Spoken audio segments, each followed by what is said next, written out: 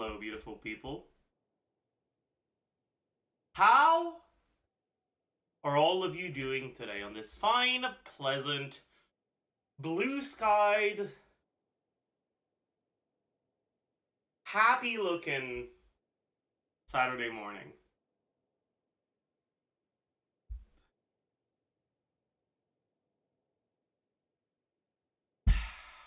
How do you do?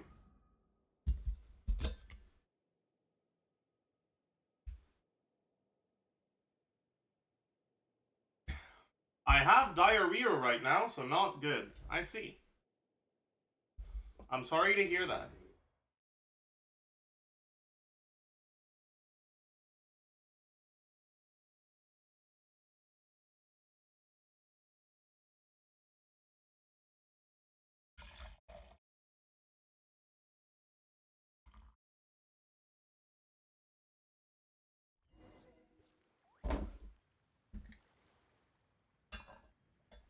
Has your beard grown back yet?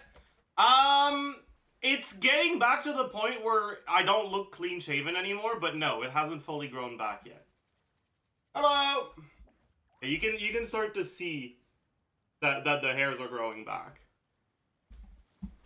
Even on the fucking shitty cam that I have. Thanks for the tip. The Moika Kinich Farina Bennett team feels pretty damn good, Pog.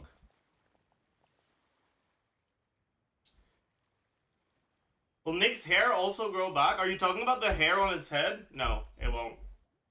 In order to grow back, it would need to have grown there in the first place. But that's not how that works.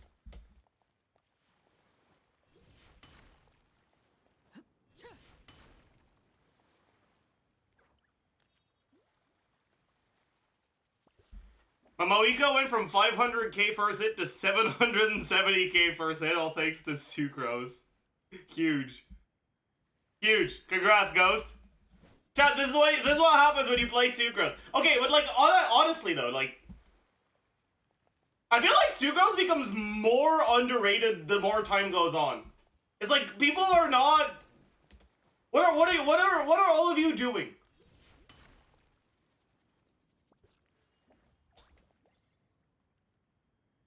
Or like, you know, Moika, but you said both. You talked about both. Orange ass bozo forgets the message as soon as he sends it. I can't.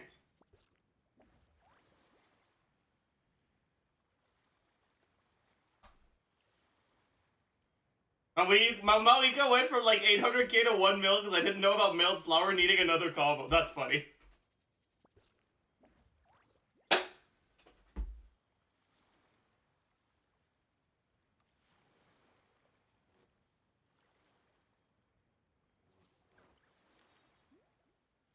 Does that also work with C2 Sucrose? Yeah, you don't need constellations on Sucrose. C1 is nice because it helps a little bit with your energy, but it doesn't really matter that much.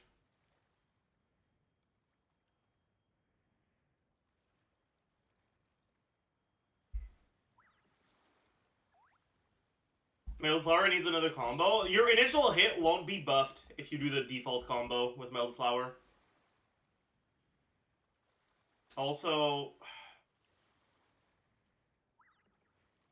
I really don't want to do curls today.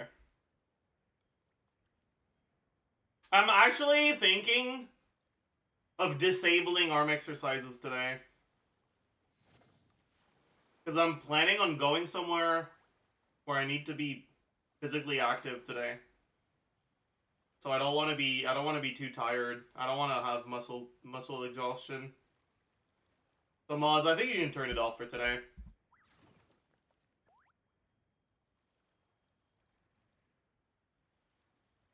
Bouldering, yeah. Date? Real. No. I'm gonna hang out with one of my friends from high school.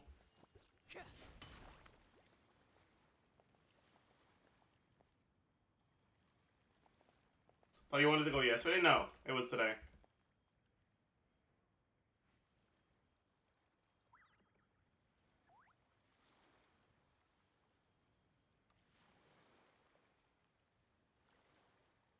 Staring into my eyes is ill-advised.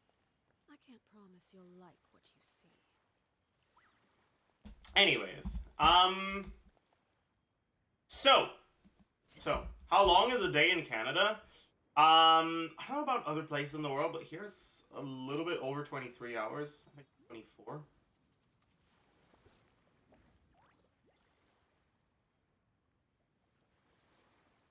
Any other Canadians in the chat that can double check that for me?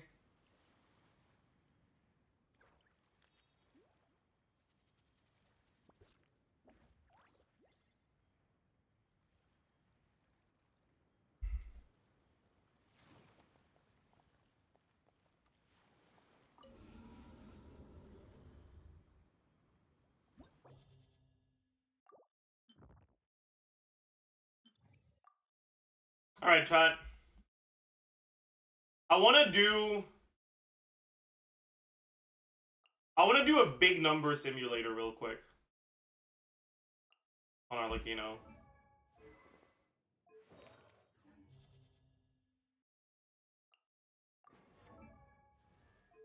Can you move Cam to the top again? Sure.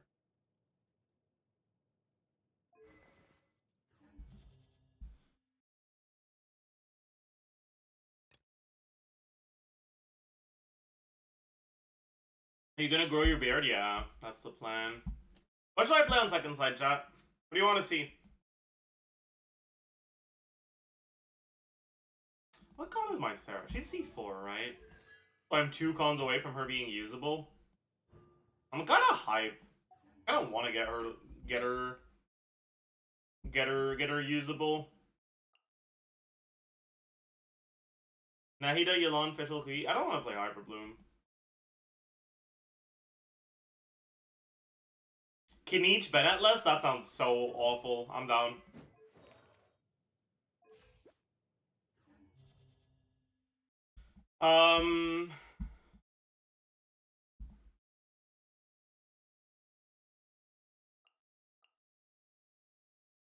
Like this, I guess? Oh, no. That can't be.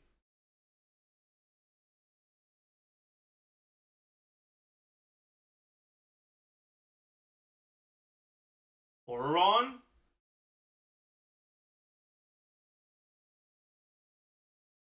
That's actually not a bad idea.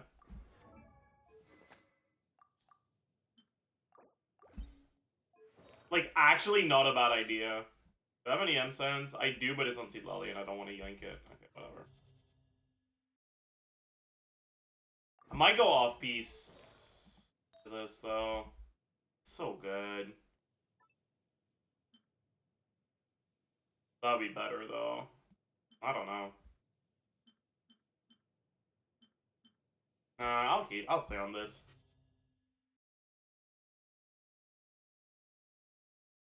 I don't know.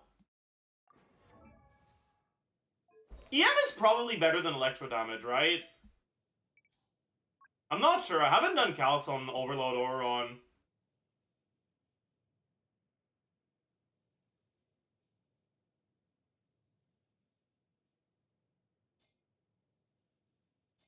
whatever. I'll stay on this. I'm not sure how reliably he's gonna be trigger. Should be pretty reliable, but I don't know.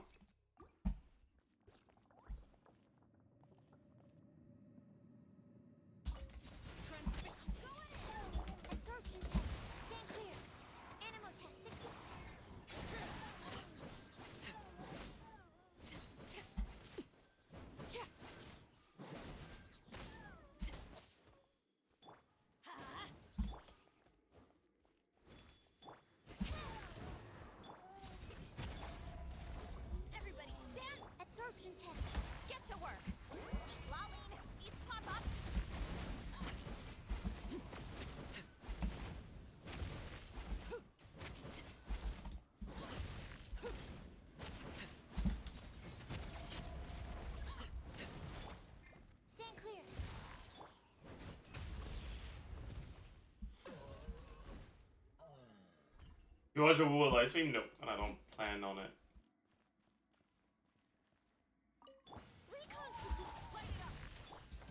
Tell me what you see. Light of the blazing sun. I got him cornered. I got him cornered.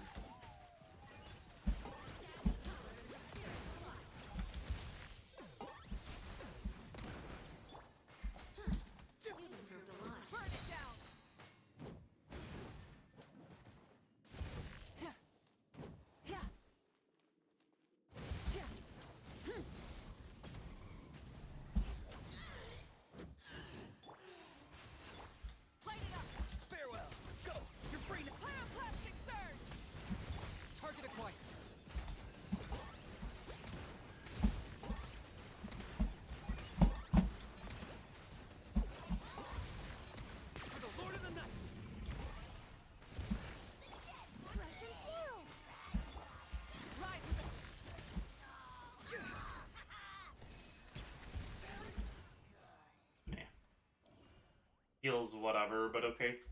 It is what it is, I suppose.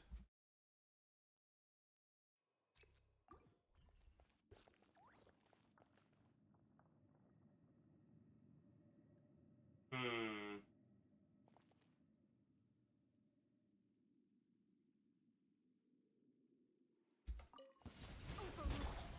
Vengeance, I'm going in! Absorption test. Show no mercy. Suffer the...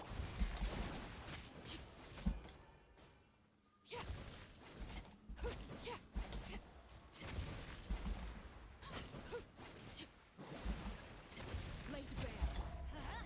Teamwork is tricky. Lolling, eat papa. My crit! I didn't crit, dude! Man. Neutralize. Free. Time to say hello. Burn it down. Locked up.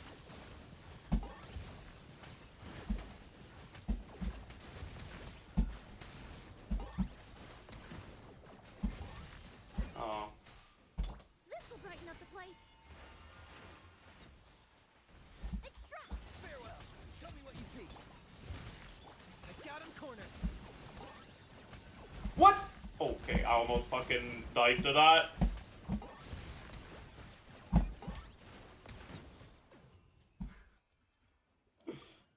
I did a full fucking spin around him and I came back to it into the AoE. Like an idiot. Let's light it up. Everybody stand clear. Fulfill our path. Suffer the...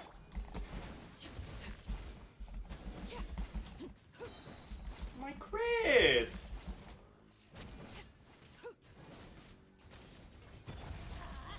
I'm going in. Absorption test. Show no mercy. You two. There we go. Meld Arlecchino, my goat.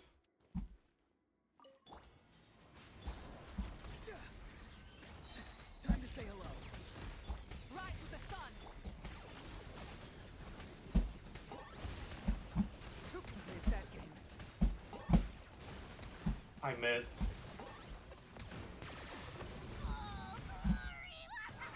Flesh and marrow. Free. Go. You're free now.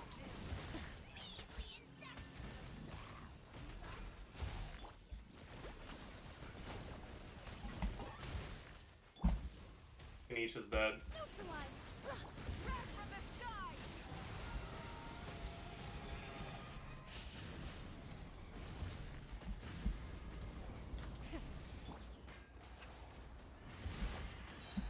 Farewell. Tell me what you see. Full throttle. This will brighten up the place. Pyroclastic surge. It's fine. It's fine. What an awful clear that was. Kanisha's death is a DPS gain. You know, not everything that is true needs to be said. Okay?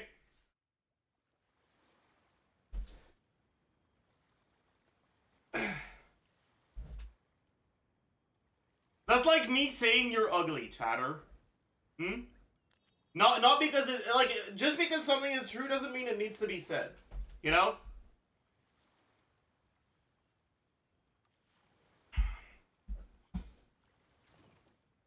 Like, you know, please watch this.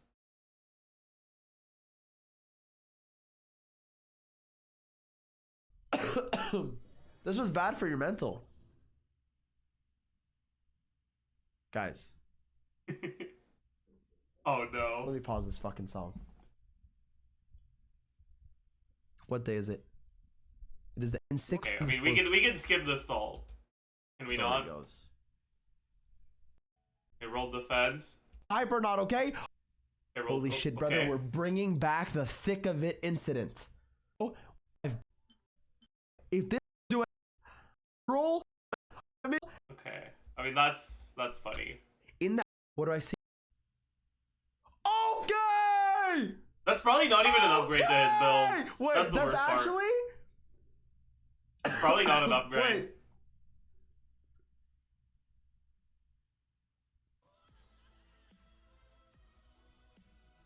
This might be my best goblet.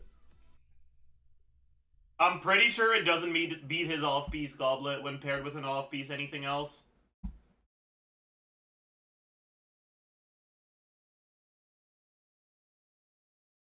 Is Zaga's rank improved by 1? Oh shit.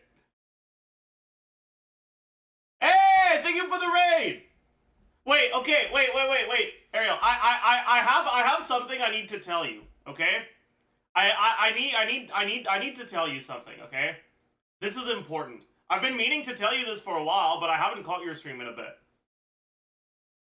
Okay, so here's the thing, okay? It is no secret that you have the best sub emotes, okay?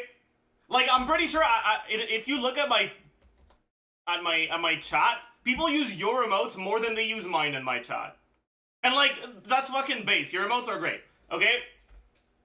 And I also use them when I go into chats that don't have 7TV emotes. Wait, let me actually...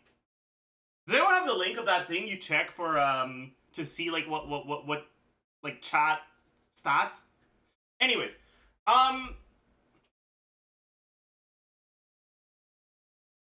you need an emote, okay? I'm on my knees begging. Please, please, add an emote. I need a Sweetly emote in my life.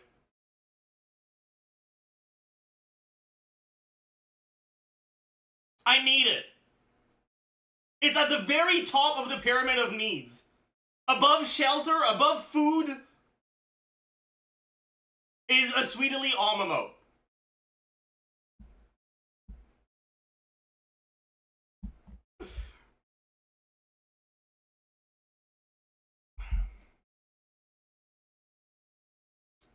Thank you, DJ.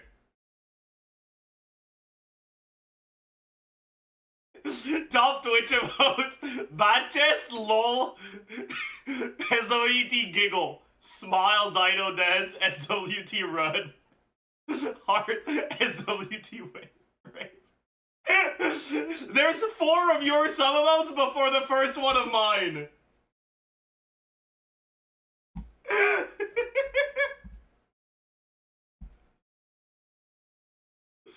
Oh. But yeah.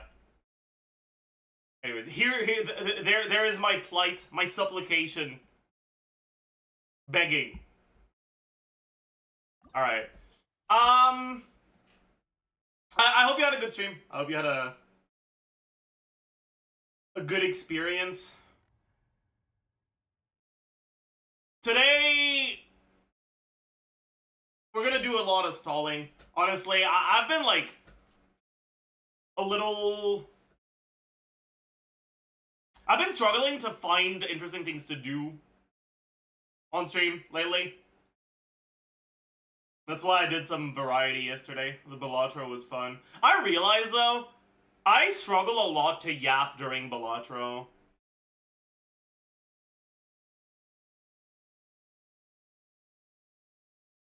Can you show the citizens your duel in the mist?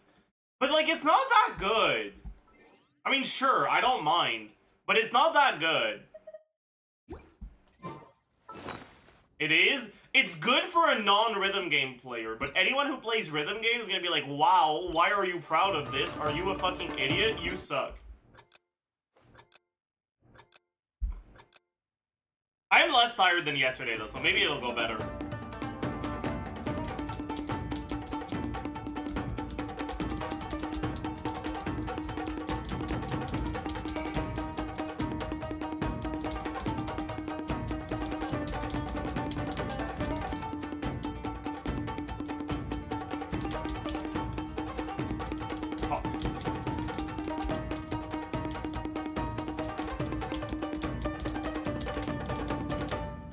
It did not go better. Wow, what an awful start.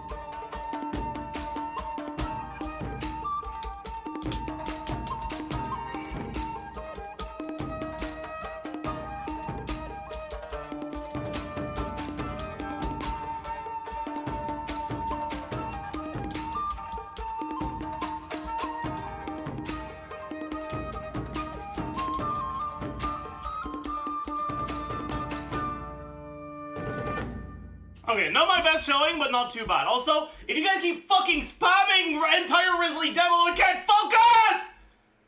Chat! Stop it! God damn it! Frick all of you. I could never do this on keyboard. Yeah. We do another one.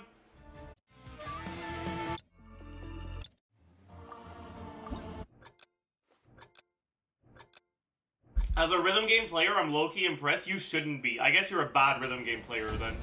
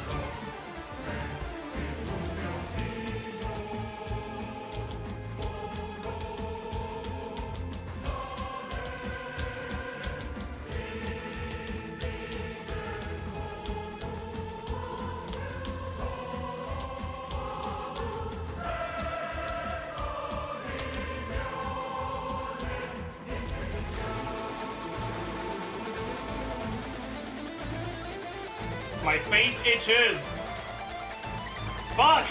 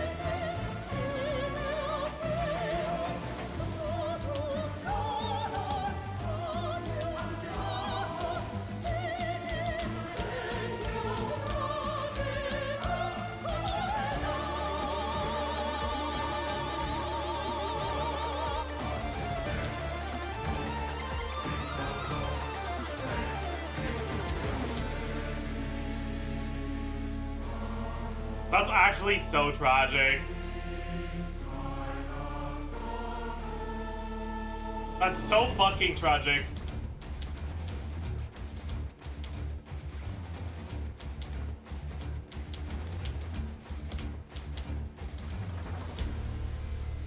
Dude, that's so fucking tragic. At least we full comboed it. We got 2 goods, I think. 2 or 3. Cause I got 1 good and then I yelled no and that made me get another good. Damn! No! Let's do another one.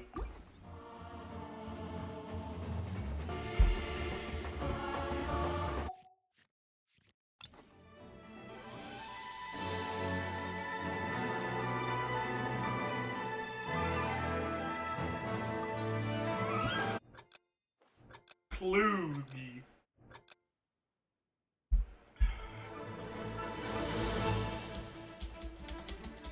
Fuck.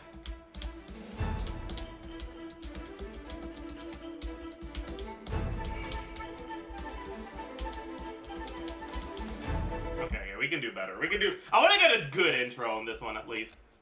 This is probably the hardest one on the Leah album.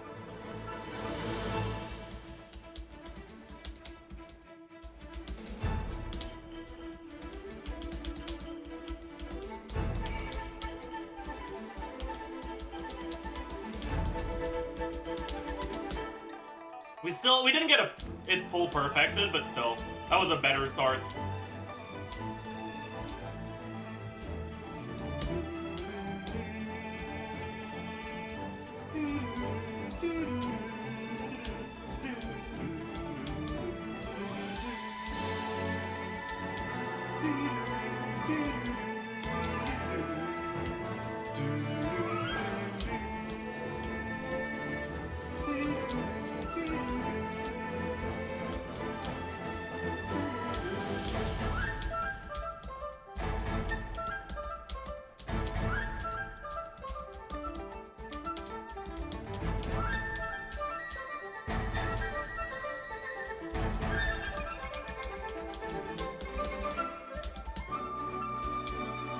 That fucking section was hard, dude.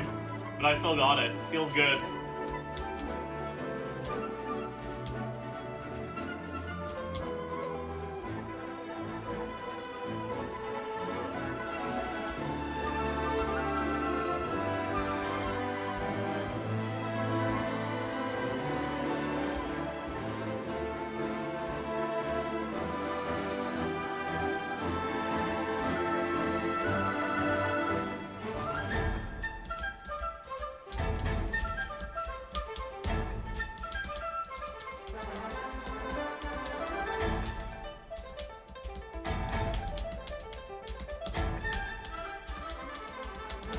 No! The end is too hard on this one, man. I need to actually like practice the end by itself in editor mode. Man. Alright, now let's do one that's like actually not that hard. And where we're gonna fuck it up because we're bad, not because it's hard.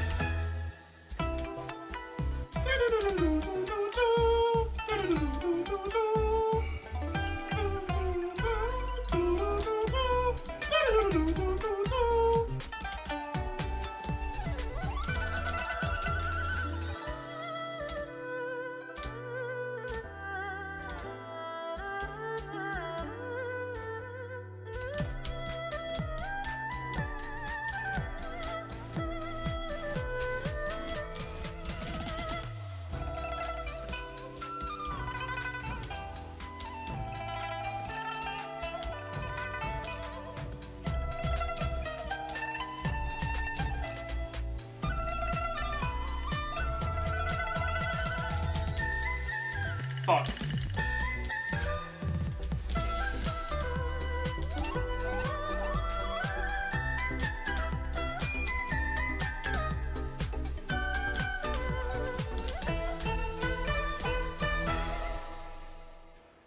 Yeah. Like I said, we fucked it up because we're bad, not because it's hard. We can do it again, though.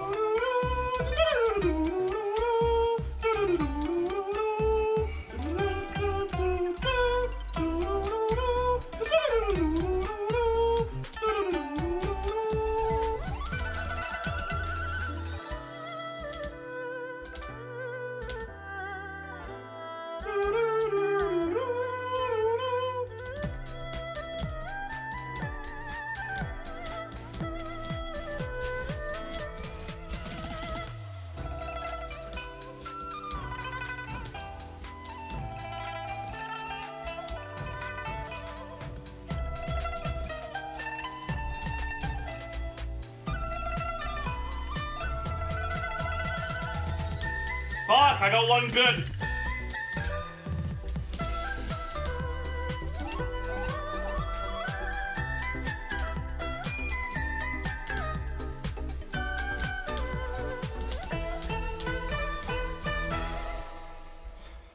We do it again. We do it until we get canoed. I believe. It's at least it's short, so it's not too bad to have to redo it.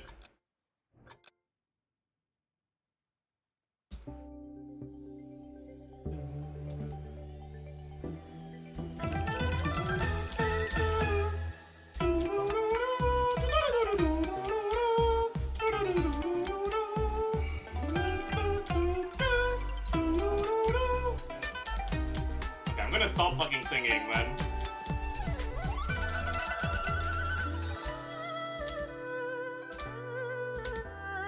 I don't know if you could call this singing, actually, but whatever.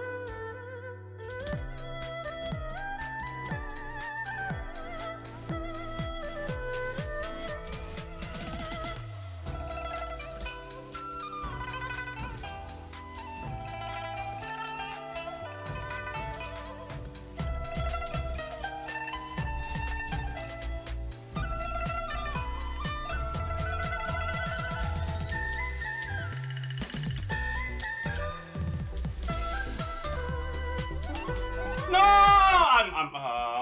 My brain stopped working after the hard part! Even if it's not even that hard.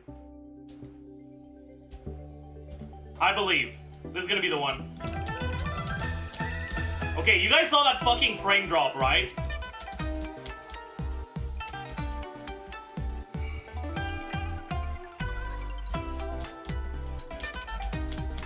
No? Is that real? Do you guys not see it? Was it only on my monitor? It might be a monitor issue, not a computer issue.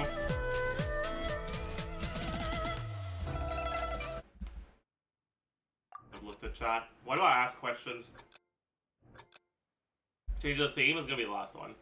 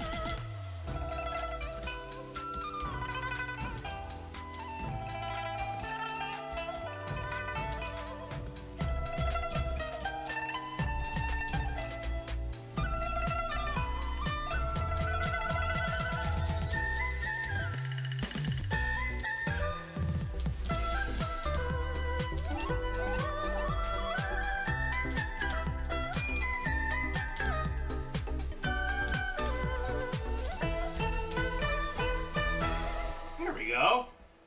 There we go. There we go. We can change the theme now. Canoe emote?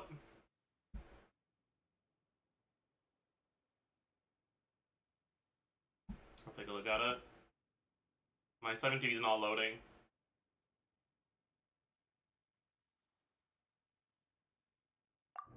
Oh well. I don't remember how this one goes. I remember I didn't like it that much.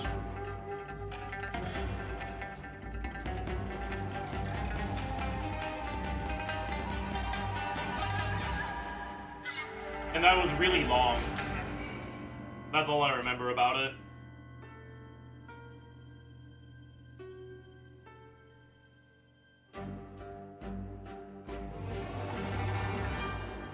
I don't think we'll do another song after this one. I think we'll go... Fuck. Shouldn't have yapped.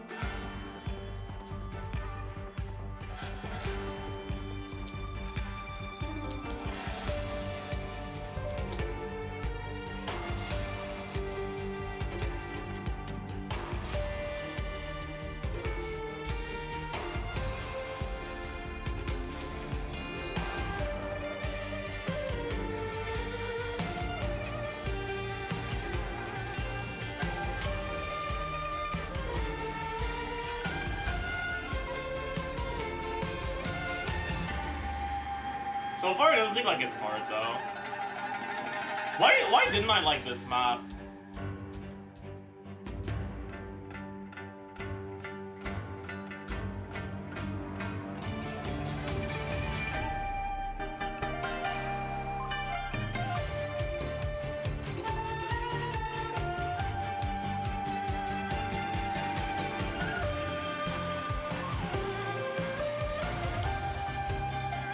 Maybe I didn't dislike it that much.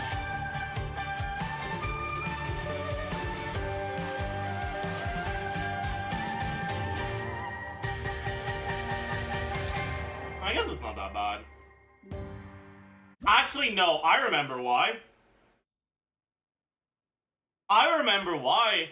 It's because that double note at the end, I kept forgetting was there, and I would take my hands off the keyboard before it happened. That's why I didn't like this map. Right. Right, I remember now. Anyways, that's enough of that. No more canoe. I hate boats.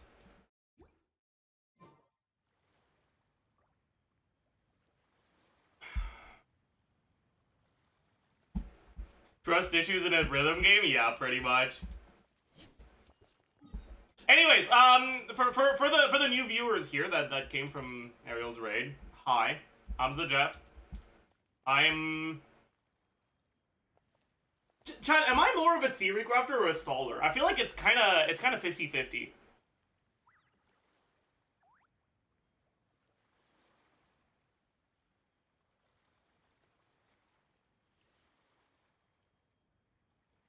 Anyway, it's a bit of both. If you have any questions related to the meta in Genshin, whether they're about builds for characters or just like how good a certain character is, how to make best use of them, this is the best place to ask in the whole world, whole wide world. It's here. It's here. I'm the GOAT, true and real.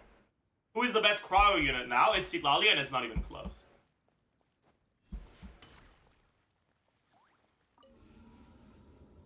I'm AR60 and never got 36 stars in Abyss. Any tips? Okay, here's what I want you to do, okay? AlexBB0607. Go here, right? Go to edit profile. Put your 2 Abyss teams in here right now. Right? In your character showcase. Alright? Then quit game and come back in so that it properly updates. And I'll take a look at what you got. And I'll give you some advice. Also, Lud, do you want to try sending the emote again? I don't know if your link is dead or if 7TV is dead. It seems like the link you sent was just wrong. Or sorry, it wasn't Lud, it was DJ. No, was it Lud? I don't know. No, yeah, the link is dead. It was Lud. But yeah, the link is dead. It's just not loading. Oh, never mind. It is loading now. Okay, that's weird. Oh, whatever. I'm adding Canoe, please, for sure.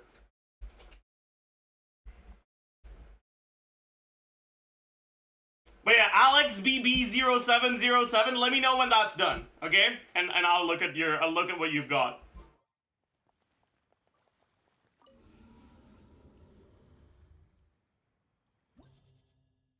How good actually is Lanyan? Lanyan is the best character the best 4-star they've released in a really long time. The last 4-star that was like as good as Lanyan was Chivalrous, probably. And I'd say that Lanyan might be better for casual players. Lanyan's shield is just too big. The fact that she snapshots Bennett's buff on her shield is just so fucking insane.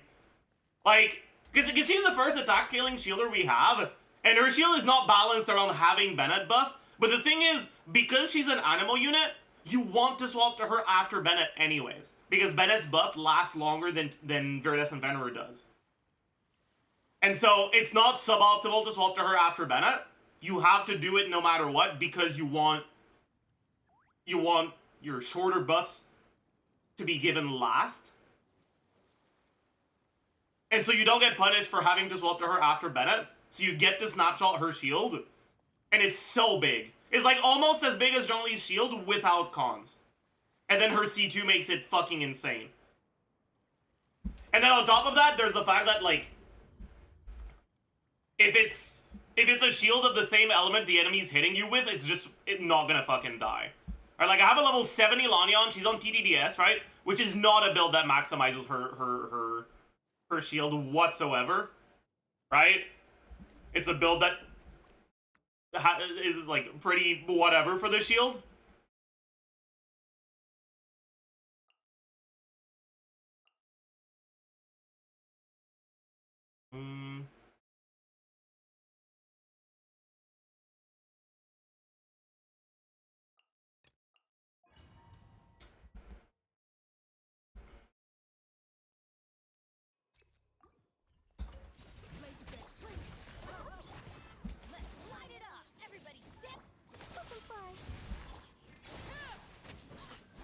Just wanna...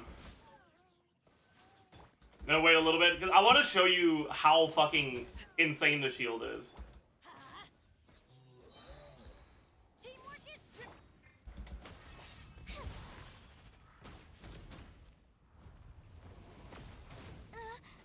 We survived the full fucking 3-hit combo of this loser.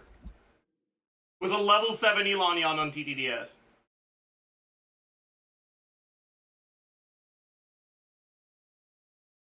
And Lanyan's defense is pretty low too, so and we survived it on Lanyan. Without proccing the C2. If you proc it once, the shield won't even fucking break.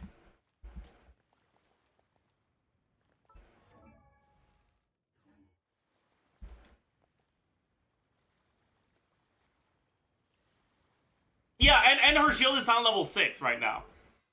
Right, like yeah.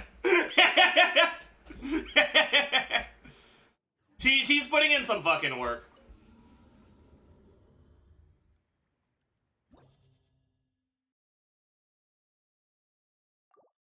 No wonder I've been seeing a lot of people compare her to Zhongli, yeah. I'd say she's better than Zhongli overall. She's obviously much better than Zhongli when it comes to, like, optimal teams because... well, VV plus TTDS is a much larger buff than Zhongli's capable of giving. But also, her shield in practice is often as big or bigger than Zhongli's shield.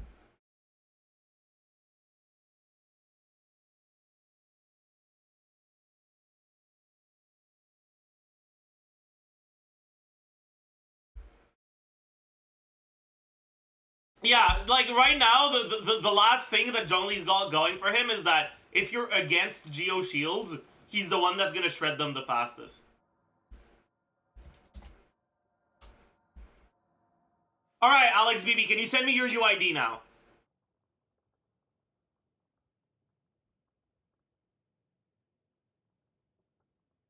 If you burst Iframe, does your shield still take damage? I think they changed that, but I'm not sure. Osmanthus wine tastes the same as I remember. I know it used to, but I thought they changed it at some point, but I'm really not sure.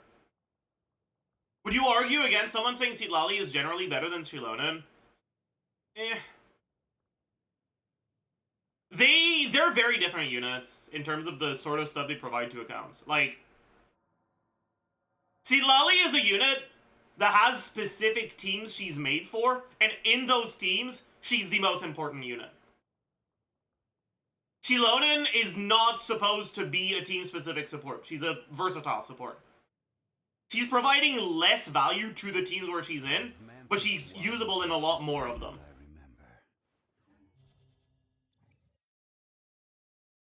I'd say that a speedrunner is much better off getting Citlali than Shilonen.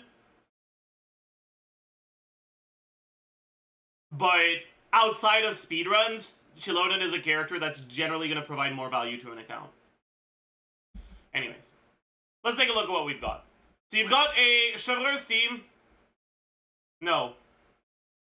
That's... yeah, okay, sorry. You've got a Xiao team and a Navia team. Okay, so... that's probably why you're struggling with this Abyss. Alright? Welcome to Solitary Swanee. Okay?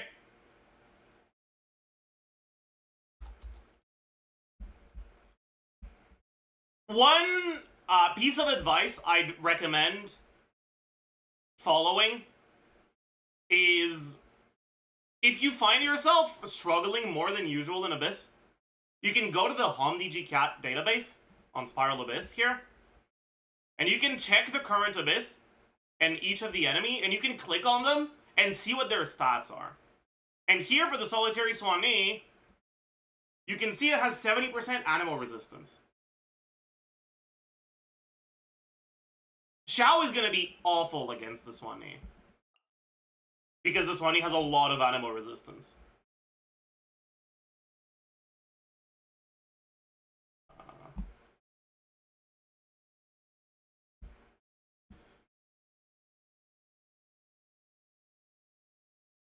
Your build looks pretty good.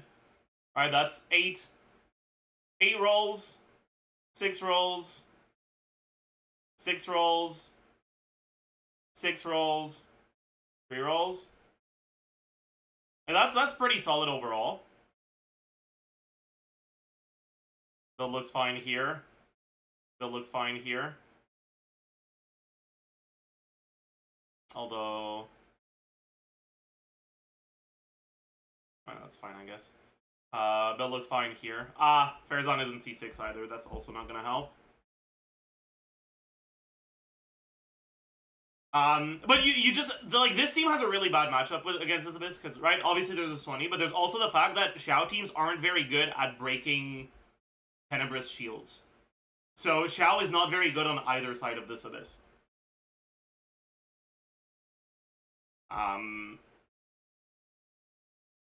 And then you have a Navia team. You've got Navia. Seems very strong. Ling C4 seems pretty good. Obviously, leveling her properly is gonna be helpful, but it's not like urgent. Ilonen, Bennett. Bennett, ideally, you would want a high base attack weapon if you have one. Over a Fav weapon. And change to ER Sense. And looking at the other characters you have a Nevilet, you have a Mawika, you have an Arlecchino. The Arlecchino build is solid. Oh, you have an Attack Sense. Let's see. If you were to give me your account and I were to try to clear on it, I would probably,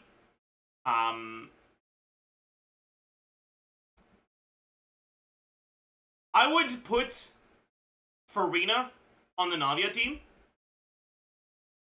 and take Bennett out. Now, you could use Changeling, or you could just swap to someone else. You kind of have a... Actually, I do Xianyun, probably. So I do Navia, Shilonen, Xianyun, Farina. For your first side against the Swanee. And then the other side, you can do Arlecchino, Bennett, and then whatever good Arlecchino team you can make, right? If you have Chevreuse, you can go for Chevreuse. If you have Citlali, you can go for Melt. Although if you have Citlali, you're better off using Mawika.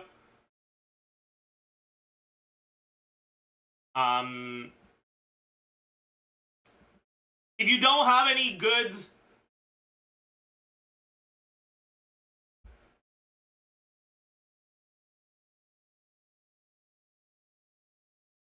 Oh, wait, Shilonen doesn't work in that team. Wait, you're right. I'm an idiot. Cornge. Oh. Wait, you're right. I'm Cornge. I forgot. I guess you don't use Shilonen. You just use Kachina. Like, the thing is, it depends a lot on what other units you have available to you. Because, like, you're not using Xiao or Farazan in this Abyss.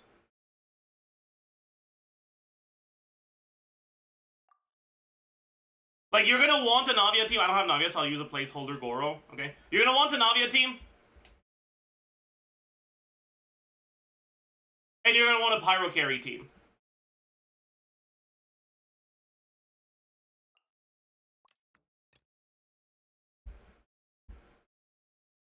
You can do Frida, Yelena. Yeah, but they don't have Yelena in the showcase, so I don't know if they have her. Do you have the list of characters you own somewhere, Alex, baby? I can recommend you teams based on that. But your builds are strong enough. Like, the issue is not builds. It's teams, if you're struggling with Abyss right now.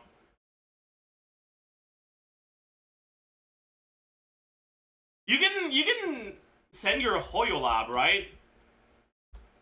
If you send Hoyolab, it shows what characters you have, right? Does it?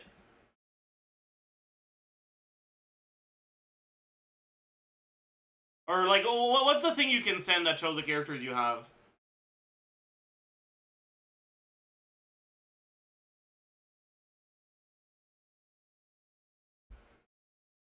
Any knowers?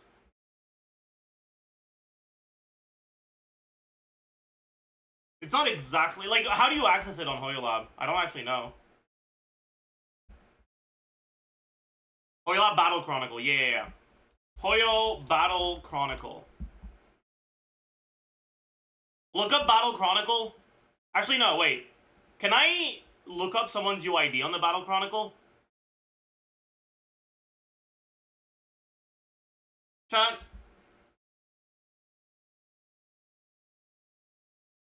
No? No? Damn it. They'd have to send a screenshot? Okay, well, if you can send an Imgur link screenshot to the list of characters you have, you can do it on Battle Chronicle or just on your Abyss page and screenshot what you've got.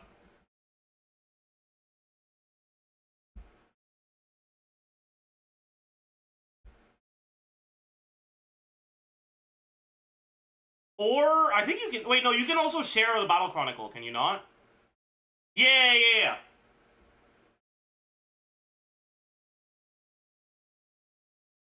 If you go to the Battle Chronicle, you can click on this and send a link in chat, I think. Right?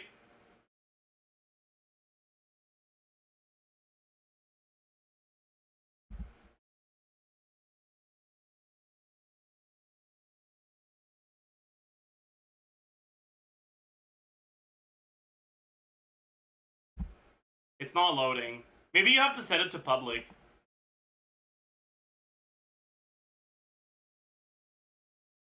Yeah. Are these turned on?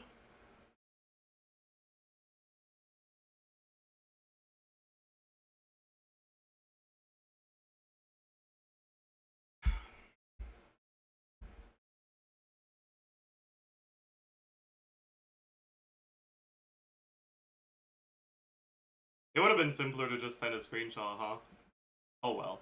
That's okay. Oh, there we go.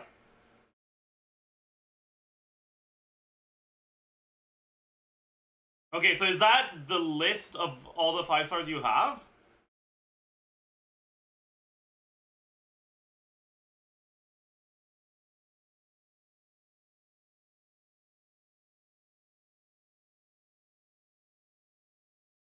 It's the...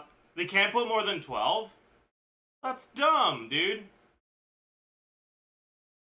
Oh, okay, no, okay, I see. That's so stupid. Okay, whatever. Alright, so we have Charlers, but she's level 40. We don't have other Hydro characters other than Reina Navidad. We have Nahida. We have Fischl.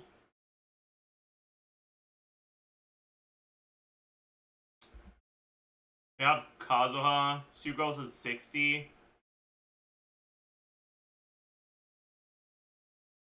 We have Ayaka. Okay.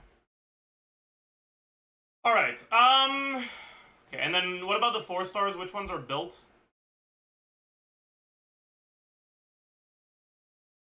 Lanyan is like pseudo-built. Fischl and Kuki are built.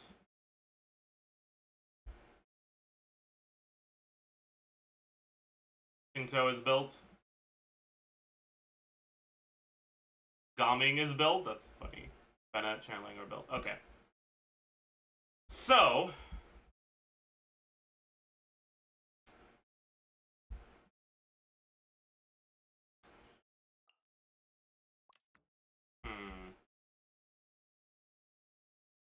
Yeah. So, your account...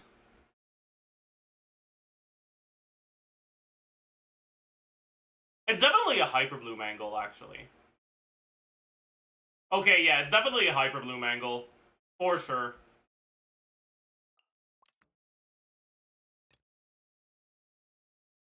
Outside of Hyperbloom, your account is built to be able to do a Bennett carry team on one side and either Shao or Neuvillette on the other, right? Looking at the characters you have available, that looks to be what you're usually doing, right? Yeah, kinda? Okay, yeah. But the thing is, both Shao and Neuvillette are a lot weaker in this Abyss than they usually are, because the Solitary Swanee has very high Animo and Hydro resistance. And Shao teams are pretty, like, have a really difficult time against the Mimesis and the Papilla. And while Neuvillette teams can do it, they're generally kind of reliant on using Natlan characters that can properly break the shields, like Ororon. Or Citlali. And you don't have either of them. And so, when it comes to optimal teams for your account, assuming all of your characters were built, you'd have, like, two main ways of going about it. First would be Arlecchino on the second side, with something like Xiangling, Fischl, Chevreuse. But your Chevreuse isn't built. This is honestly going to be good enough to clear, but it's not necessary to use it that way, so it's fine.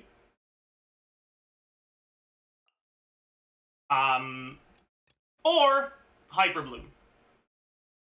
And then on the other side, you're going to want to do one of your carries with Bennett, but because your second side doesn't need Farina,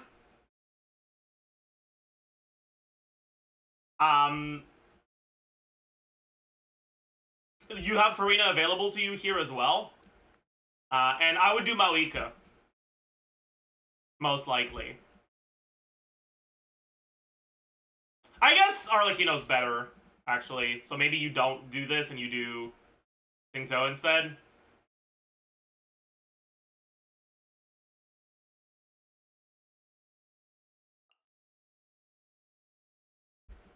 Something like this would work. Or, alright, just do this. That's gonna work completely fine as well. That being said, this is gonna require you to play a little different on Swanee. Oh yeah, you have Lanyan, actually. You can just use Lanyan. If you use Lanyan, you're not gonna die, so it's gonna be a lot more comfortable. Yeah, actually, just use Lanyan. Yeah, use this team on the first side. It's gonna be really comfortable. And then for the second side, use Hyperbloom.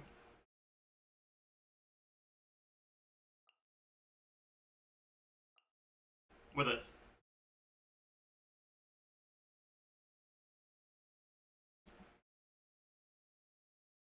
And honestly, you should be able to first try clear if you go into it with these teams, with the builds you have.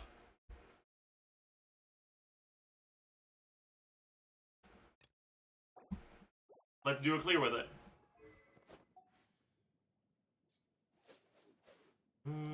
My Arlecchino build is a bit better than yours. So instead of J-Wing Spear, I'll just use, like, Deathmatch to make up for that.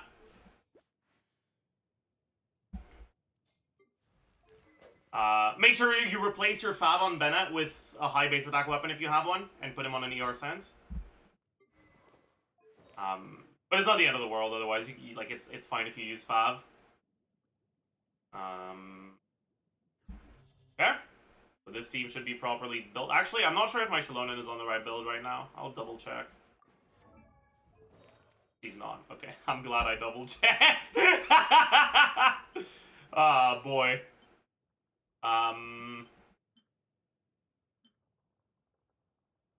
7 crit rate, 5 crit rate. I'll use 7. 12 crit rate. You love to see it.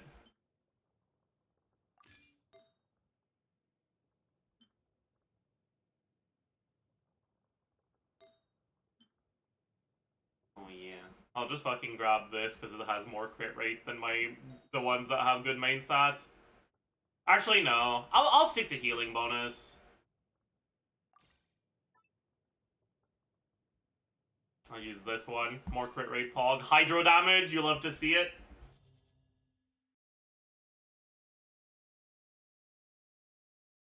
I have Mist Splitter instead of Fab. Amazing. Amazing. See, going for Ayaka wasn't that big of that bad of a regrettable decision because now you have Mist Splitter for your Bennett. Insane. Insane. Anyways, Nahida's.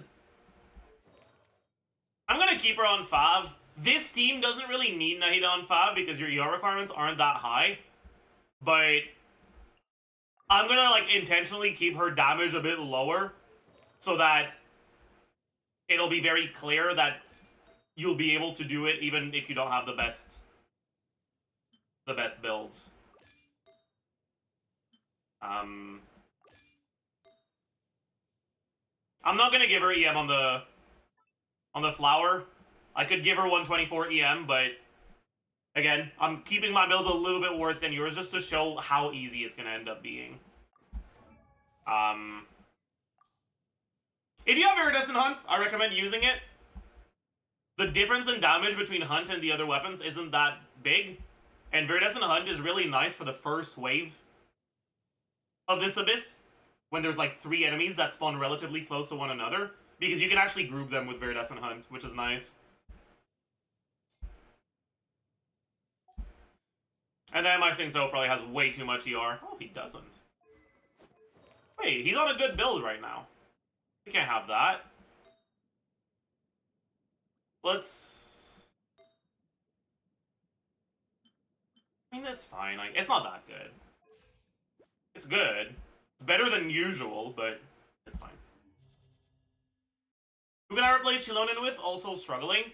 I mean, it depends on who you have. Like, this is not the optimal Arlecchino team, but it is one of the better, like, easy-to-play Arlecchino teams.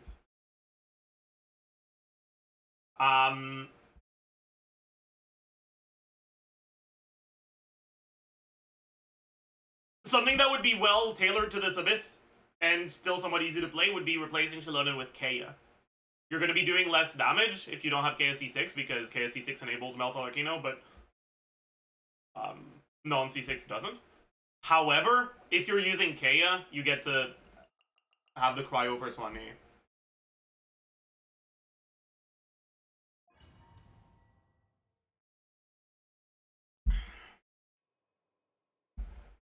Anyways.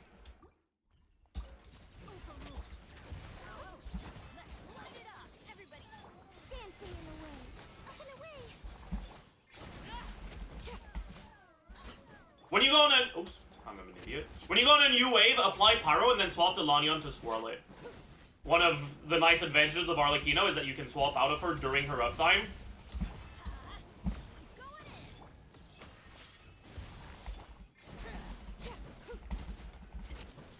Which means you can go and put your VV if you need to.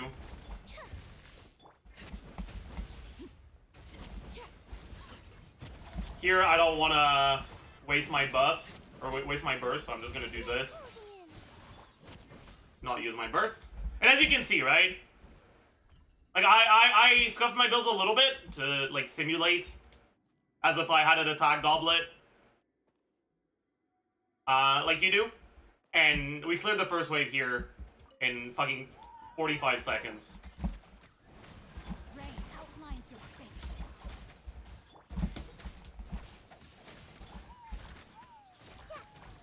You can see how nice the grouping is on Virtus and Hunt for the first chamber here. This is gonna be the most annoying part. Just use Fischl or Cookie on field. Oh, that's a bit annoying.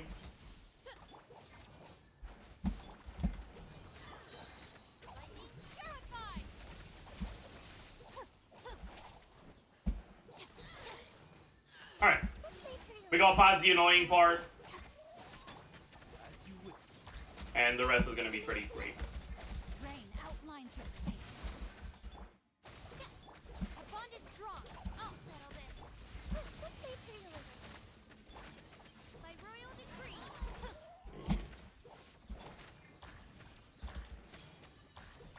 I wanna make sure I don't end up not having my Sing So burst for the next chamber, so I'm not gonna use it here.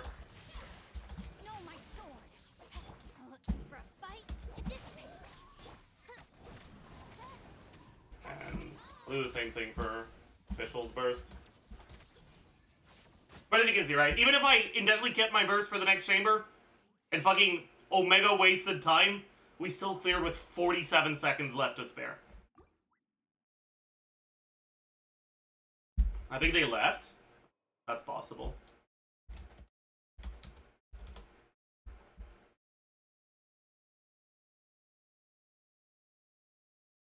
No, they did not. Damn. Okay. Yeah, here, same thing. This is probably gonna be the harshest chamber. Everybody stand. How's the time? Bye. Because you don't have cryo, so you're gonna have to be careful not to die.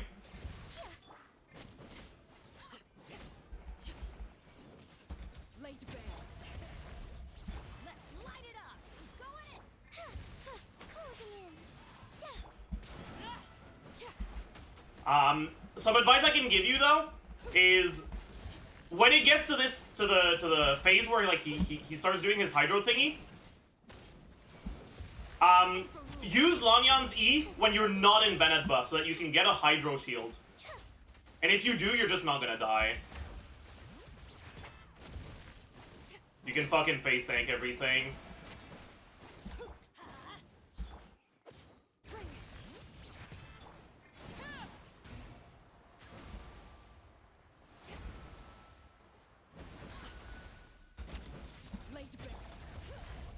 Here, I'm pretty sure I'm not even gonna need the Bennett buff.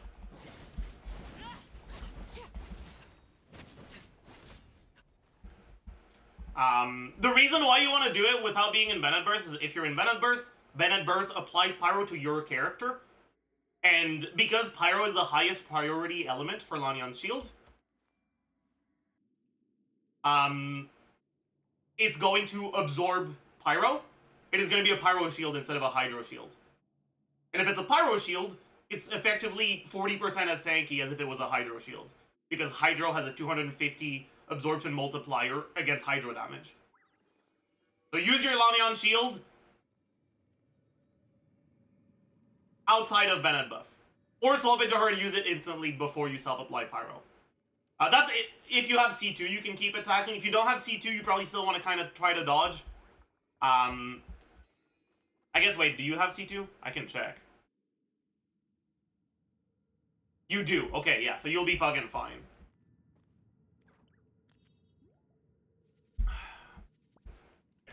And then, this part, you just want to fucking hit him a lot. Hyperloom breaks the shield really fast because you have a lot of instances of damage.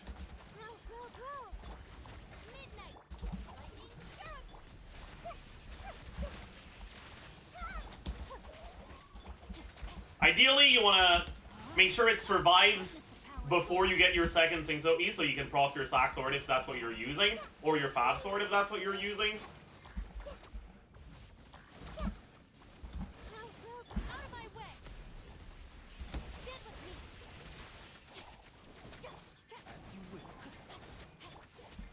Here, I'm gonna try to heal up a little.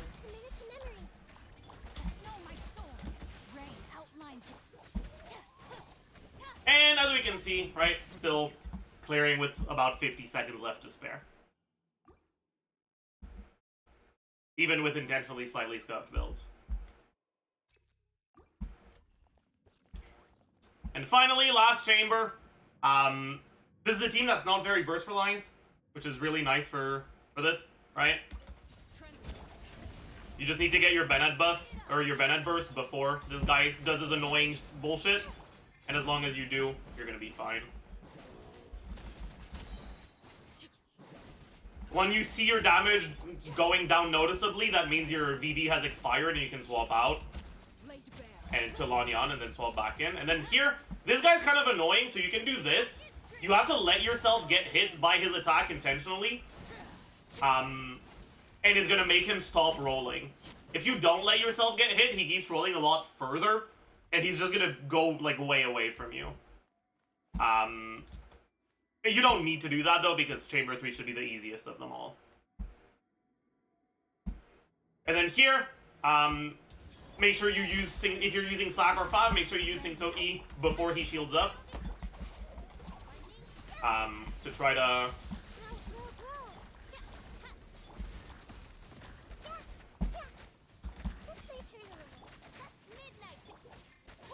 to try to get that proc, because you can't proc it on the shield. Let me weave you a verse. Know my soul. And then here, you just focus on not getting hit too much, and as long as you do that, you'll be fine. Alright, my turn. Out of my wings of darkness. This way. Witness the power. Use Nahida's burst iframes if you need to, because honestly, Nahida's burst is so insignificant in this team that you're better off making sure you use it to make sure you don't die. And as you can see here, we clear with 1 minute and 20 left to spare.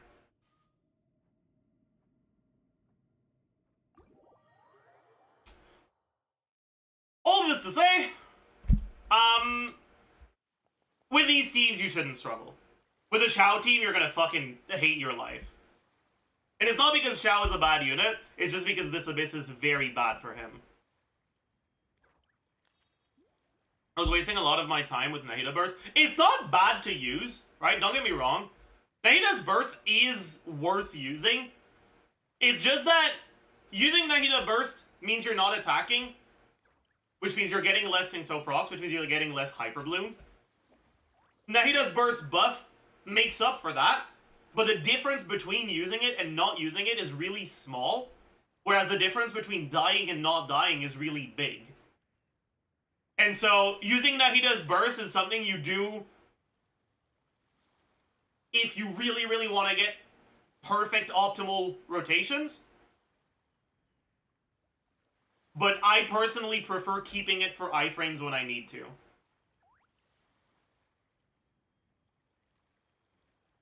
Because it's such a minor DPS gain to use it.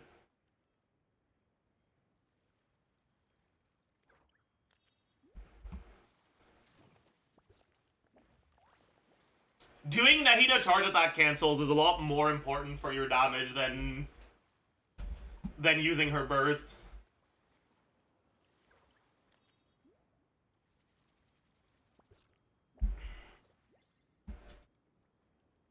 Staring into my eyes is ill-advised. I can't promise you'll like what you see. Charge attack cancels are so fun, they are.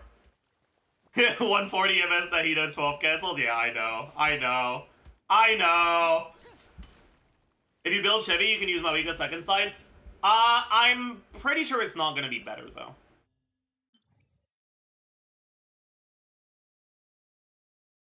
But yeah, the chambers you might struggle with are either 1 or 2. Chamber 1 second side can be a bit difficult with Fischl Cookie as your shield breaking because you don't have Pyro and Electro is slower. But it shouldn't be too difficult either. I've done it with Fischl Raiden a lot and that shit's fucking harsh. But Fischl Cookie's fine. And then the Swanee could be a little rough just because you might die, but it shouldn't be rough for damage. Honestly, this shouldn't be rough for damage either. It's more a question of making sure you don't die than making sure you kill them in time. You should have a lot of spare time, as long as you don't die.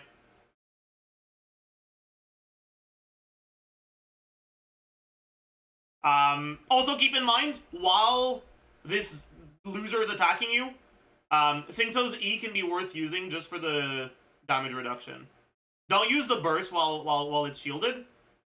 But you can use your E at the start of the shield phase, and it'll be back by the time you break the shield, because your shield breaking with Electro is not that fast. And that's gonna help you a lot with not dying.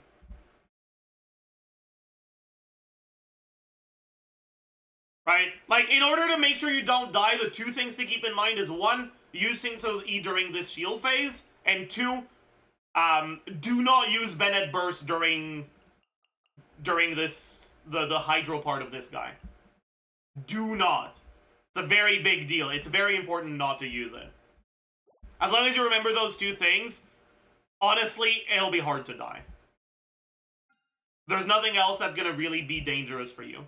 Because the Yunkusor, which is, like, one of the potential dangerous attacks, means nothing to Lanyan. Or, like, I'll show you. I showed how Lanyan's shield could survive the Yunkusor thing. This time, I'll show that it can manage to not even get broken if you have C2.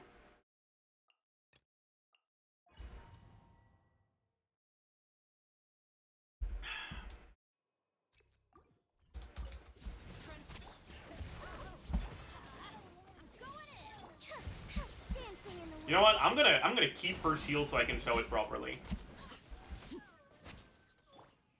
Let's light it up.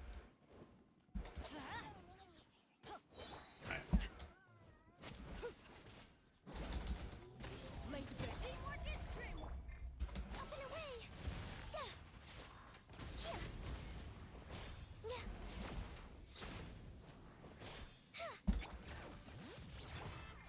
I don't know if he got hit by all of them, though. Sometimes it doesn't hit if you're too close. We might have not gotten hit.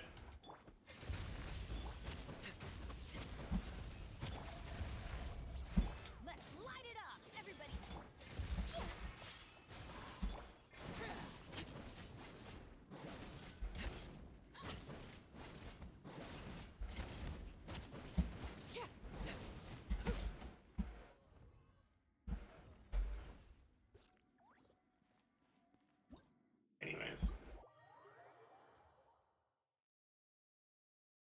Anyways. Hopefully that was helpful. I hope you managed to... Lanyan is broken? Yeah, Lanyan's kind of fucking good.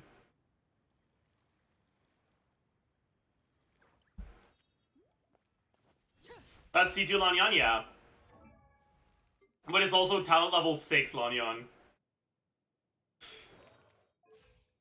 I'll need to level her. I'm just so fucking poor right now, man. And also this. You know what? Let's farm Whopper Flowers today.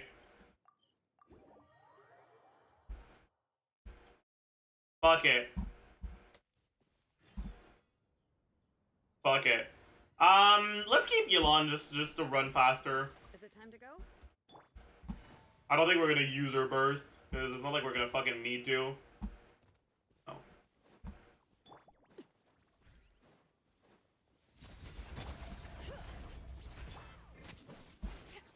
I don't need to let my mark cook. It'll die. Although, if I'm not gonna use Bennett burst, I might as well not have Bennett on the team, huh? Why level more if Shield can already face tank everything? Shield can easily face tank everything if you get the right elemental absorption, right? But you won't always get the right elemental absorption. It's easy to get the right elemental absorption against the Yunkusor, because one, if you have Bennett, you just get the Pyro one, right? So obviously. But two, even if you don't have Bennett, its Pyro attacks leave a trail of Pyro on the ground that deals Pyro damage over time. So self-applying Pyro on Lanyan is really easy against Yunkusor. And it's also easy to get a Hydro Shield against the Swanee, because when it does Hydro damage, it also self-applies Hydro to itself. So as long as you don't have an aura on yourself, if you use Lanyon's E, you get a Hydro Shield.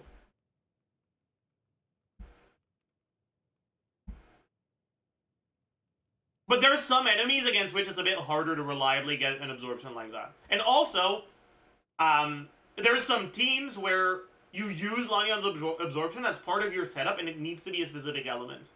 Right? For example, in Lanyon, Arlecchino, Yelan teams, you rely on the Pyro absorption and the Pyro chakrams that she throws in order to swirl Pyro. And if you don't get a Pyro absorption, you won't get a Pyro swirl. And that's a big deal, obviously. Not getting a Pyro swirl is a massive damage loss.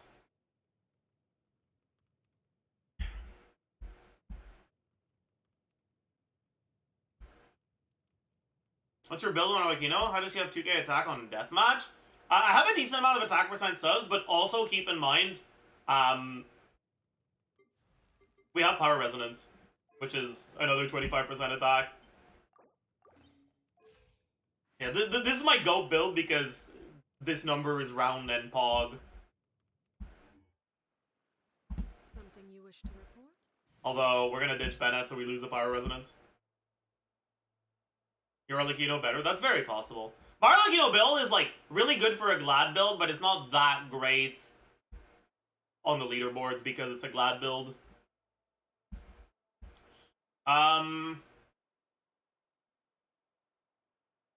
Do I use Mawika, actually? Yeah. Anytime, any place.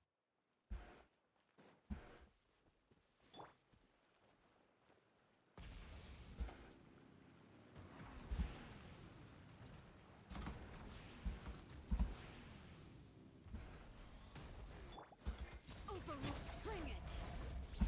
Quiet now.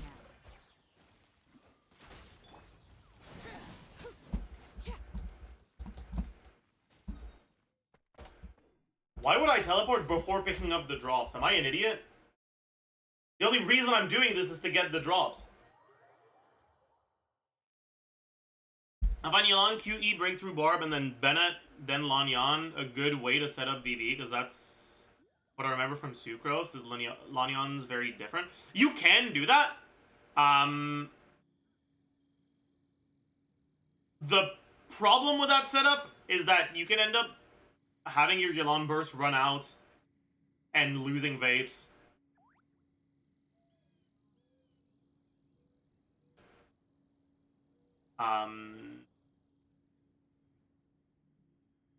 But like, it's not a bad setup.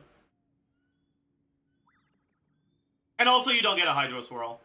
Lanyon can actually do double swirl setups. Not every character can. So if you can, and like with Sucrose you can't. Well, technically you can, but it's fucking cringe. And it's kind of not gonna work in AoE. I have Mawika and Chilona on the team and I just fucking climbed. Am I an idiot? God, I think I'm an idiot. Burn it down.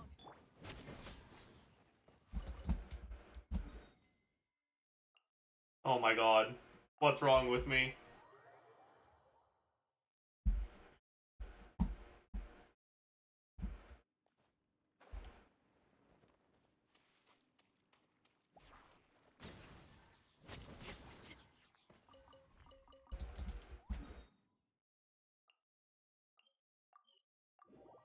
Is Yelan stronger than Citlali for Arlecchino? No. Yelan is significantly worse than Citlali for Arlecchino. Yelan actually has no advantage over Citlali for Arlecchino. Yelan enables Vape, Citlali enables Melt, which is more damage. Yelan has a damage buff, Citlali's damage buff starts fucking full, and Arlecchino's damage is front-loaded, so you care more about the buff. Even though Yelan buffs caps out at 50, you'd rather have a 40 damage buff that starts on your first N1. So Citlali's damage buff is better. Yelan has personal damage? No, she fucking doesn't. She needs like 300 ER in that team. Okay?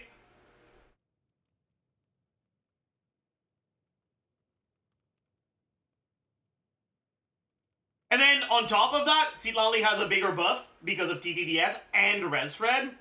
Citlali's elemental application is AoE. Citlali has a shield.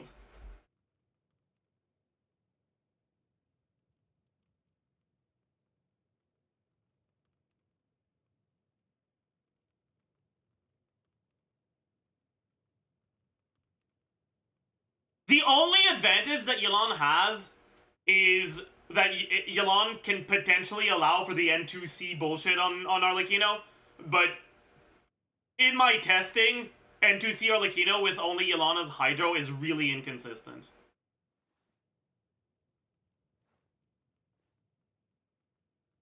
In my opinion, Vape Arlecchino is generally only worth playing with Candace. And otherwise, you're almost always better off using...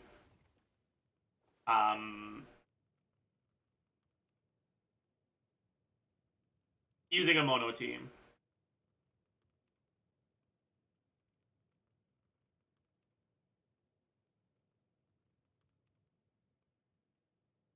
Especially now that Lanyan came out, which significantly helps for mono teams. Because it gives good shield options to the mono teams. Like, the biggest advantage of the Vape teams previously was that you could use Singto, which is a good defensive option.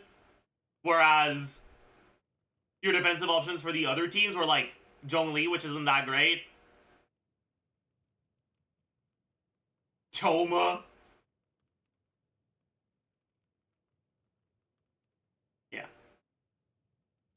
But Lanyan gave an actual good shield option to the mono team, so I'd say they're better than the Vape teams in general now.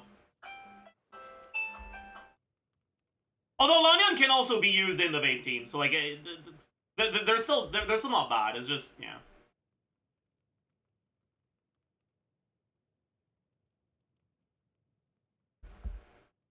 Toma is good. A big portion of what can make Toma a good shield option in a decent amount of teams is that he gives power resonance, but with Arlecchino you always want Bennett. So you don't even gain power resonance from Toma. All you get is a C6. So it's not a great... he's really not a great shield.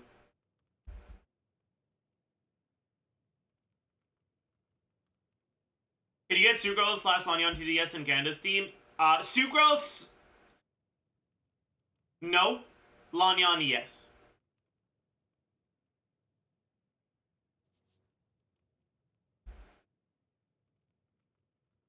Although it's only C1 Lanyan that works.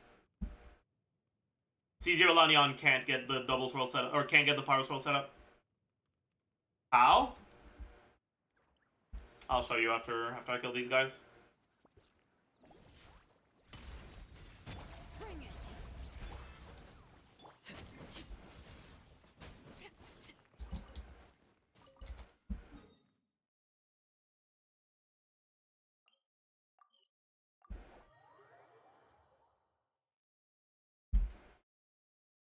The reason why setups can be different at Lanyan C0 versus C1 is that Lanyan's E hits 3 times. 6 times if you get an absorption, right? 3 Animo, 3 of the element. And it has standard ICD, which means only one of those 3 hits applies the element. C1 adds 1 hit, but with standard ICD, the 4th hit applies the element again. Which means that at C0, if you E with an absorption, you apply Animo and absorbed element and then nothing else. But at C1, you apply Animo, absorbed element, Animo, absorbed element. With Candace, because Candace applies Hydro on swap, it's fucking rough to get to start with anything other than a Hydro Aura on the enemy. And if the enemy has a Hydro Aura on them, that's more than 0.5 U, which is going to be the case. You will apply Hydro, or apply Animo, reduce the Pyro, the Hydro Aura, and then apply Pyro with the first Chakram Pyro hit. That hit's gonna Vape, you're gonna end up with no Aura, and then you don't have an Aura on the enemy, so you can't swirl Pyro. You'll swirl Hydro, but you won't swirl Pyro. Whereas at C1, then you apply a hit with Animo that doesn't react, and then a hit with Pyro, that applies Pyro, and then you normal attack once on Lanyan, and that helps. Technically, in single target, you can, instead of using E on Lanyan, you can burst into E, and the burst is going to remove the aura, or is going to reduce the aura. Then the first hit of the E is gonna remove it, and then the first Pyro hit is gonna apply Pyro. But that means you need to have enough ER on Lanyan to burst every rotation, which is hard on TTDS. And it's also gonna mean your shield is gonna be lower because you're gonna fucking need ER Sands. Anyways, let's show the rotation. Bennett. Lanyan. Candace. Keep in mind though, this is only doable on Candace C6. If you don't have Candace C6, you shouldn't be playing her with Arlecchino.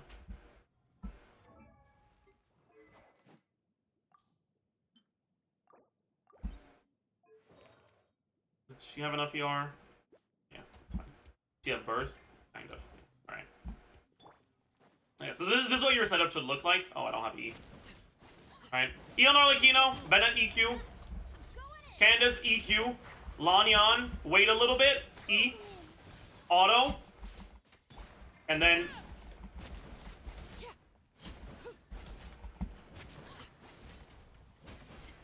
hit on him. Let's start again.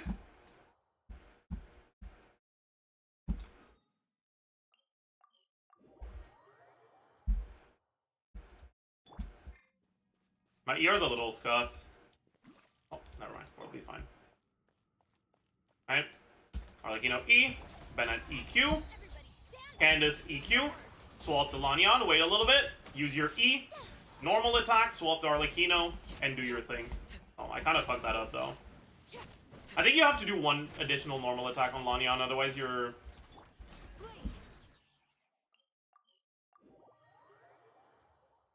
Right, you have to either do one additional normal attack on Lanyan or dash cancel the charge attack on Arlecchino, if I remember correctly. Because otherwise, your normal attack won't proc Candace C6 on Arlecchino because you procced it from Lanyan. And the first proc of Candace C6 is going to happen after your second Pyro App from normal attacks. But if you get Pyro App from charge attack and then first normal attack, that removes the Hydro. And then the second normal attack will apply Pyro and you'll lose your Vapes. So you have to either wait a little bit on Lanyan before you swap to Arlecchino, or dash cancel your charge attack on Arlecchino. And if you do that...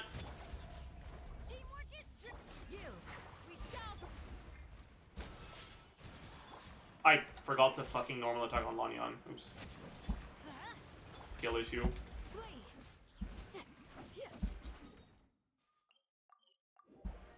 Also, if you're struggling with Candace ER, just add a Candace E at the start of your rotation. Or, like, after. I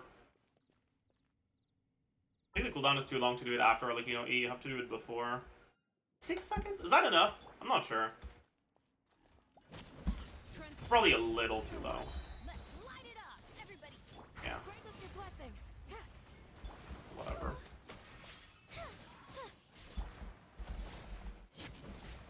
As you can see, as long as we do a dash cancel, we're fine.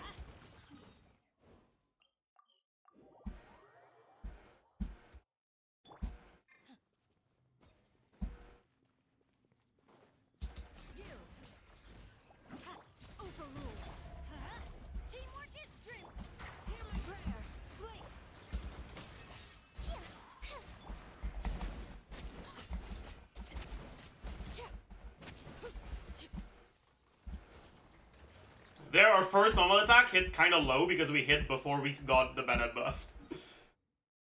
That is what it is. And by the way, the reason why you have to wait on Lanyan is so you get the self-Pyro application from Bennett, so you get a Pyro infusion on, or Pyro absorption on Lanyan.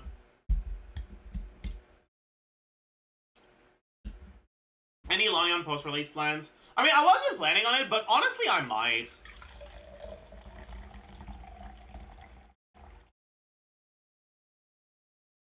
I do feel that it might be worth doing one. Because the C1 is a lot better than I thought it would be.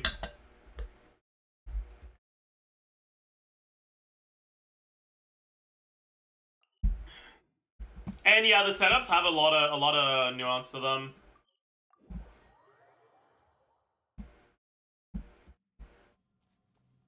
What does C1 do? It adds 1 hit to the E.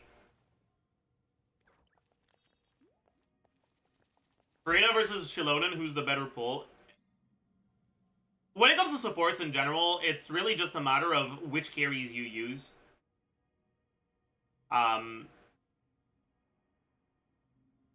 will say, I find myself barely using Farina nowadays. Because the carries I use don't really like her very much. But for the carries that like Farina, Farina tends to be more important to their teams than Chilona ever could be. So it's just a matter of who you play.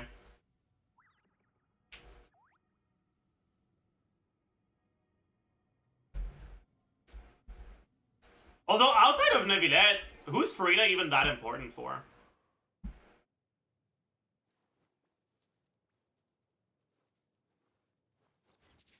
Chow? Not really. Klee? Not really. Like, yeah, she's nice. But it's not like you can't play her if you don't have them. I actually wonder if there's any character in the game who appreciates getting Farina for their teams more than the next best alternative plus a constellation on the carry. A constellation or a sig weapon if the constellations are bad. I don't think there is. Hu Tao? Maybe Hu Tao. I guess.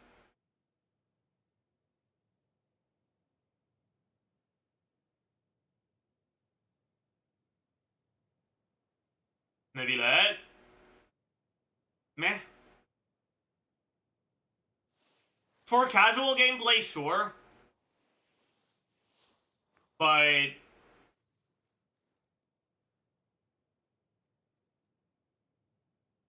before optimal gameplay, Vape Neuvillette is actually pretty good.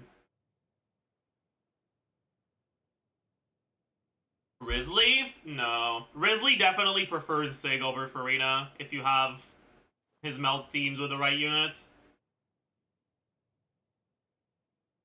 I do agree that Farina's good for Risley, though. Don't get me wrong.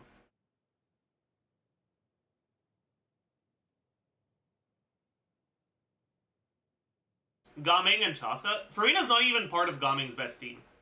I don't think she's part of Chaska's best team anymore either.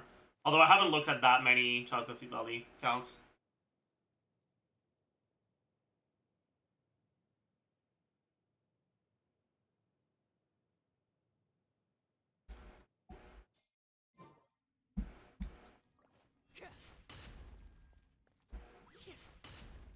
C1 is better for Neuvillette than Farina for some CN calcs Jamie referred to in his upgrade guide video, yeah. Although, there's a lot of nuance to that.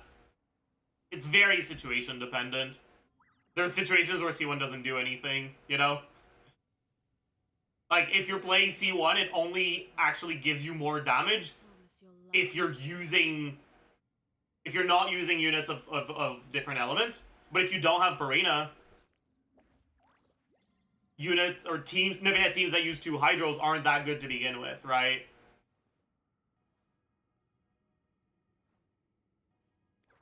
Like, it's very situation dependent. What about Navia? Farina teams are honestly very similar to Chainlink teams for Navia.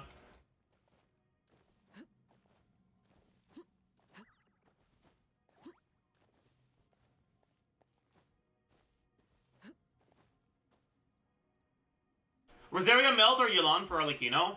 I'd lean more towards Yelan, but I'm not a fan of either of them.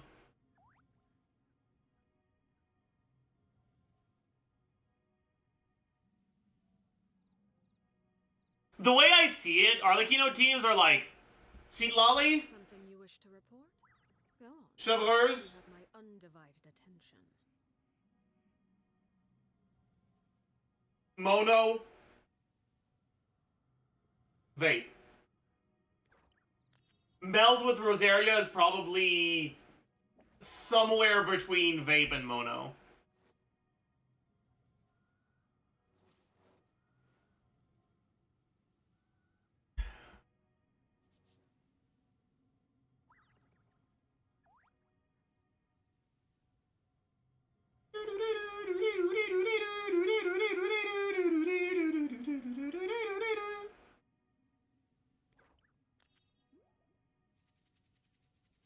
children be up to?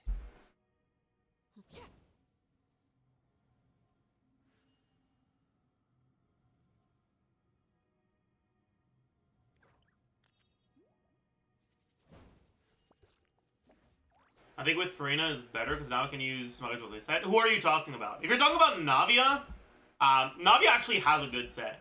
So that's not really true. The benefits of Magajo's depend on how good your other set options are. It's really good for Klee because Klee has dog shit set options.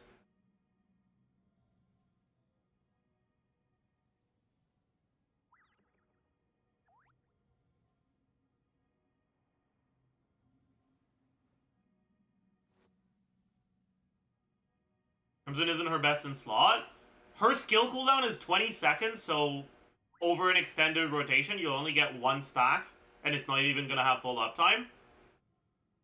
And she applies too much pyro to reliably be trigger for reactions. So you don't really get maximum benefit from the reaction damage bonus. So no, 4-piece Crimson is not her best in slot.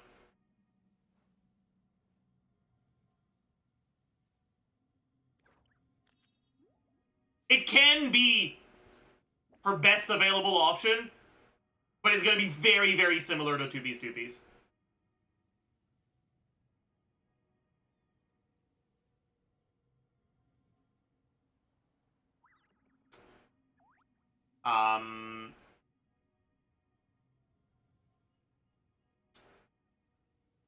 Klee's best two sets are Marie-José with Farina and the Burning set with Emilie.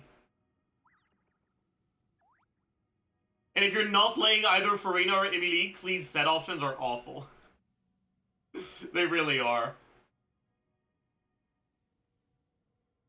Like, none of her options is, like, more than, like, 2 or 3% above 2-piece.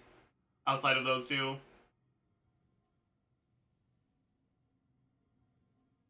Why is Arlecchino Vape her worst teams? Okay, so here's the thing, right? Something I talked about a few days ago, but I don't mind talking about it again. Right? When it comes to reactions, right? The damage you gain from reactions, if you ask a casual player, how much damage do you gain from Vape? If they at least know what Vape does, right? How much damage do you gain from Vape?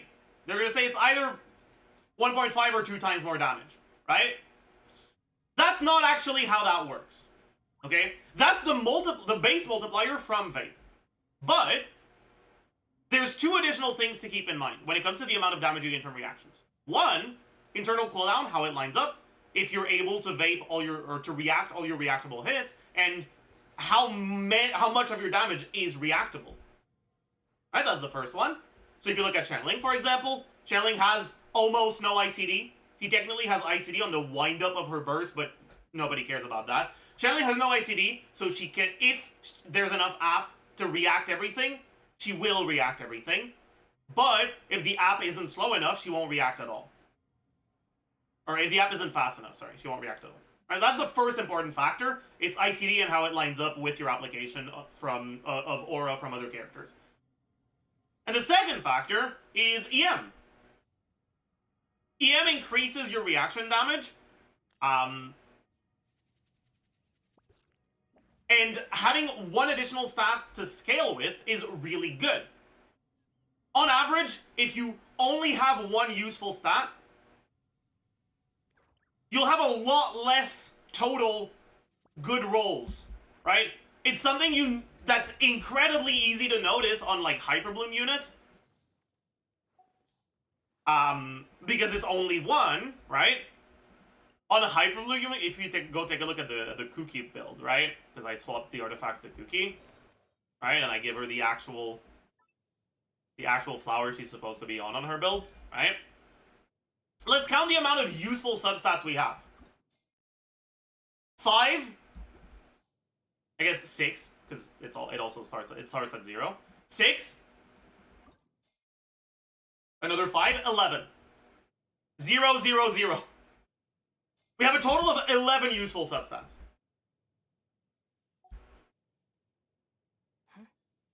Now let's go count the number of useful substats on my Gaming. 8. 9. So 17. 6. So 23. Math is hard.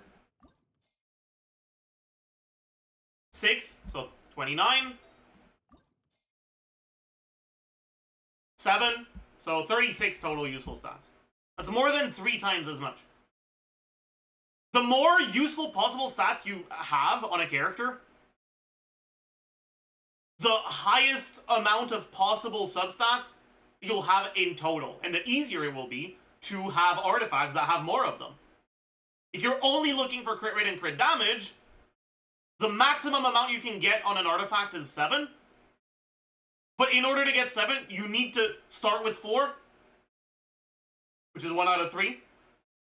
Have both of them at +0, which is pretty fucking unlikely to begin with, and then only level into crit, which is 1 out of 2 to the power of 5. What? 2, 4, 8, 16, 32. 1 out of 32. If you have 4 useful substats, well, you can get 1, 2, 3, or 4 useful substats on your +0. And if you have more than 2 of them, the odds that it only rolls into them are higher. Instead of 1 out of 2 every time, it's 3 out of 4, or 4 out of 4. An artifact like this that only has useful substats is guaranteed to have either 8 or 9, depending on if it starts with 3 or 4. Basically, you'll, on average, have better artifacts when you have more possible substats to scale with. What that means is that, while yes, getting EM substats means that you're not getting other substats, it's not a trade of 1-to-1. You don't trade 3 rolls of crit on your overall build for 3 rolls of EM when EM becomes a useful substat. You trade maybe 3 or 4 rolls of crit or attack for like 6 or 7 rolls of EM.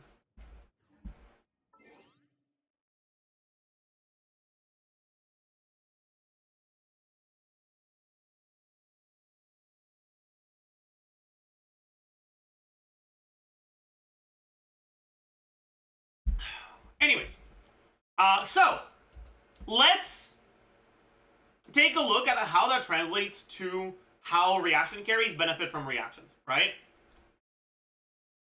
So you have your percentage of damage, or percentage of damage that's reactable.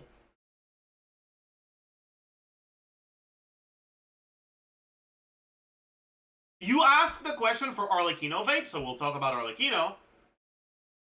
But let's also contextualize this with other characters. So, who's a character that can react all of their damage? Gaming is probably the best example of it. Gaming can react literally all of his damage. Right?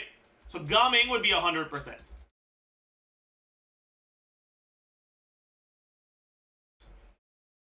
And we can compare it to Arlecchino. Arlecchino default combo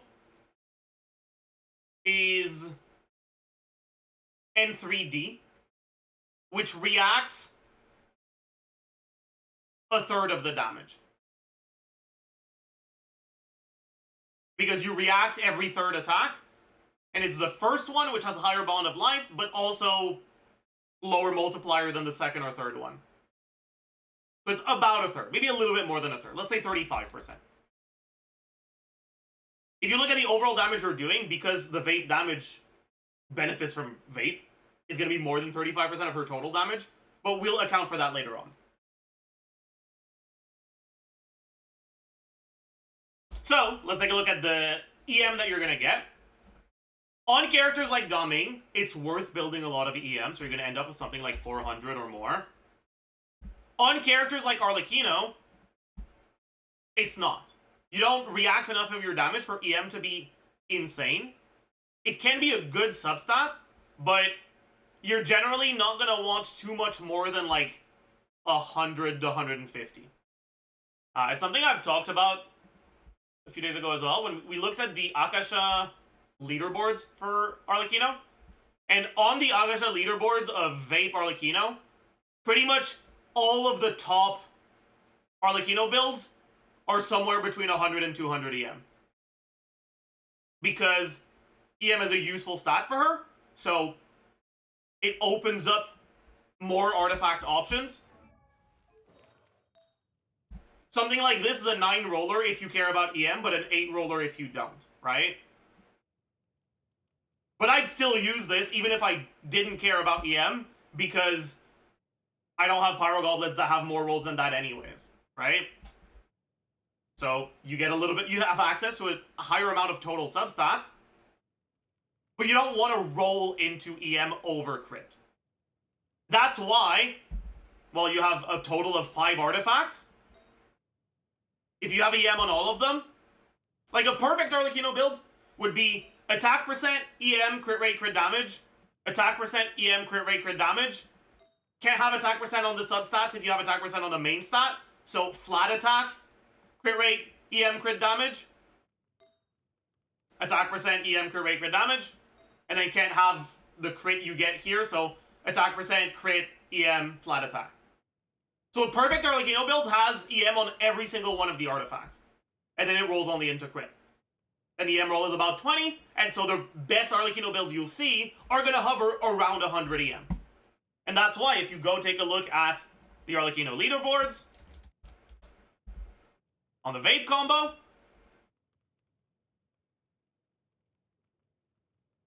on signature,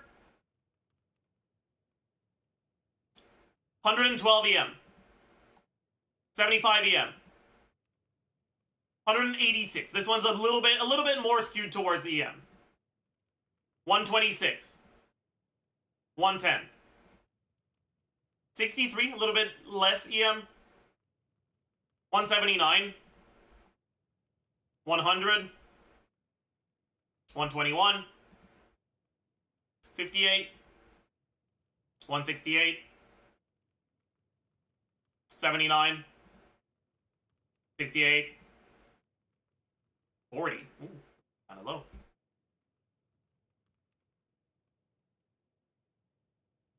But yeah, it's because EM is a worse roll than crit, but it's still a good roll.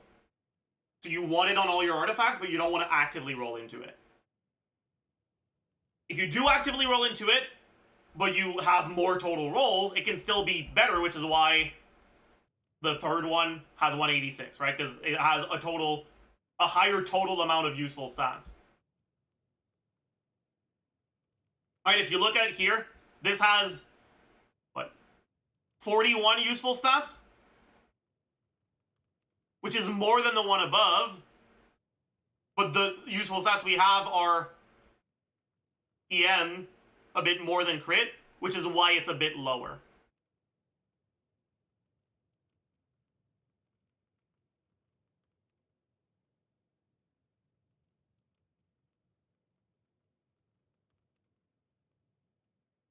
Anyways. Let's say you get about 100.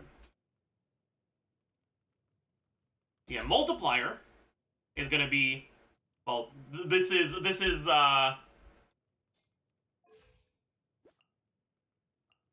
this number right here, right? At 79 EM, it's 14.9%.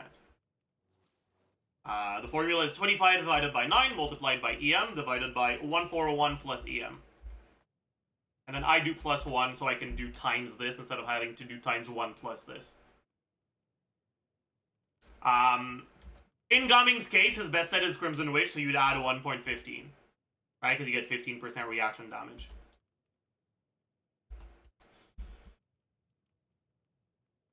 However, this only applies to the damage that's reacted. So. React type. Right? It's either going to be 2 times or 1.5 times. For Gaming, his best teams are Melt teams. But for now, let's take a look at Melt Gaming versus Vape Arlecchino.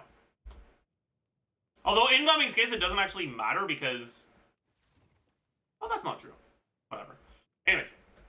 And then we have have an adjusted EM multiplier, right?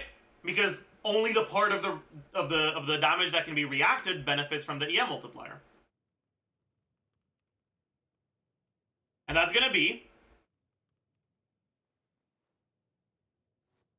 well, the damage that doesn't get reacted, so 1 minus the portion of the damage that gets reacted.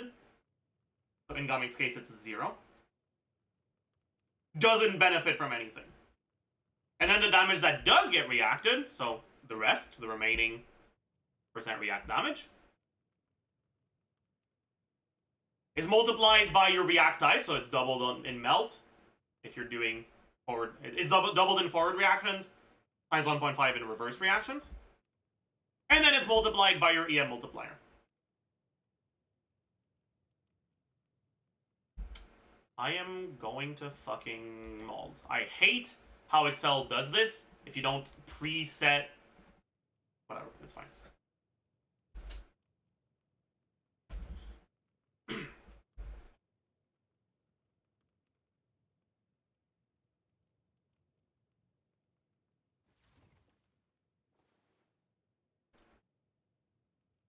And finally, we have to check how much, in terms of stats, are we losing from going for that EM instead of going for other stats. In Arlecchino's case, because you don't actively seek out EM, you just add EM as a useful roll. Generally, 5 rolls of EM is going to cost you somewhere between 2 to 3 rolls of the other useful stats, right? If I look at my best build for React Arlecchino, I use this circlet, which has 12.8% crit rate and 40 EM.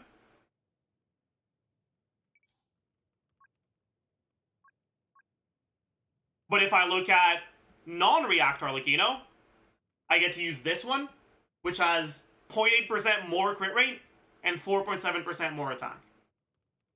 So those 2 rolls of EM, I can trade for 1 roll of attack percent and 1 roll of flat attack, right? Because this is 33 versus 18. That's generally more or less what you'll find. So about each roll of EM, or each 2 rolls of EM, you can generally, on an like average artifact quality on your account, you can generally trade each 2 rolls of EM for 1 roll of another stat. If you're not actively looking for EM. So I lose about 3-ish, 2 to 3-ish rolls worth of substats, which is gonna be about 5%, 5% of my stats that I'm losing out on. Alright, so let's do 95%. So stat multiplier. For Gumming, we're getting EM sense, so we're losing out on attack, on an attack sense, which is like 10%. But we're also more actively looking for EM, because EM is much better on Gumming than it is on Arlecchino.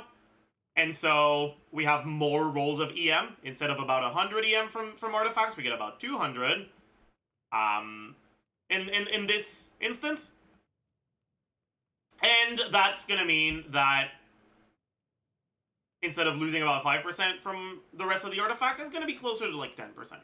10% from the substats, that because we're trying to find more EM, and 10% from the sands because we have less attack. The reason why it's only 10% is because in Gumming's melt teams, you have Bennett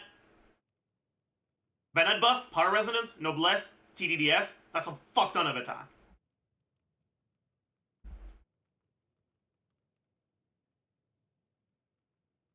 So about 80%. Which gives you the total damage gain from your reactions to be this times this minus 1. I fucking hate this game. And by this game, I mean Excel. Arlecchino gains about 20% damage from being able to vape. Gumming gains 183% damage. Arlecchino, 20% more. Gumming, 3 times more. You can see the difference in how reliant these characters are on the reactions, right? 20% damage is not a lot. Most characters that don't enable reactions give buffs that are bigger than 20%. And so if all you're gaining from a Hydro character in Arlecchino teams is Vape, they're probably worse than a Mono Pyro team where the character's doing something else. The thing is, that's not all you're getting. In those Vape Arlecchino teams, the Hydro units are doing things. They're not just applying Hydro, right? Yelan allows you to get a damage percent buff and has a bit of personal damage. The thing is, you have to compare Yelan to the other available options and how much they provide.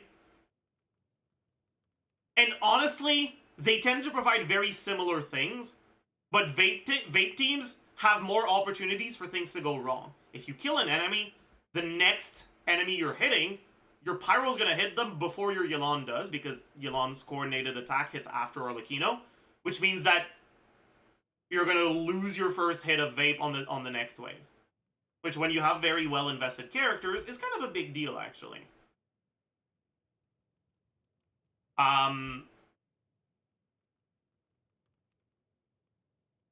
Yelan's Hydro application is only in single target. And so, if you're in AoE situations, you don't have access to this 20% more damage.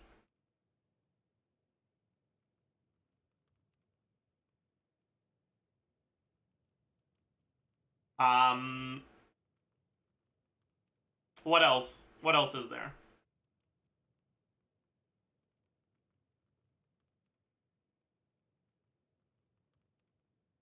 Yelan's... I guess that's kind of it.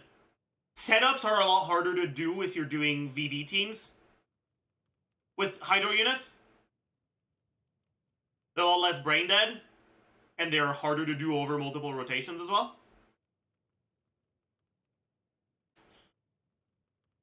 And when you compare that to your other options when it comes to non-React teams, what you gain from Vape is just not big enough to justify those potential quality of life problems.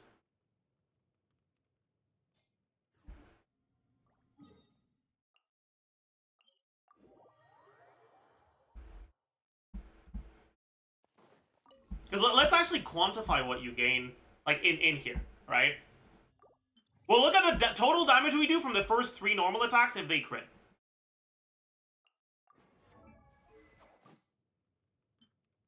We'll do this, so we have more crit rate, so it's easier to see.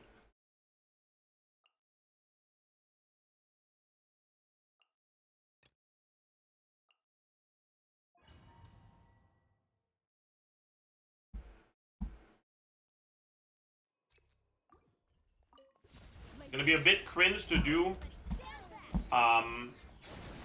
if I do it against these guys, because they're gonna fucking die too quickly. So I'm gonna do this. Alright, cool. Busted. Here comes the catch. Teamwork is dream. Bye. I fucked up. I'm an idiot, it's fine.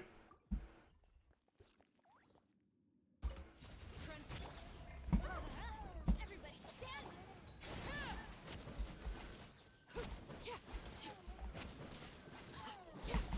I got it. Does that kill? It does, okay. Overrule. Let's light it up. I'm going in.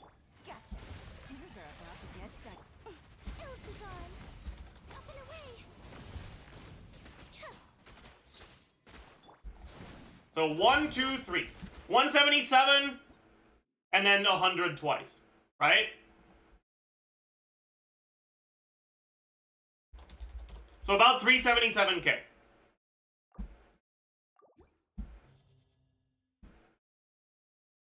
But it requires a specific setup, and some of our buffs don't carry over through, like, very well with different rotations. Or with, sorry, don't carry over well in multi-wave situations. If instead of Yelan we use Chilonen,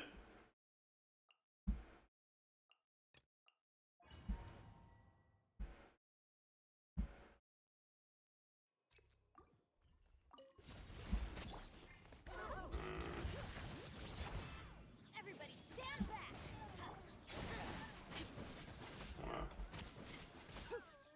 is that gonna be enough? Is where you Almost.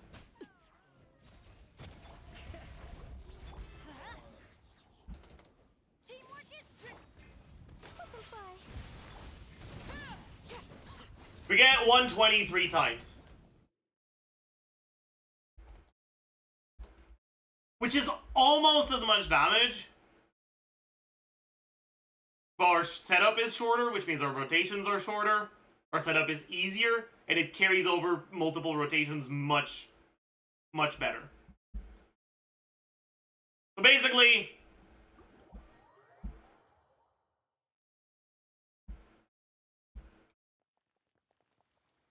the vape teams just don't really tend to be that pog. Yeah, you also have more Bennett uptime, that's true. Well, not necessarily, but you can.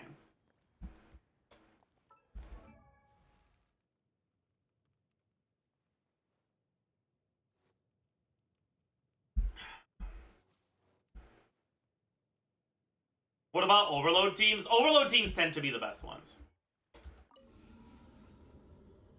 Well, outside of Seat Lolly.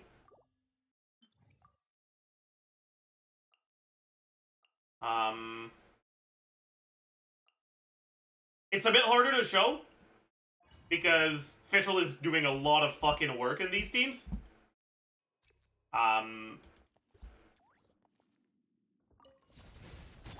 Everybody stand back.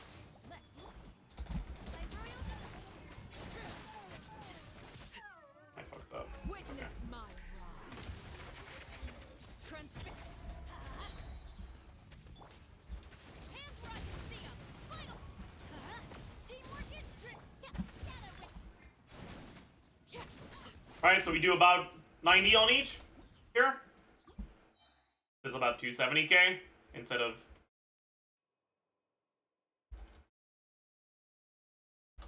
around 360. But Fischl does a lot more than Yelan does in terms of damage. And we're also not looking at overload damage. And the rotations are shorter. And it's easier to play. And I don't have C6 strugglers. With C6 strugglers, this number would be much closer to these.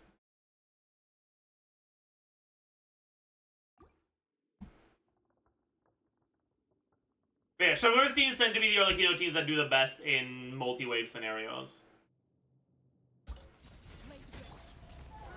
Everybody stand.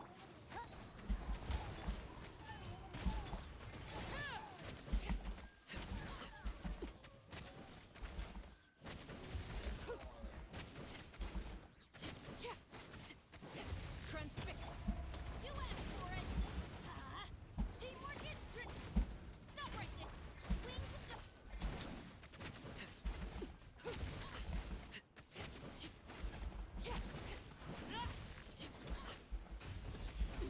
Fuck you. Wanted my full attention, did you? Laid bare. I don't have C6 strugglers, so they're still a little bit slower than the Sitlali teams for me, even if it's multi-wave like this. But yeah.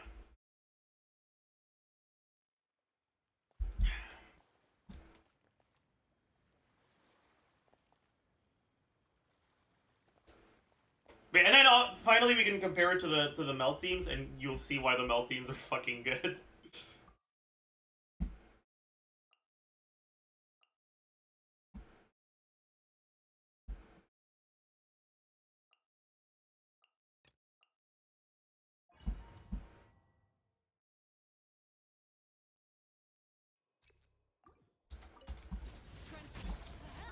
everybody stand. Stand clear.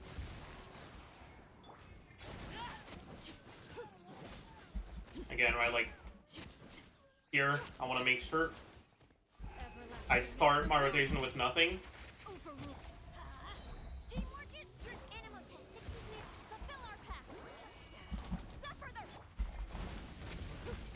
So we got 350 into 110 twice.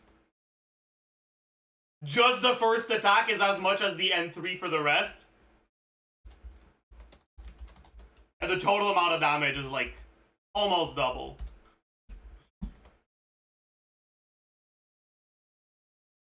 And if we look at a full proper rotation,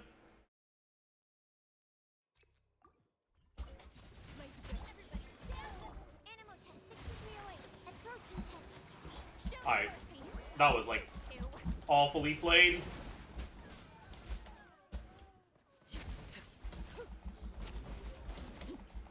Oh, that was fucking terrible. My god.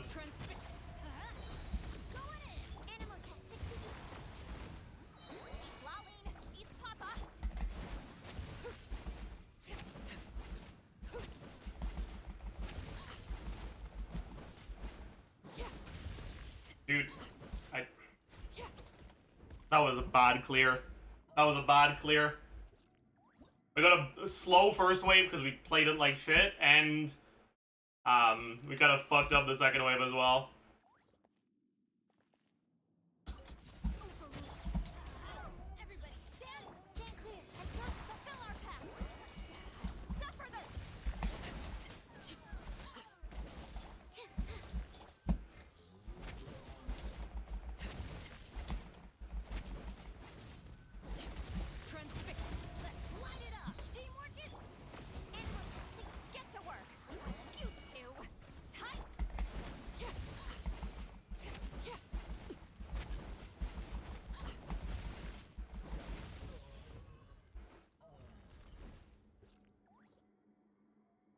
But yeah, as you can see, decent amount faster here.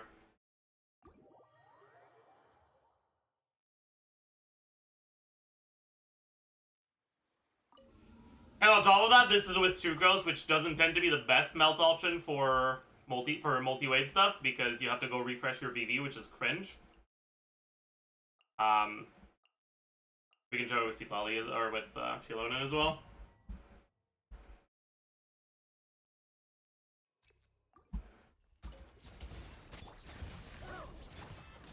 Oh, I fucked up. It's fine.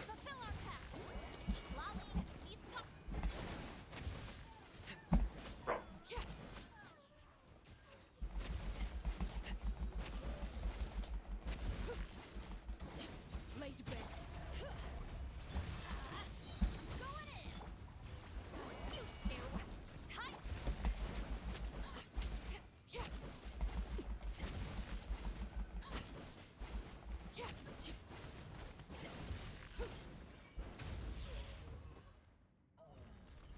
So it is on Cinder City? Yeah, which is not optimal, but it is what it is.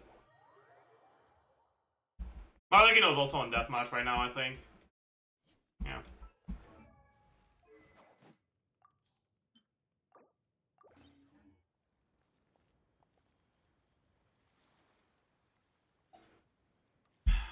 Does it look stronger than Overload? Yeah, because my Shovers isn't C6.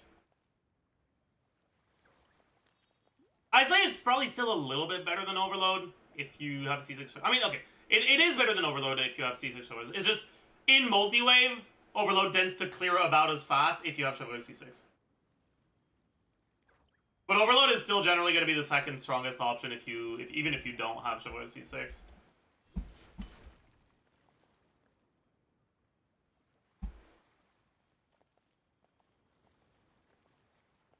Overload isn't comfy, no shield. Yeah, the lack of shield can be annoying for Overload. That's fair. Anyways.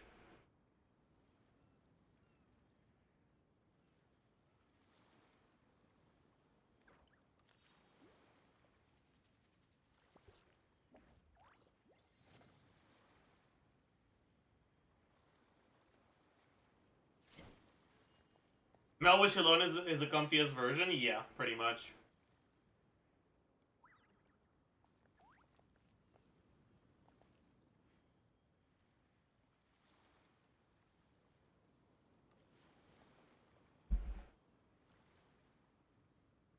But like part of that is because, as you can see, right, if we look at it, before when we did our melt thing, we got 110k on the non-reacted hits, which is almost as much as what we were getting in the mono team, because the buffs from Citlali are so fucking big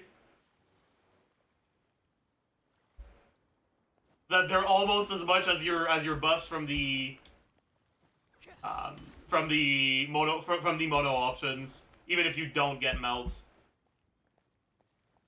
That's why melt with Citlali is such a great team for Arlecchino, because Arlecchino isn't going to be benefiting from the reactions that much, but she does benefit from them, and then on top of that, the numbers that Citlali has on her buffs are just pretty big.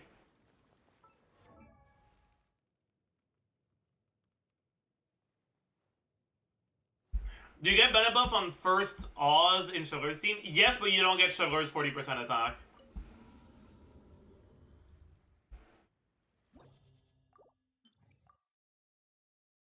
Right, we can take a look at Oz damage if you want.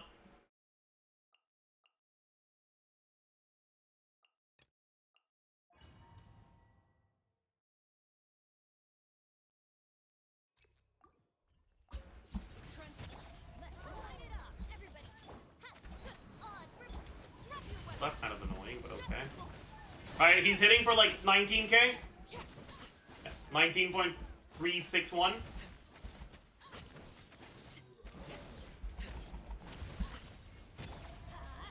Teamwork is strict. Final warning. Midnight fantastic. 21k on the second rotation.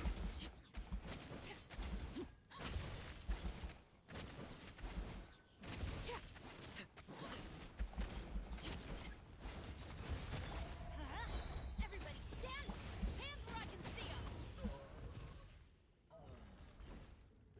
Alright, so it's like...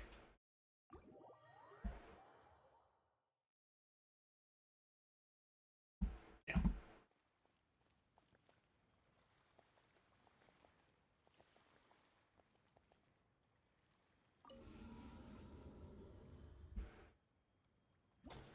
Yeah, by the way, the reason why you do this rotation is because... I don't know why I give up.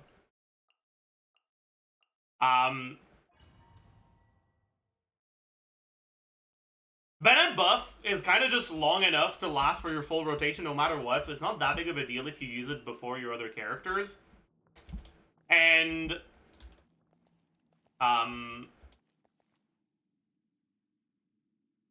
you need to trigger overload before using Chauveur's E to get the attack buff.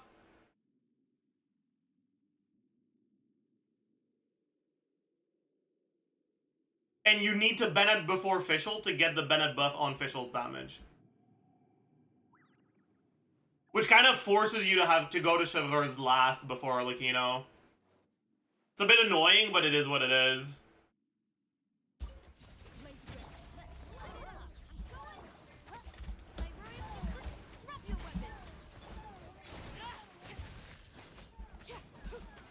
Bro, I'm outside of Bennett buff? Really?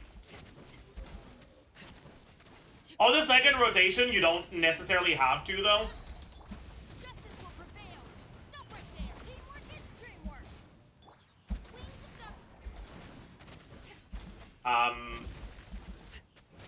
Because you triggered overload last rotation. Buddy.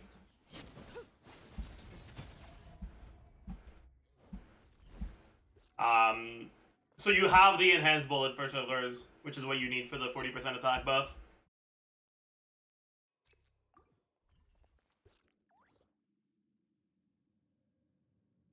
Just use Fischl charge attack? That's way too long. You can. But it's not worth it.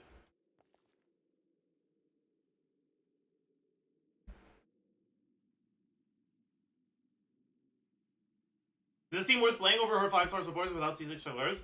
I mean, this is a team that doesn't have defensive utility, right? So if you care about getting a shield, Long Young teams are going to be better. But outside of that,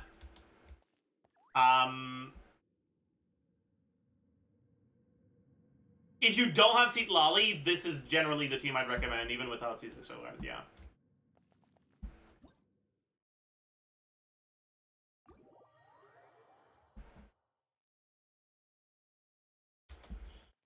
But yeah, one thing I haven't mentioned yet for Vape Arlecchino is N2C.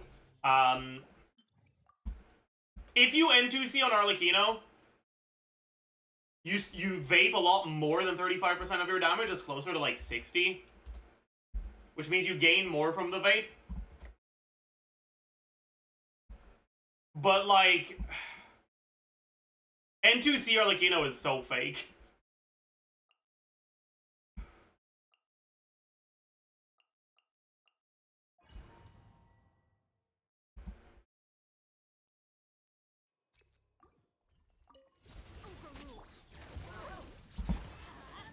I'm going in. Quiet now. Here comes the catch.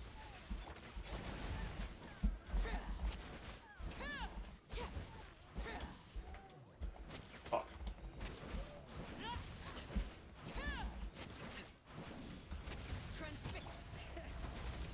Let's light it up. Teamwork is busted. Game's up. Runs over.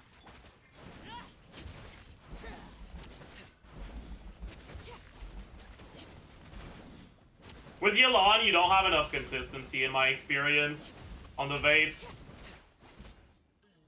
And you consume so much more, the stamina is kind of so much more rough. Because you're still gonna have to dash when you need to dash. And you get the stamina consumption from charge attacks on top of that.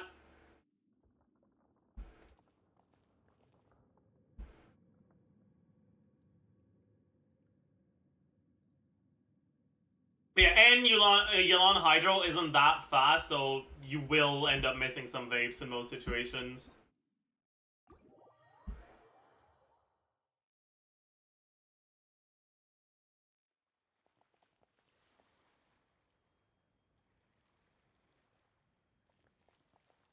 Because when you N2C, you get a vape on the first N1, then you don't vape the N2, and then you vape the charge attack.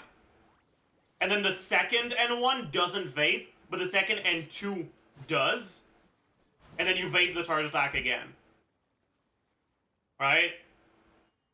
So, you get N1, N2, C, N1, N2, C, N1 is Hero, right? And this vapes, this vapes, this vapes, this vapes, this vapes. Your Yelan hits are happening right after your N1, right? So this one won't struggle to vape. And then you have Hydro. Then this vapes, you still have Hydro left over for this. Right? And then your N1 applies Hydro again. Your N2 vapes.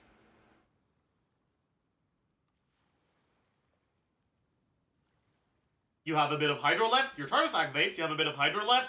Your N1 doesn't vape because there's no Hydro left on the enemy from the charge attack.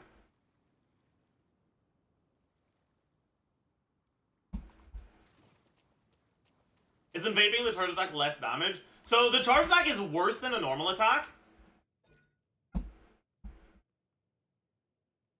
But if you N2C, the time you're spending doing charge attacks is less wasted than if you were waiting. And if you N2 wait, you vape more attacks. Or you vape a larger portion of your attacks. Like, N2C spam is effectively N2 wait but better. And N2 wait... Oh, okay, wait, let me explain it. The base combo is N1, N2, N3, dash, and repeat, right? And you vape this one, and this one. Right? So effectively what you're doing is you're replacing an unvaped normal attack for a vaped charge attack.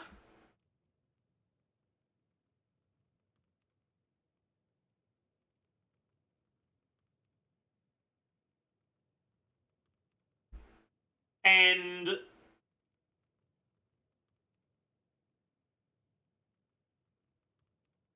you're making it so that, well, because you're doing a bit less normal attacks,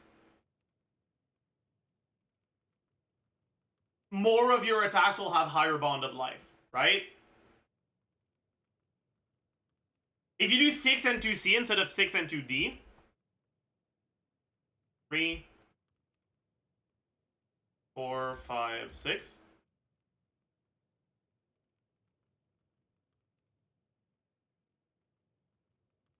Right?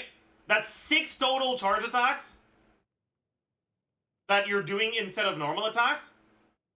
Which means that the normal attacks you're losing out on aren't actually this one, this one, this one, this one, this one, and this one. They're these ones.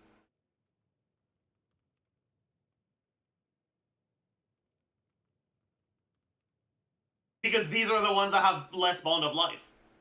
Right? This attack has as much bond of life as this one does. All of this to say, the optimal combo for Vate teams is N2C. But with Yelan, it's really hard to get your Hydro to reliably stay on the enemy. So I don't really recommend it with Yelan. It's only really a thing I'd recommend on double Hydro or Singto.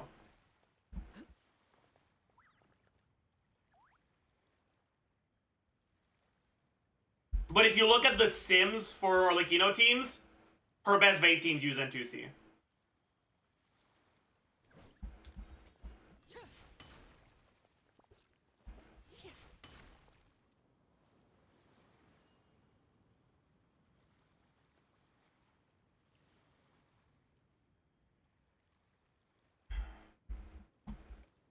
And Singto has other issues with Arlecchino. Yes and no. The biggest issue with Arlecchino for Singto is that Arlecchino longer cooldown extends your rotation.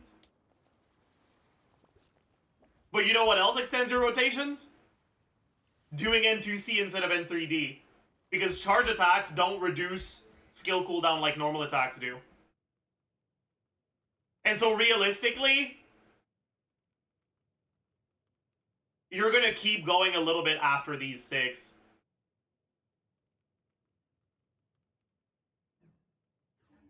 And so you don't get punished as much for Singto's extended cooldown if you do N2C.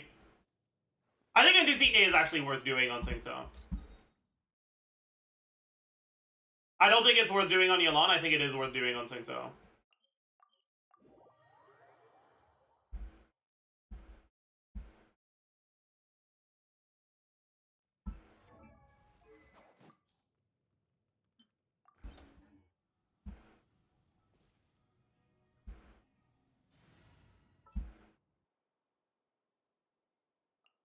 May knowledge guide you. All right.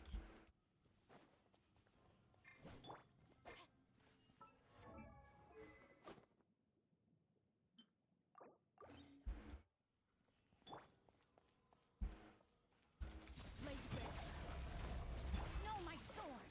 Let me lead you. I'm going in.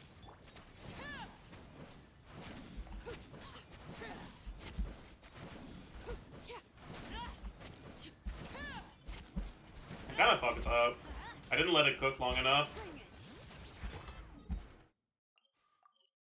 I guess Singto's animations are too fast. But I don't want to use Sack.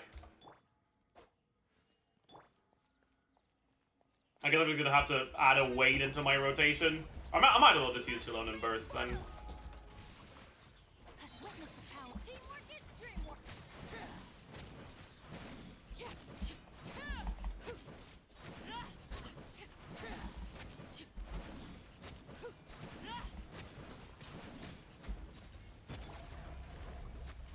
Hear the echoes of the valley. And we swapped pretty much exactly in time for a cooldown. Witness my rise. I'm sorry to hear that.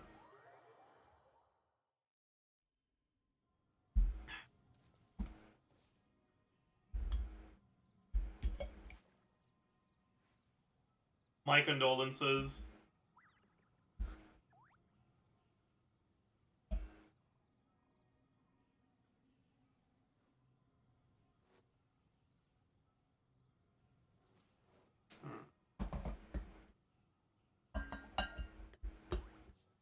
In Mount Arlecchino with Citlali, if I don't have Petra for Shilonen, should I still use her? Is there another option? I personally prefer, even if you build your Shilonen properly, I personally prefer Sucrose over Shilonen in Mount Arlecchino. And I prefer it even more if you have Shilonen on Cinder City and you don't want to bother re-gearing her every time you change teams.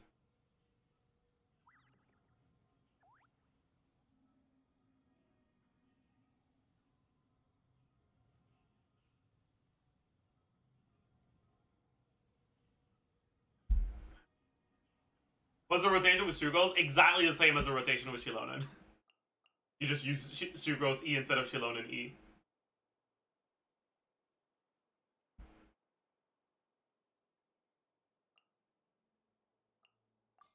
Whatever you need.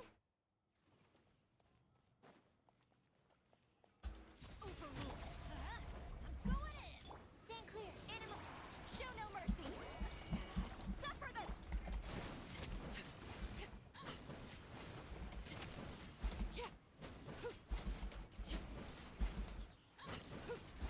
Laid bare. Let's light it up. Everybody. Absorption test. Stand clear. He's lolling. He's papa.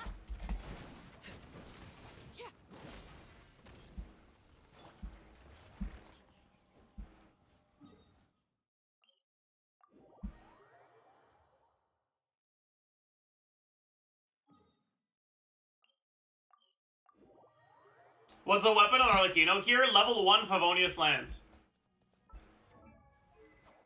So the enemy doesn't die too fast and I can actually show a rotation. Oh.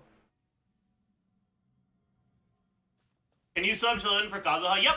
Kazuha works completely fine here. Personally, I like Sucrose more, but Sounds good to me. this is one of the teams where Kazuha is about as good because you don't react that large of a portion of your damage on Arlecchino. Do not use Kazuha Burst though, please. Fulfill our pact. Oh, that's annoying. Suffer the wrath of. Oh, that was bad. We fucked up. It's fine. That was just a skill issue though. That wasn't a Kazuha problem.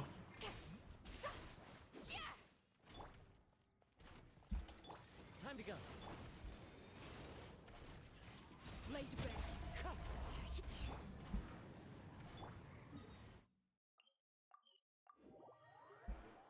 Is there ever a reason to Kazuha hold E? Not in this team. There can be reasons to Kazuha hold E. I mean, even in this team, technically there can be, right? Like if you Something you if you need better grouping, the enemies are further away from each other. Hold E has larger AoE.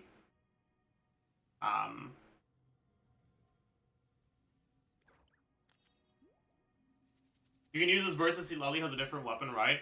The setups are still really fucking cringe to do. So I still wouldn't recommend it.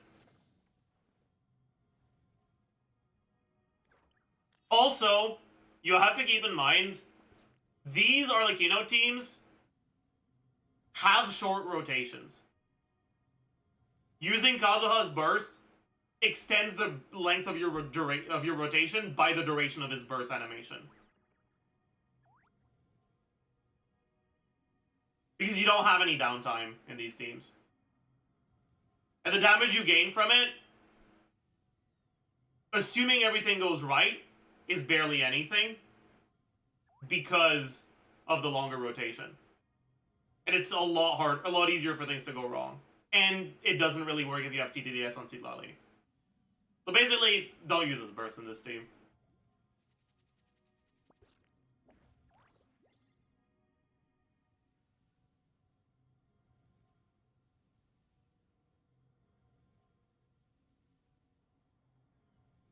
If Kazuha has C2, even if Kazuha has C2. Like, I'm talking specifically about Kazuha's C2. If Kazuha isn't C2, obviously you also don't use this burst, because burst is better with C2. And I'm saying that it's not worth using on C2.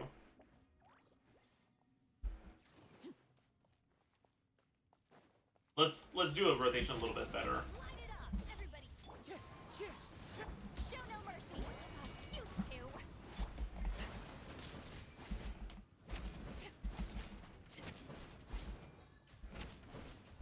Kind of fucked up. Whatever. We could more or less one rotation it with this. Thank you, pre-stocked Bond of Life. Oh well.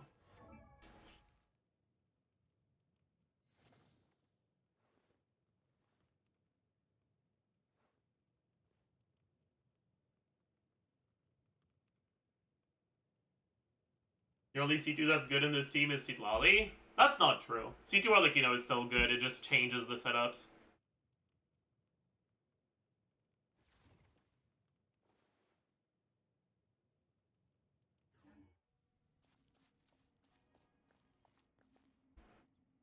How does it change them again? Right.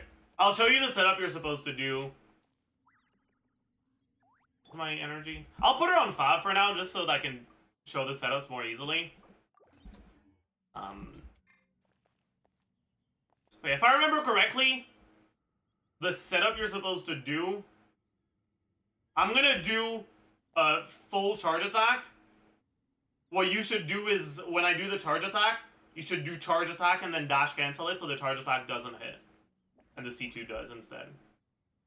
And if you have R1, I guess you open the rotation with a charge attack instead of just E. But if I remember correctly, the way to do this is... Teamwork is fulfill our pact. I canceled it because that's what you're supposed to do on C2, but you're not supposed to cancel it, right?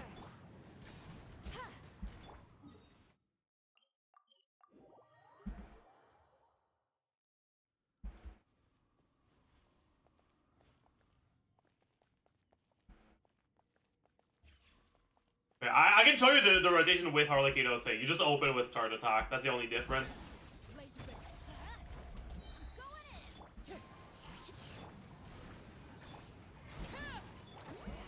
Suffer the wrath of...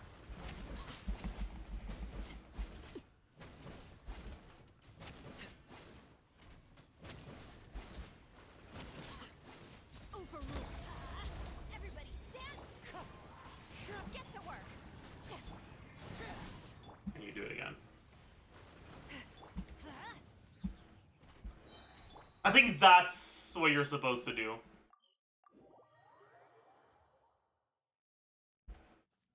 With C2.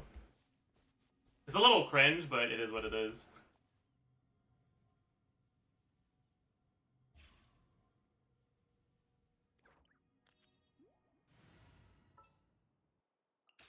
Is it time to go? And then with Shilonen, I don't remember if the rotation works with Shilonen. I'm not sure. You might have to add a charge attack on Citlali. Show no mercy. So, see if first with Sig, then setup, then charge attack, dash cancel, then normal stuff with normal attacks? No. No. That won't work. You have to Citlali E, then Arlecchino charge attack, then Citlali burst, if you want to do the uptime version normally. Otherwise, you do the default setup, and then you dash cancel your charge attack, and then you wait for the C2 to hit, and then you start hitting.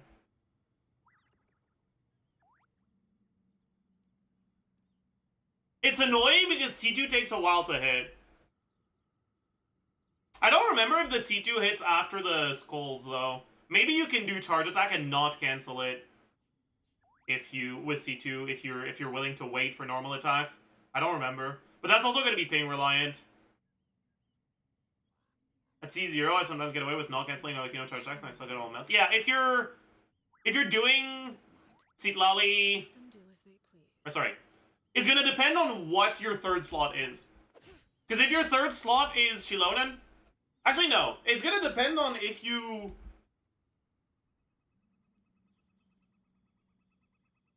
Yeah. If your third slot is Shilonen only reduces the Pyro Aura once. Which means you'll still have enough Pyro Aura from Bennett for Citlali to trigger true reactions. So her skill is going to react, and then her burst is going to react. With the other characters, if you're using Sucrose, if you're using Kazuha, you can E twice on Sucrose, or Kazuha E plunge, and then that's only enough Pyro left on the enemy for one reaction. So Citlali's E is going to react, but her burst won't, and that's going to apply a Cryo Aura, and if you swap to Arlecchino and do your charge attack quickly enough, your charge attack's going to hit before the Spirit Skull Vessel. So you'll still get your... Because he like Q is 2, you know, that doesn't matter here.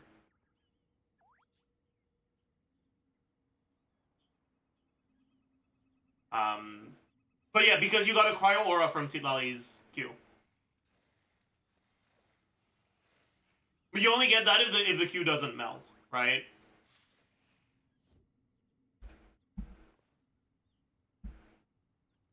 You can also make that work by adding an N1 on Citlali in this team, right? If you do E N1 Q,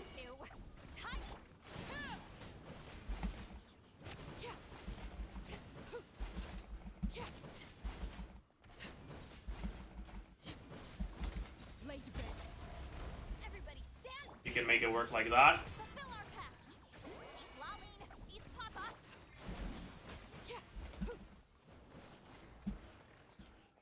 That might actually be better than doing the charge attack cancel, but it only works on really low ping.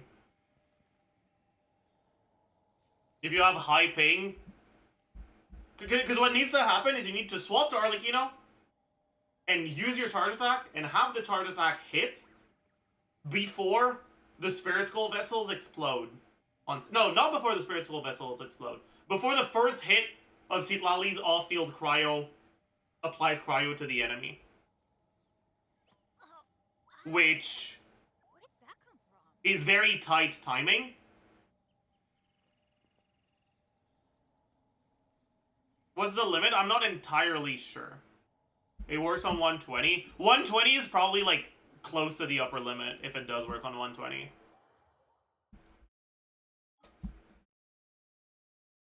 But you also have to understand that like the higher your ping, the more input dependent it is, the harder it becomes, basically.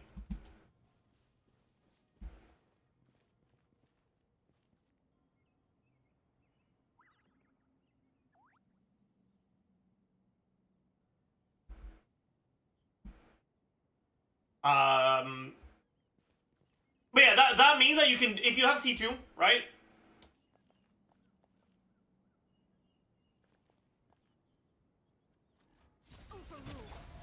You can do a setup like this, with again, E and 1Q on Citlali, and then you do the charge attack, then the C2 hits, and then you start hitting.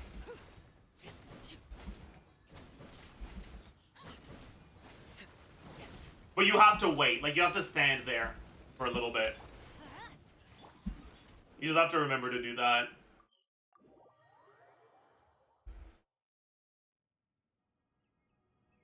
And I don't like standing there. I think it feels omega fucking cringe. Which is why I don't like that setup for C2. But it's not bad. Although, I'm not sure if the C2 hits before the Spirit Skull Vessel explosion.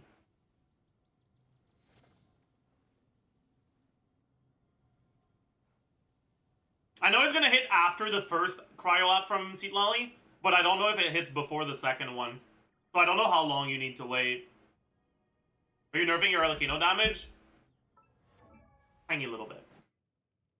Just a little.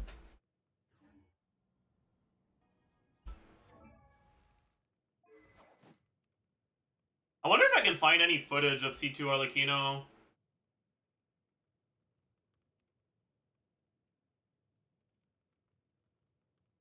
C2 Arlecchino Citlali. Let me see if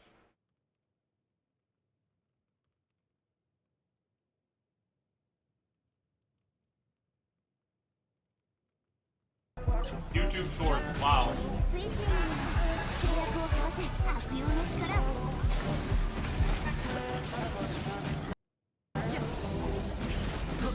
What the fuck is this? Okay. Oh, they're doing Diona.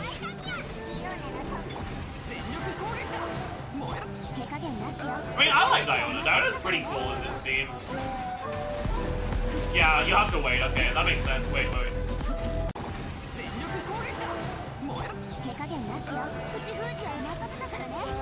so it looks like it's hitting fine. Want to try C2 Arlecchino on my account? Sure. Okay, Dragon, we can do that.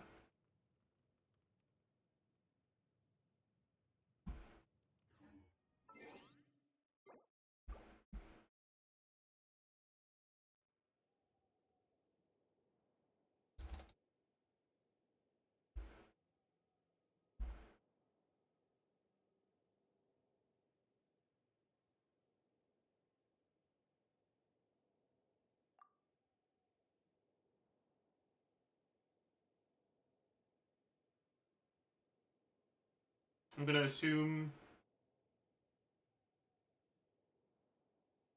you're Dragon God on Discord, right? Or is that someone else? Wait, fuck, dude, I get confused when people have similar names. Is that you or is that someone else?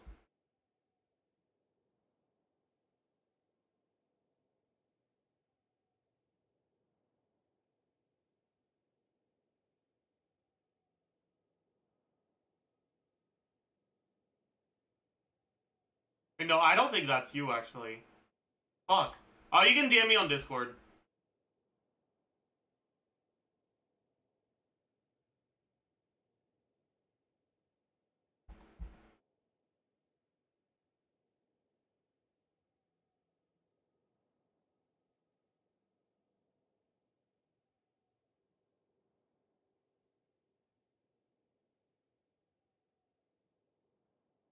Yeah, okay, that wasn't you. I'm an idiot. That was a different VIP with Dragon in their name that has a lot of whale stuff on their account. Sorry. My bad. Can't believe I got them confused.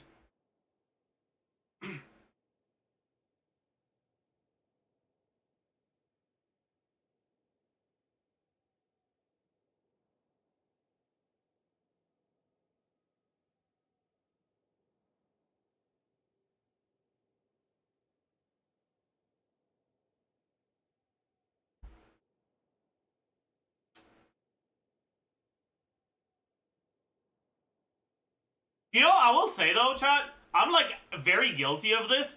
I like completely filter out the name part in chat. Like, there are chatters that have like tens of thousands of messages whose names I've never seen before because I don't look at their name, I just look at the color of the name and the message.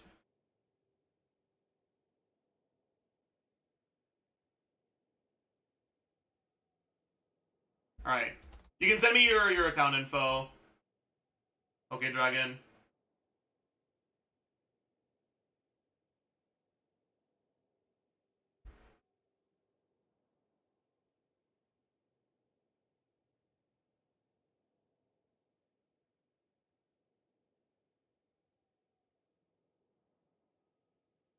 It's fine, most of my messages are just emote spams anyways. Pog.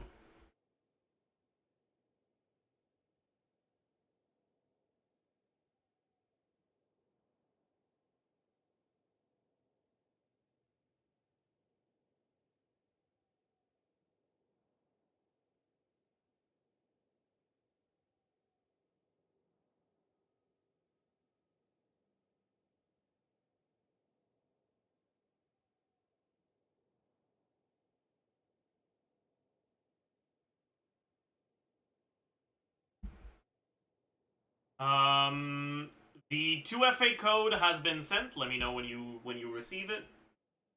Cog slide cog. Is viewer best going on? No. I mean, I guess we can do a viewer best for this. Why not? But they don't need help. That's for sure.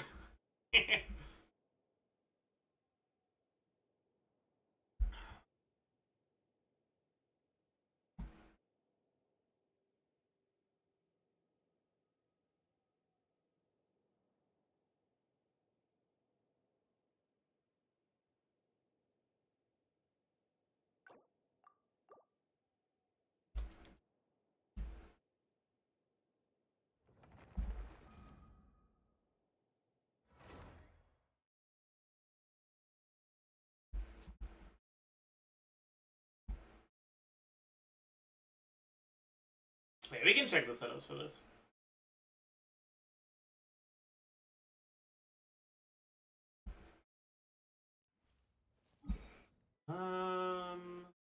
Page business.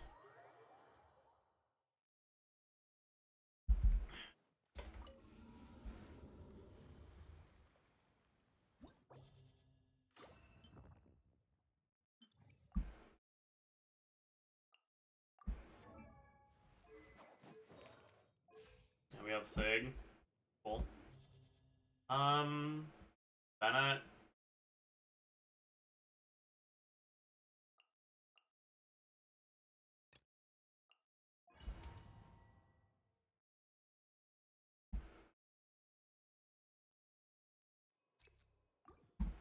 This is gonna be annoying though, because first wave bullshit, right?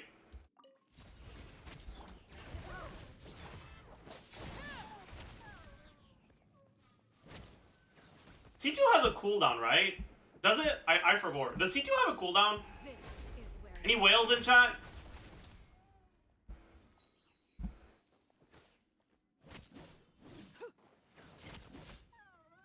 Laid bare.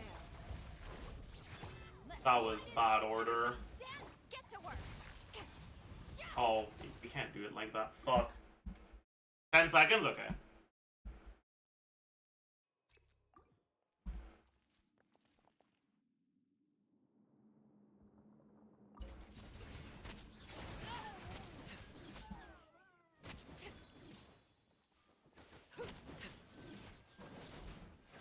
everlasting as the moon.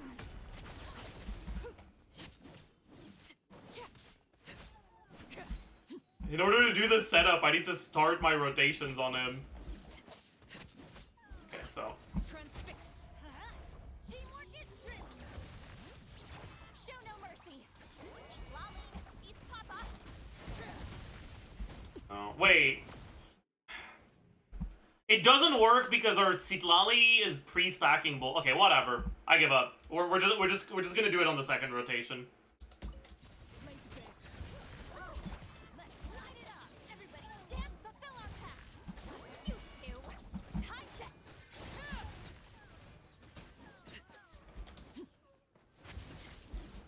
There won't be a second rotation. You know, it's fine. Overrule. Teamwork is strength. Show no mercy. Suffer the wrath of... Yeah. Okay. It's not that bad then. Okay. It's really not as bad as I thought. But it is ping dependent for sure. It's a lot more ping dependent for C2.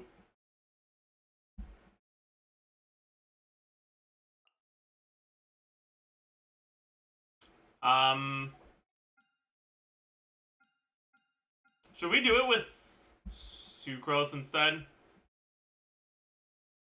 Yeah, we should. Especially with C2. Unless we have C2 Shilonen. Sucrose should be stronger.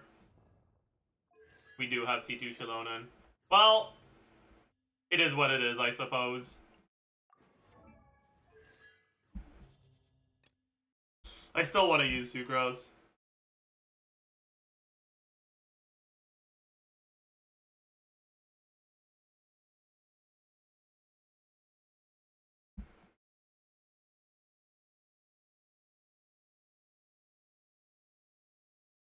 What do we do on the other side? Let's take a look at what Natlan characters have constellations. Maybe we can do some weird bullshit, or not weird, but like no cons on Chaska. That's the only Natlan character. No, Molani. No. Is Lali also C2? I think I already checked. No, she's not.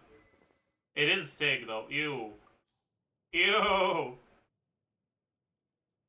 Ew. Disgusting.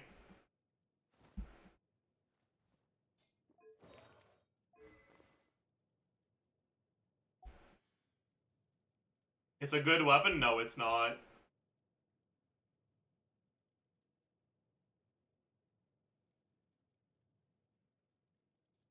It's only really better than TTDS if the enemy survives past the first rotation.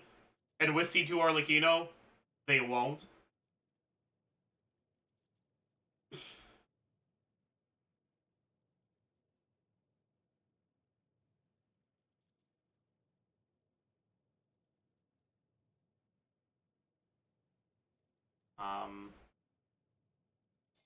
Let's look at if we have anything that I can't play on my account. Like, we could do Navia or Ito, maybe. Yeah. Okay, it's not as wild as I thought it would be. We could do Raiden. C3 Raiden. There's C2 Farina. C2 Nilo. Not playing Nilo. C2 Yelan.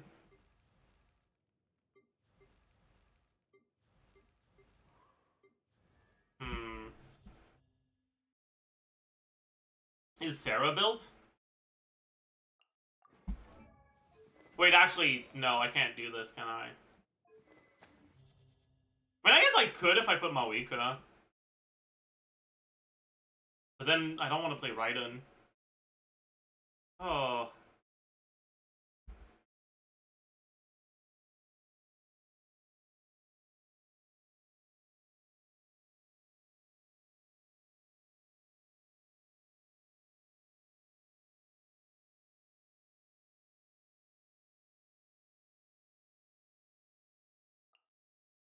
Never mind then.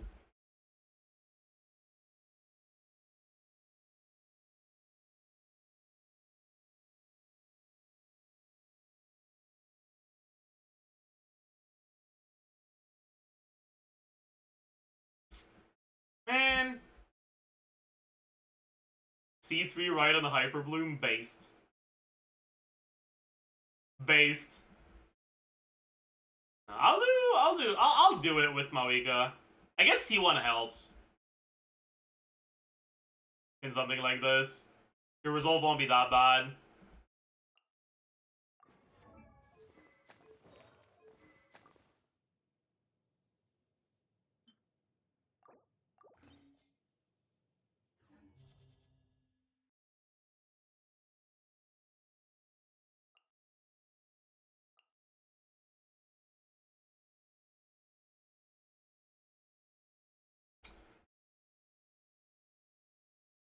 How the fuck is the rotation supposed to look?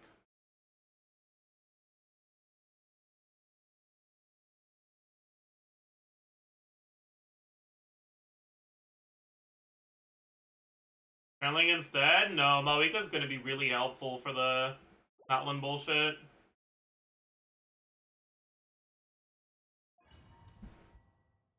The shields. Oh yeah, right, an E exists. I forgot. Okay, whatever.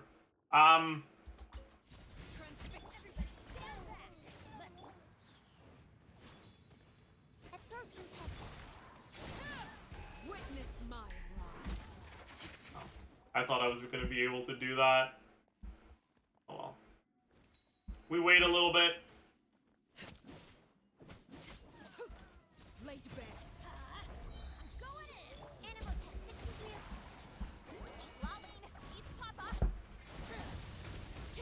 Fuck. I fucked up.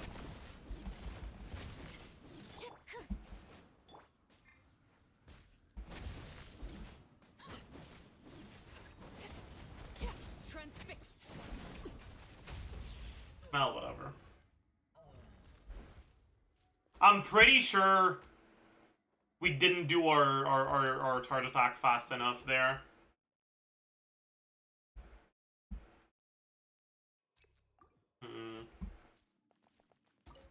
Overruled. Let's light it up.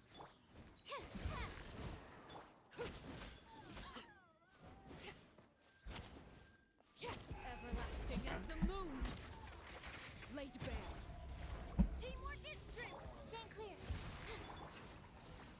You two. Time to. Ah, fuck.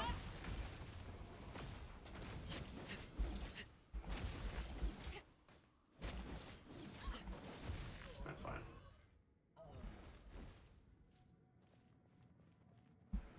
I input my charge attack before my swap registered because we're on a little bit higher ping with 100 ping here.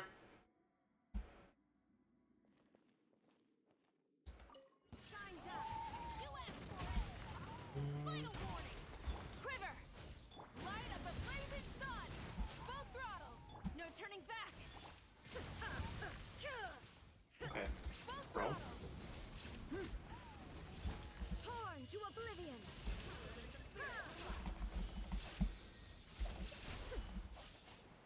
Illusion hands where I can see them. Drop your weapons. Light it up. Frick you.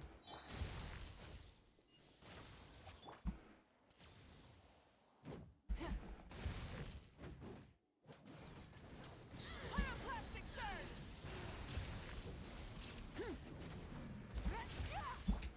Flash. Storm the front. Stop right there. Inazuma shines eternal. Did I not get the Sarah buff? I'm not sure if I got the Sarah buff. I think I might have swapped too late. Because I needed to use the Chivalrous E and I didn't fucking prepare for it properly. But it's fine. Yeah, I'm pretty sure we buffed Chivalrous. It's fine. This enemy's cringe. Yeah, the rotation was a little cooked, but it's okay. Going in. Absorption test. Animal test. Get to work. No! For the wrath of That was fucking awful.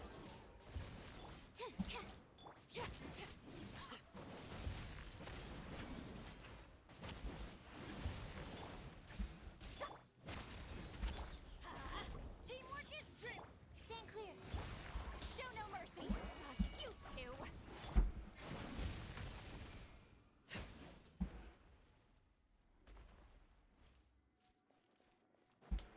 Yeah, that's pretty good, actually.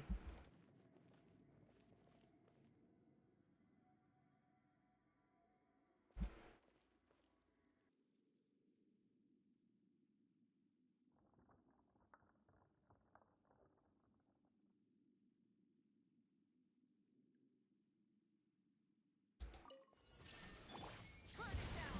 Light up a blazing sun.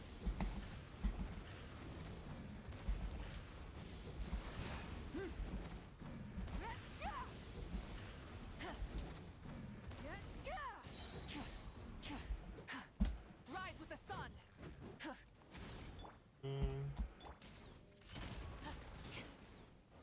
Justice will prevail. Quiver. Pyroclastic surge. Glory to the Shogun. Now you shall perish.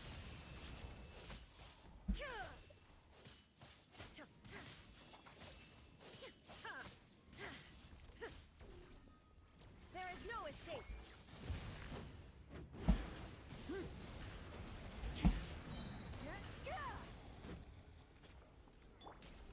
You asked for it.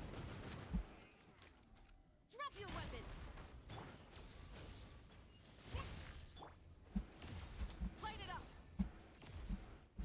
I want to make sure I have my thing available. Oops.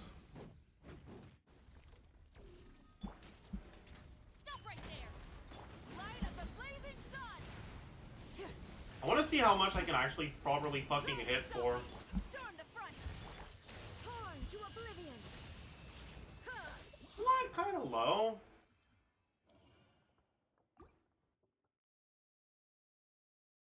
I guess we don't have Bennett, so it's not that low. And I'm not even sure about because on Cinder City.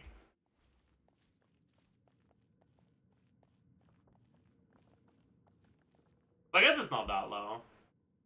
Anyways. Oh fuck, we don't have Bennett Burst. That's really bad. Let's light it up. Everybody absorption test. Get to work. Aww. Not having Bennett Burst here means we're forced to be a little slower on our setup. Going in. Animal test 63. Fulfill our pact. Which is bad. It's real bad. Oh yeah, we can book. I forgot. Laid bare.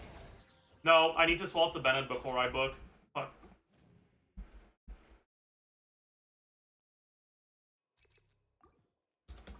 Transmit. Teamwork is dreamwork. Oops. Hello? Oh my god, my finger was on the wrong key. I hate booking so much. Laid bare. That's the wrong fucking character.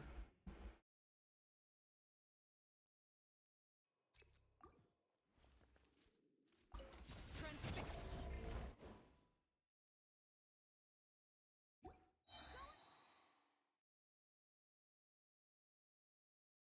Just book with a map? That's M, dude. That's so far.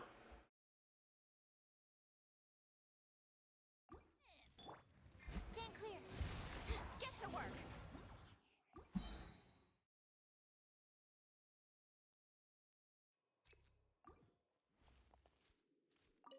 Overruled.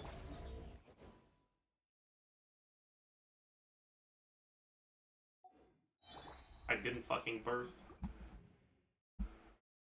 I hate booking. I hate booking. I hate booking. I hate booking.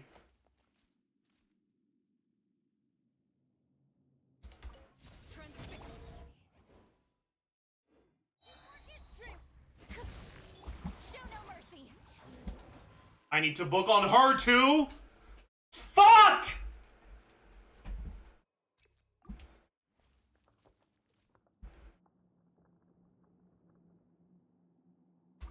Overruled. I'm going in. Animal test 6308. I didn't swap first.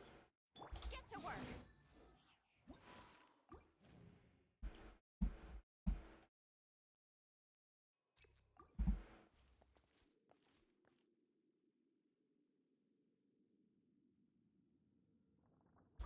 Transmit. Everybody stand back. Absorption test. Fulfill our pact. Keep lolling. Keep pop.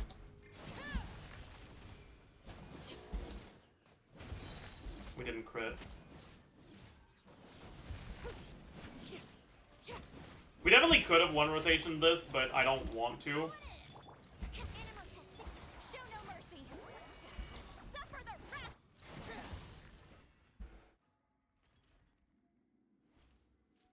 You know what? Actually,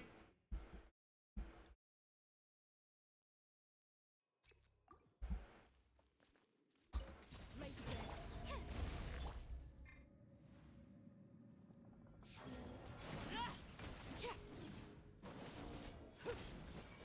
This is where you fall. Everybody stand. Stand clear. You two. Time to.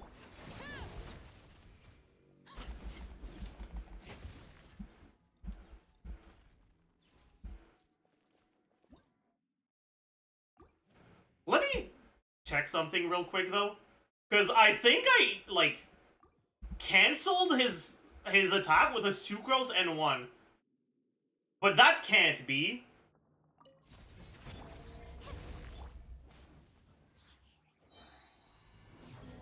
Right? But like it did. But why did it? Transmit. Absorption test.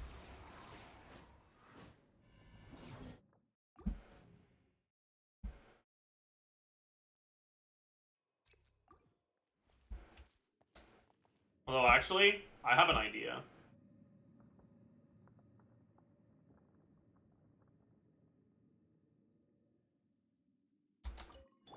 Oops.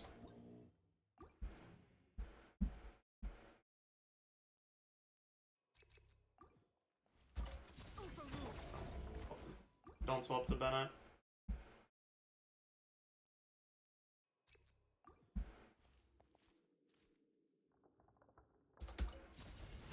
Stand clear. Fulfill our pact. No. Suffer the wrath of.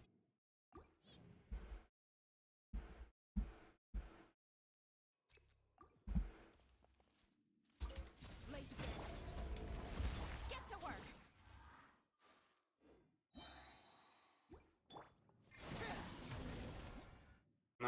this isn't gonna be enough damage even if we get it in time.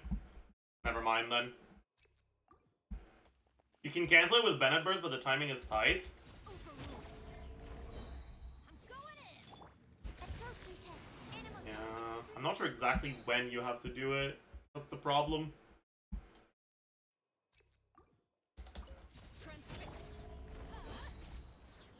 Everybody stand. Stand clear.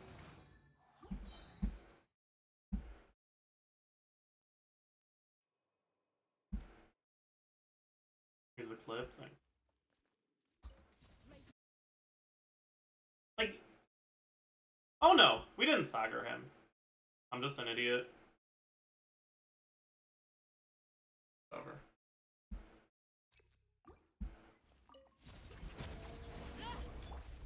Off we go. I'm going in.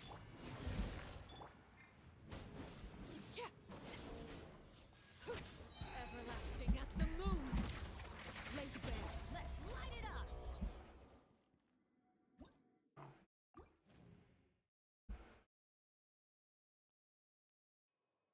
I guess there's no great way of doing it. Overruled. Teamwork is true. Fulfill our pact. You two. Time.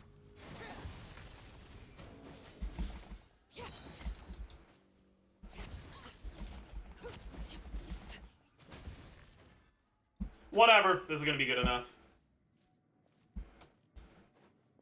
Man, now we gotta fucking figure this shit out. Shine down.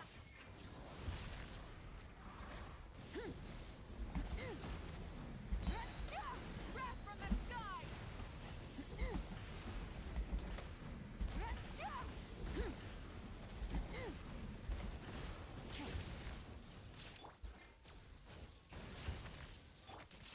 Justice will prevail. No turning back. Inazuma shines eternal.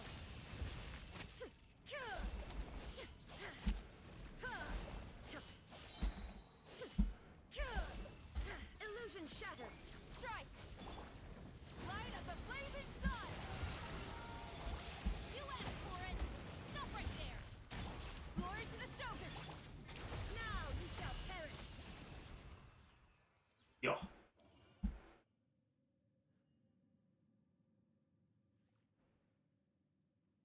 Did I just see a million melt? I mean, I probably could get about a mil.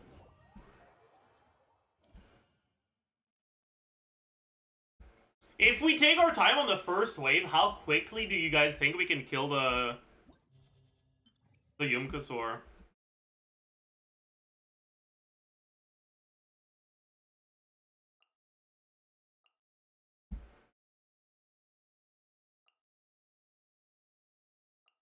Seven autos? I don't think we need 7. Maybe, but I doubt it.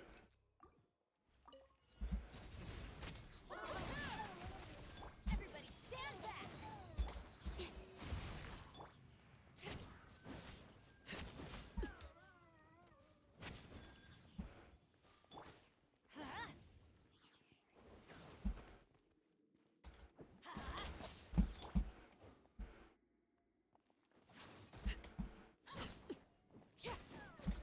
Transfix. Let's light it up. Teamwork is Animal Test 60. Lolling. Eat Papa. Didn't do my charge attack properly. Fuck.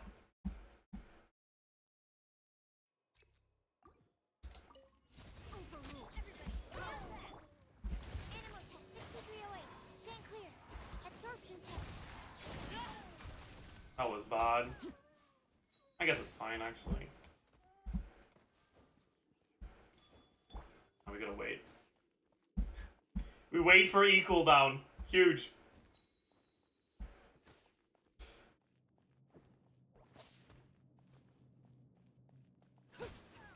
Laid bare. I'm going in. Stand clear. Get to work. You two. Time to... I fucked up. And we didn't crit.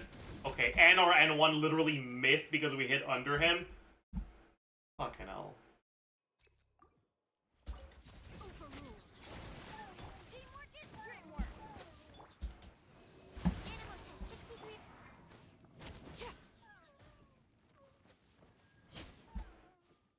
think we can do one. Yeah. Okay. Now we wait. The 100 ping, it's not that high, but it's enough to kind of fuck my Transfix. Let's light it up. muscle memory. Stand clear. Animal test. Lolling. Eat Papa.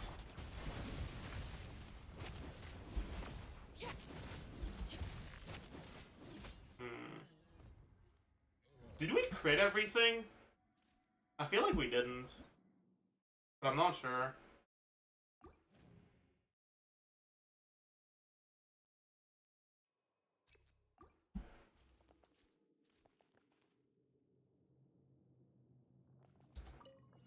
Overruled. Everybody stand clear. Animal test. I actually want to try to not hit multiple of them at the same time. So I can get more cooldown reduction procs. Let's light it up.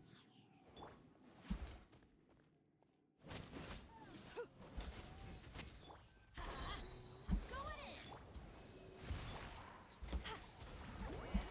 Suffer the wrath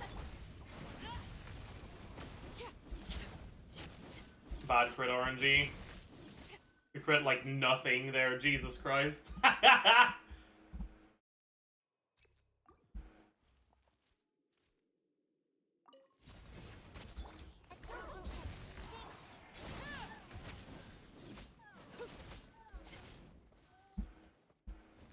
It survived. Huge. Huge!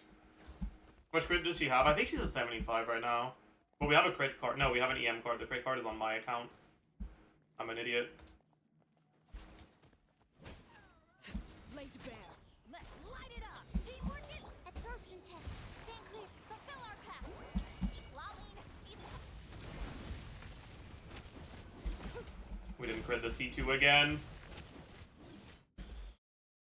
I'll be right back.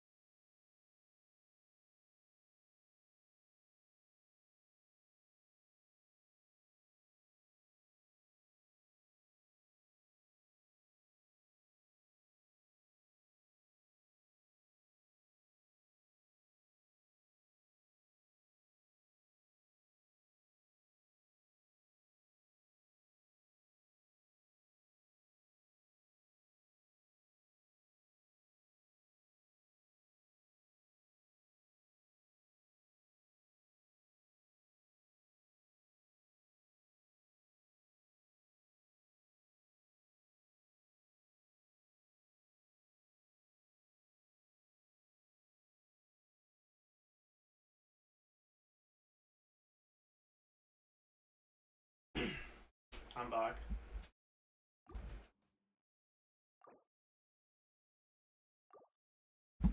We have C2 Shilonen, so it's probably gonna be better with Shilonen. Let's do it with Shilonen.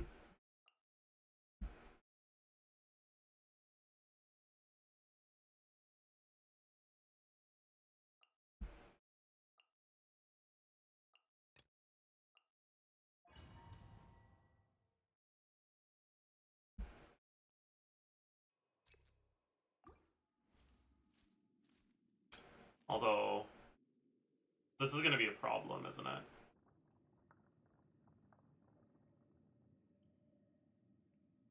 Yeah, it is gonna be a problem. We're gonna have a problem here.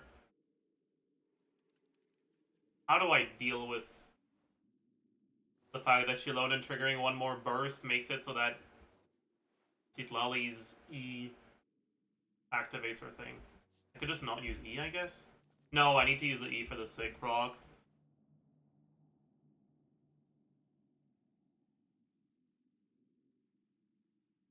Maybe Citlali burst kills them and we don't... No, that won't be good enough. And whatever, I don't care. We'll figure it out. Transfix. Everybody stand. Get to work. Suffer the wrath of evil.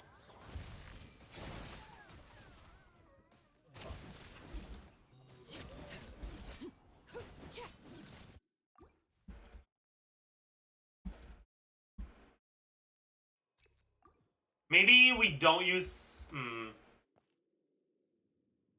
I guess... No, actually, this is gonna be fine. This is gonna be fine. This is gonna be fine.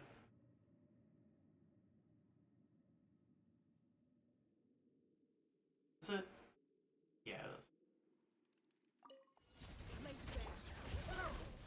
Fulfill our pact. Lolling, he's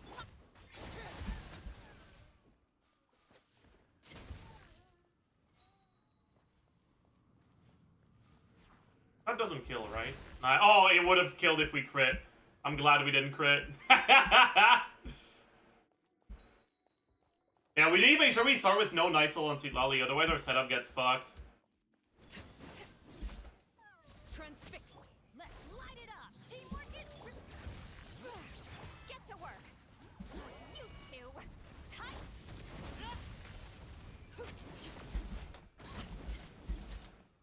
You were right on the 7. That's cool. That's cool.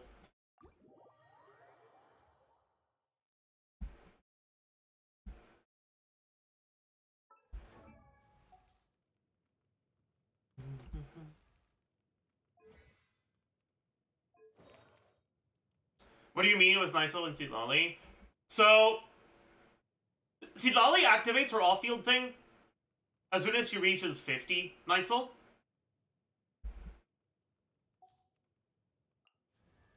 I'm an idiot.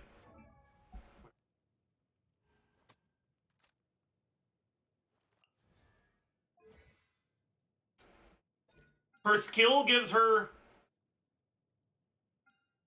24. The first melt you get gives you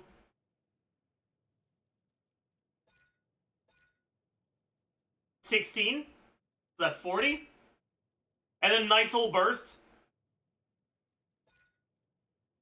gives you 4. So if you start with anything above 2, you trigger Night Soul Burst from the first time you deal elemental damage. You get 40 from skill and passive. That's 44. And you get another 4 from the Night Soul Burst you trigger from Chilonen's skill.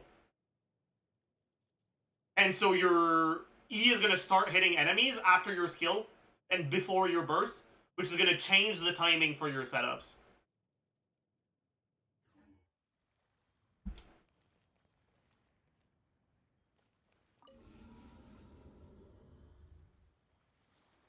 Yo.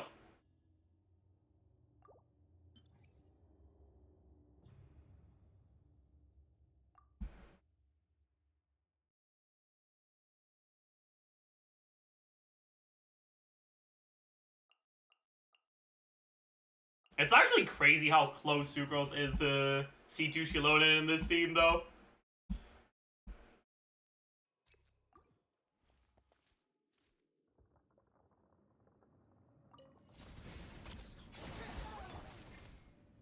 Animal test 63.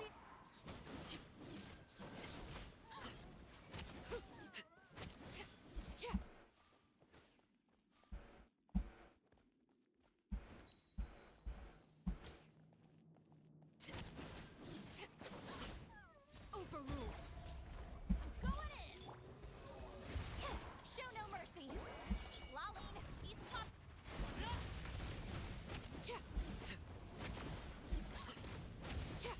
We're pretty much killing in the same amount of attacks.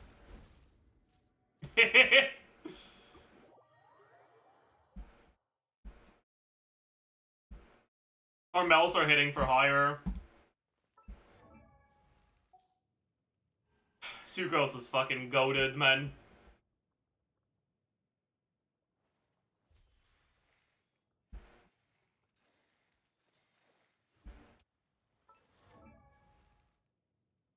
And that's C2R1 Chilonen, by the way. Versus Sucrose.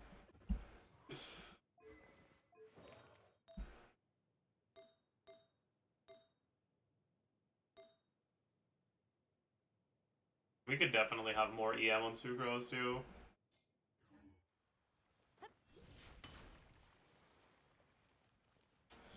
Anyways. Thank you for lending me your account! Okay, Dragon. Pog.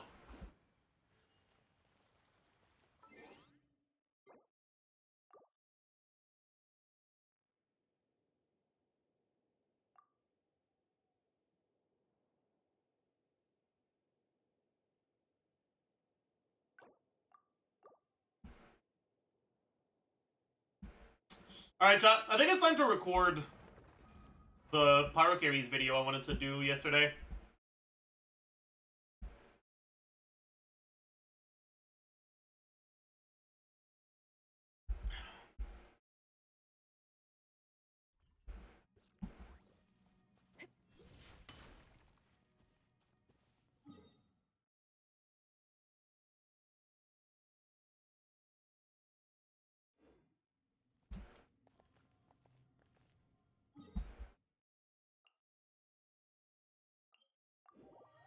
So everyone say hi to YouTube. Let me put a stream marker down.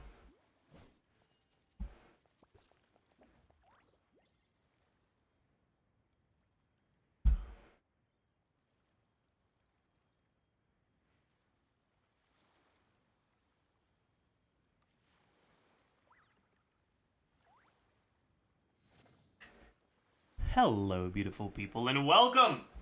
Hi! I'm naked. Wow, that's crazy. Actually, am I gonna get demonetized if I say naked in the first 30 seconds? I know you get demonetized if you swear in the first 30 seconds, but I don't know if I'm naked is something I can say. Okay, we can't. I don't want to risk it. We're gonna try that again. Hello, beautiful people, and welcome! Hi! I don't know if you can notice anything different about me. Welcome to a video about Pyro Carries. I want to talk about Pyro Carries and their reliance on their different teams because we have a Farina rerun coming up, and I've had a lot of people lately ask me how good is Farina. And just like a lot of other supports, Farina's value is going to depend a lot on what teams you're using. And so I figured it might be a good idea to go through all the carries in the game and how their teams compare to one another, how reliant they are on any given support or any given archetype. And I already attempted to record that, but then I realized, oh god, this is way too long. I've been recording for 2 hours and we're not even anywhere close to a third of the way through. This won't work.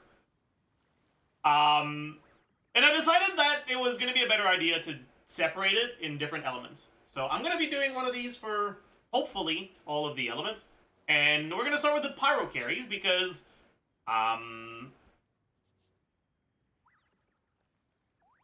they're probably the ones where there's the most to say about Farina. And Farina was the main factor that led me to Something you wish to report? want to make a video like this. You have my undivided. And so, let's get started. So, first thing is, we need to define what we mean by Pyro Carry. For the purposes of this video, Burgeon teams are going to be classified under Dendro carries, even if it's your Pyro Carry that's triggering Burgeon. So we won't be talking about them in this video, we'll be talking about them in the video about the Dendro carries.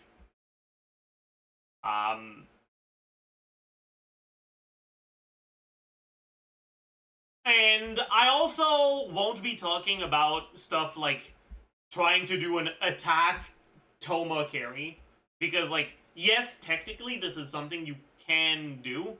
It's not what his kit is designed around, and he's really, really bad at it no matter what.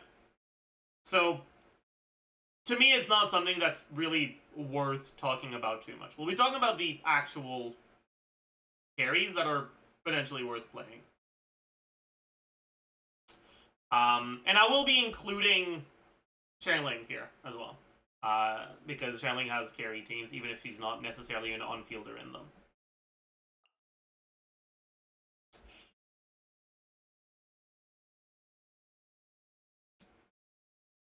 So,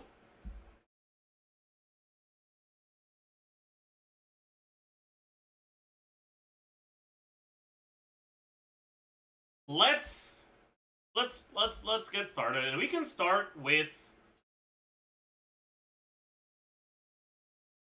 who should we start with, Chuck?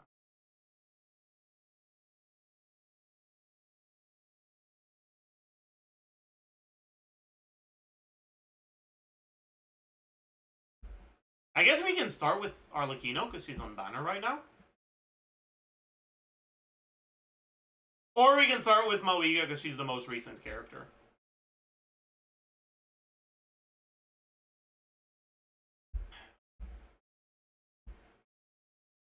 We'll start with Mauiga. So, it is no secret that Mauiga is a fairly strong character. And she has a few different teams where she can be played, but she is quite a bit stronger in some of them than in others. Because Mauiga is such a strong character, even her relatively weak teams are still competitive with other carries' strong teams, generally.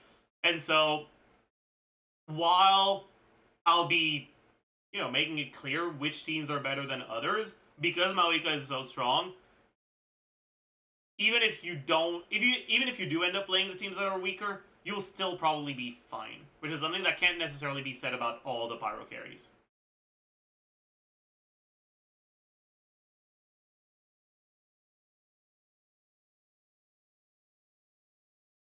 So, I guess I'll have to explain this thing for the third time, but that's okay.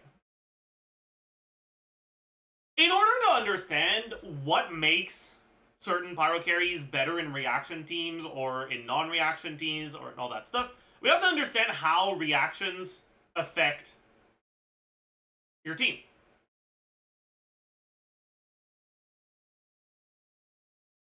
So, Melt and Vape are reactions that multiply the amount of damage that you do.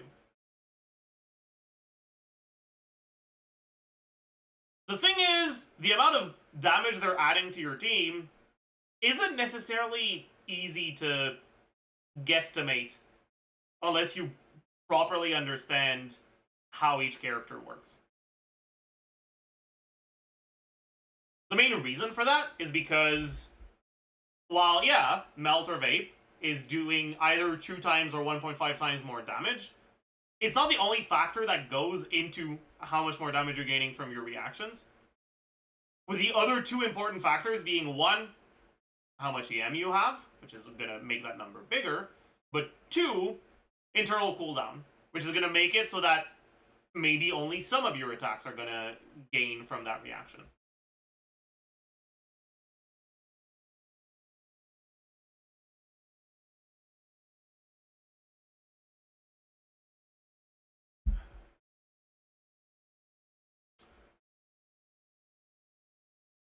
So,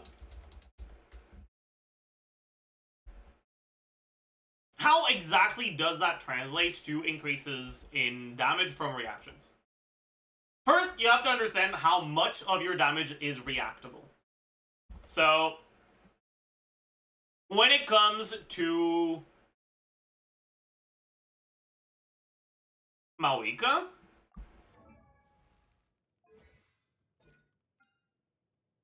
she has her burst initial hit, the charge attacks that she ends up doing, and her skill. Out of that, her skill doesn't have ICD, but it doesn't hit during your uptime, and so generally it doesn't get reacted, or if it does get reacted, it doesn't get reacted all that much. Her burst initial hit gets reacted, and out of her charge attacks, about half of the charge attack damage can get reacted. That means that generally, she's reacting a little bit more than half of her damage. We can go for around 60% for now.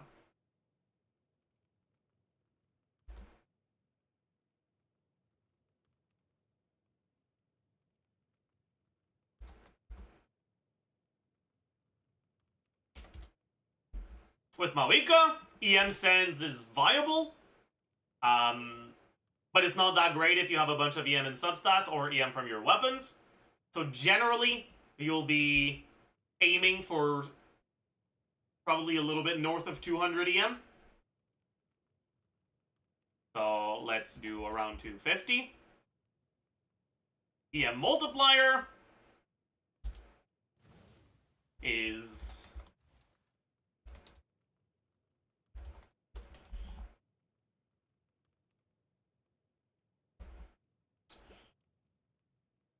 this number right here. Right? The increased damage by vaporize or melt.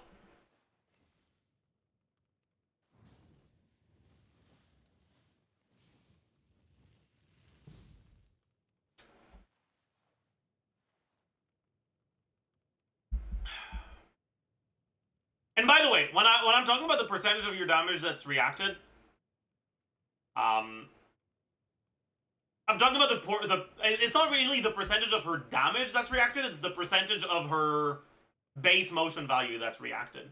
Because obviously, if 60% of her damage, or of her base damage, gets doubled, then that's 120 versus the remaining 40, which is actually 75% of her overall damage, right? But we're talking about the base multiplier here. We'll account for that later on. Don't worry.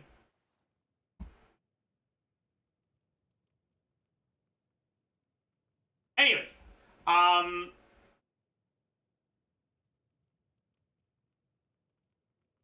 then obviously because we're building a bunch of EM, that means we're getting a bit less stats on the rest. Generally at around 250 EM, it means you're probably losing out on about 10% of your total attack. Maybe more like 12. It's somewhere between 8 and 12. It's going to depend on your artifact quality. We'll approximate about 10% damage or attack loss in total. And not 10% attack, but 10% of your total attack. Because obviously you stack a lot of attack buffs.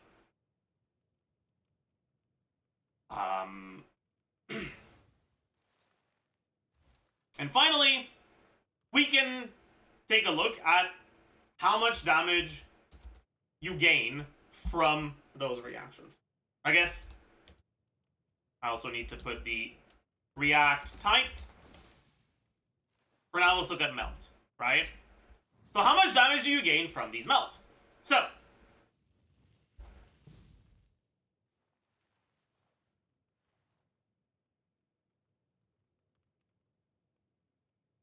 whatever doesn't get reacted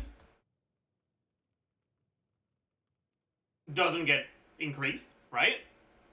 So 100% minus the percentage of your damage that's reacted just stays there. And then the rest, the damage that is reacted, is going to be multiplied by 2 from melt, multiplied by your EM multiplier, and all of this is going to be multiplied by the stat multiplier that comes from the stats that you're losing out on from building that EM.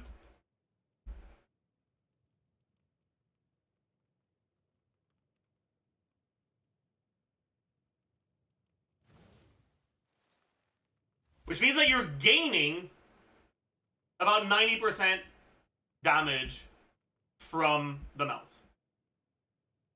Plus whatever the cryo unit is providing.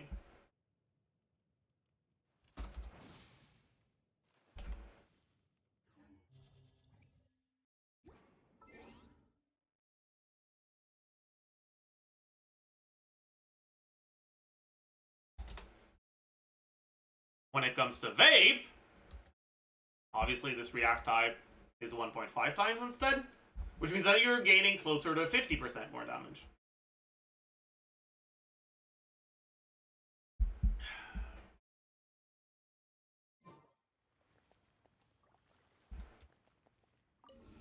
When it comes to team building for Maoika, what you have to do is you have to take into account that this is the amount of damage that you're gaining from the reaction.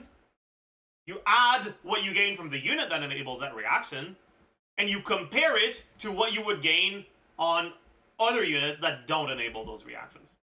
So, for example, we look at the premium Maoika team, which is Maoika, Bennett, Shilonen, Sitlali. You look at the damage you get from Sitlali, and from Melt together.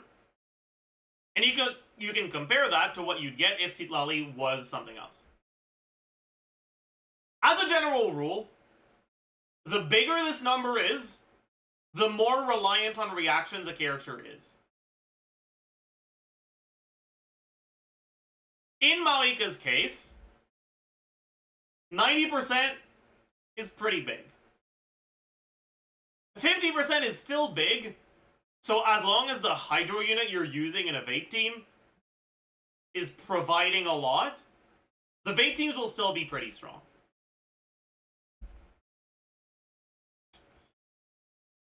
The main reason why Malika is so reliant on reaction in her teams is because she vapes, or she reacts enough of her damage to justify these teams being very, very solid.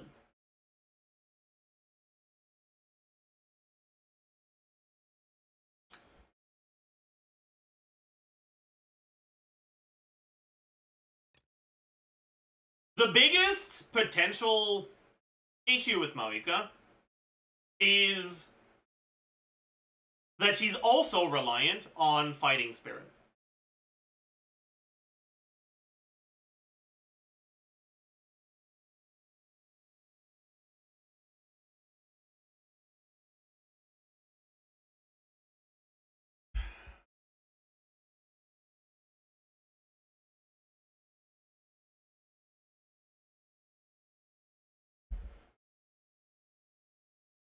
And the only Natlan unit that enables reactions is Citlali, which is a 5-star that was released at the same time as Malika, so a lot of people don't have her. If you don't have Citlali, then it becomes a question of whether or not you have Shilonen. And if you don't have Shilonen either, her Natlan teammate options are not great. She can use Ororon, she can use Kachina, she can use Pyro MC.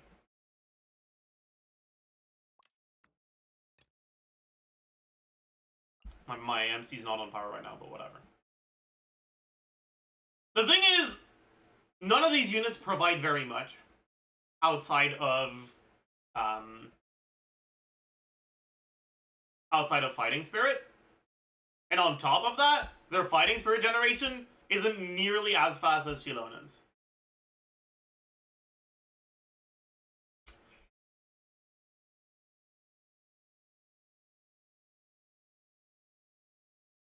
Ororon prevents you from using a cryo unit on the last slot, because Ororon's electro application is going to fuck with your aura and is going to make it so you can't melt. So if you're using Ororon, the last slot has to be a Hydro unit.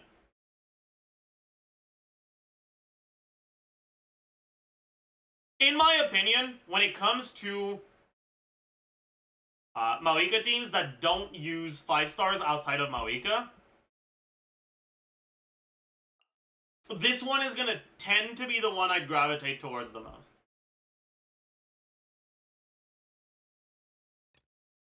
The problem with this is that Ororon is a very new unit that was released on Chaska's banner, and a lot of people ended up not going for Chaska, and therefore don't have Ororon at all.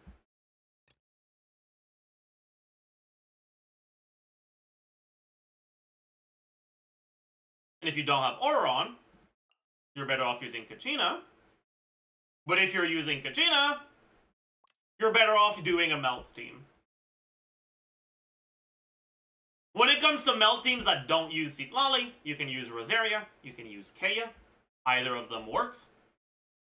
They're fine.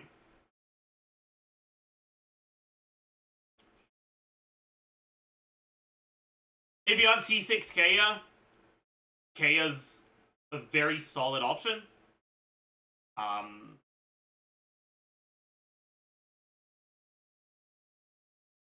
Because he allows you to get one additional melt.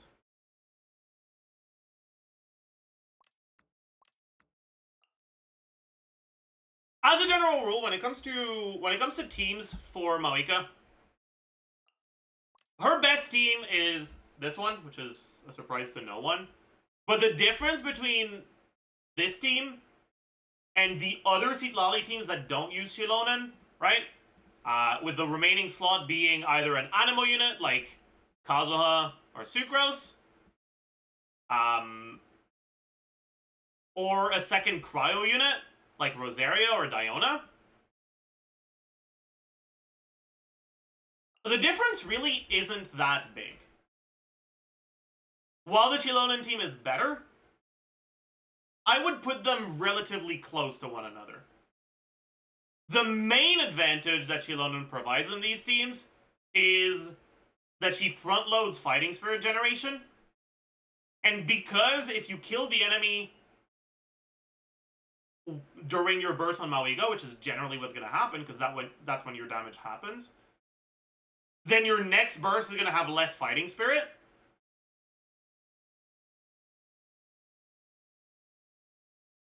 It means that Shilonen enables you to have a well-stacked fighting spirit first burst on the next chamber. Otherwise, whatever fighting spirit you had on Mauika's E that was left effectively ends up being lost because the enemy dies before you end up using it up. And if you want to stack your fighting spirit on the next chamber, you're going to have to use your E and wait. Maybe go on the bike and dash around a little. And so, Shilonen helps.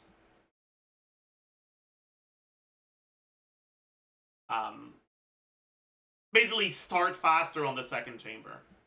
And the third chamber. But just in terms of damage, she's not that big of an upgrade.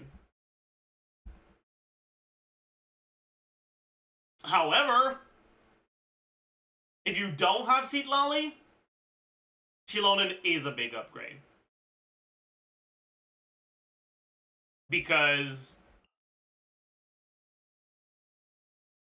when it comes to the teams that aren't using Sitlali, the ones with Shilonen are much better than the ones without her. So, at the very top for Mauika's teams, you have the melt teams with Shilonen, the melt teams with Sitlali, with the Shilonen version being the best, but not that far above the other options. And below that, you have the Shilonen teams either with Vape Shilonen, with Farina or Yelan, or Melt Shilonen with Rosaria or Kea. And I'd say that those teams are relatively close to one another as well. Finally, below that, you have the Melt teams with Kachina that are a bit more cringe to play, but that can be solid. And you have the Vape teams that use Auroron, whether it be with Farina or Yelan.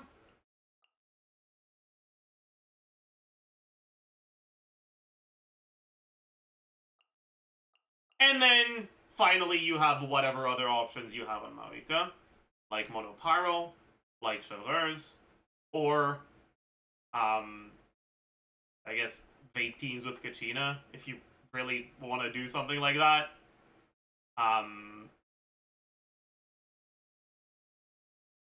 Vape teams with Pyro MC as well, I suppose.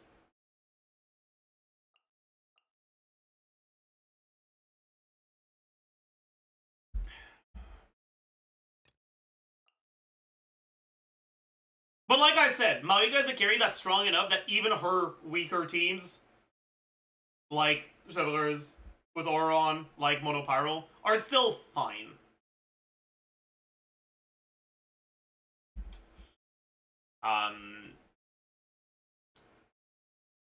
But yeah, so if you want to improve, if you like Mauika, you want to improve her teams based on what you have. Highest priority is Sitlali. And as long as you have Sitlali, you'll be able to make a good Mauika team pretty much no matter what. If you don't have Sitlali, Shilonen enables you to have the next best options and you have a bit of flexibility for this slot.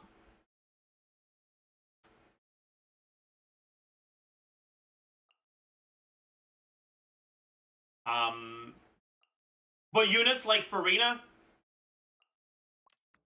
while they can be used in teams like this, are really unnecessary. They're not high priority at all.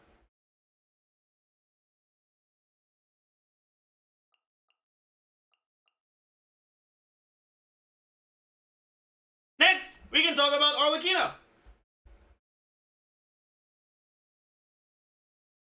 So,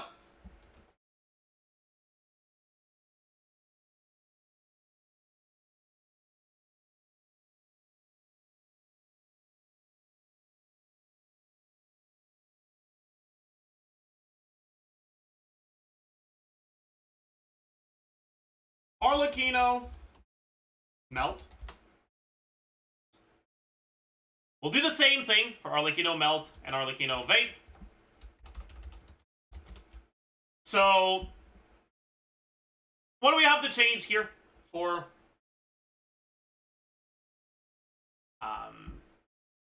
Arlecchino's things compared to Mawika? Well, Arlecchino reacts a much smaller portion of her damage. Her charge attack is reactable, but it's not very good, so you don't want to use it very much, right? Her charge attack doesn't have ICD. And outside of that, her normal attacks have normal ICD, and generally, that's going to line up to about a third of your damage being reacted. A little bit more than a third.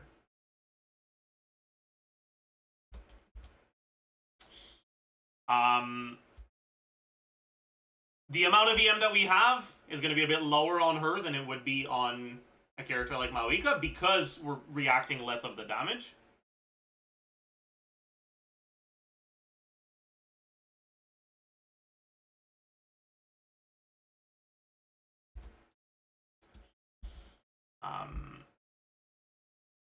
And we're sacrificing less stats for that EM as well. Because we get less of it. Technically, this should probably be a little bit lower, actually. This should probably be 85. It's probably more reasonable. Yeah. But things like this are really hard to approximate, because the amount of stats that you're losing out, like the amount of attack and crit you're losing out on if you're building EM, depends on what exact artifacts you have available to you. So we have to estimate for this one, unfortunately.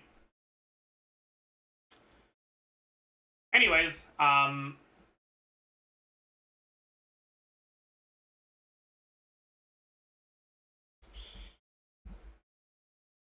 because we're reacting a much smaller portion of our damage on Arlecchino, it means we're gaining a lot less from reactions.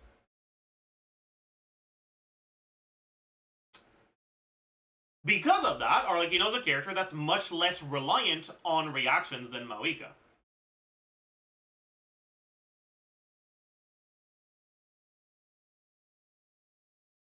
On top of that,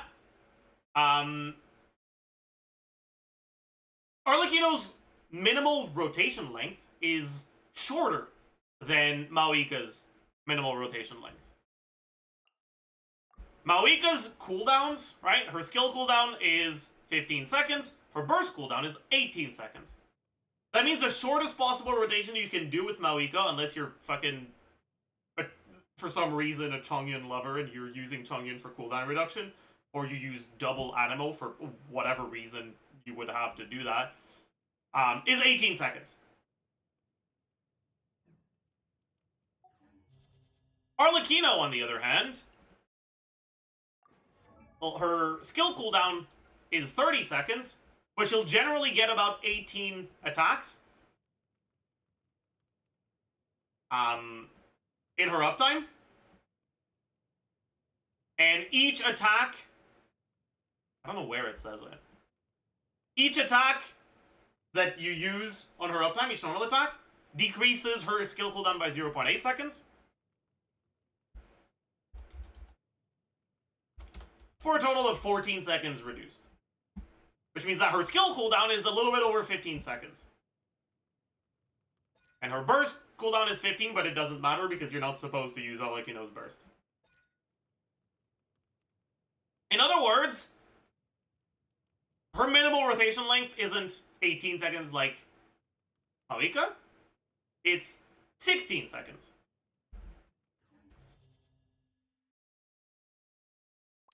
The reason why this matters is because for Malika, the fact that she's 18 seconds rotation minimum means that characters that have cooldowns that are shorter than 18 seconds, well, that doesn't really matter. Right? You don't gain anything from those shorter cooldowns. So, Citlali, for example, skill cooldown 16. Well, it doesn't matter, it's 18 in practice anyways.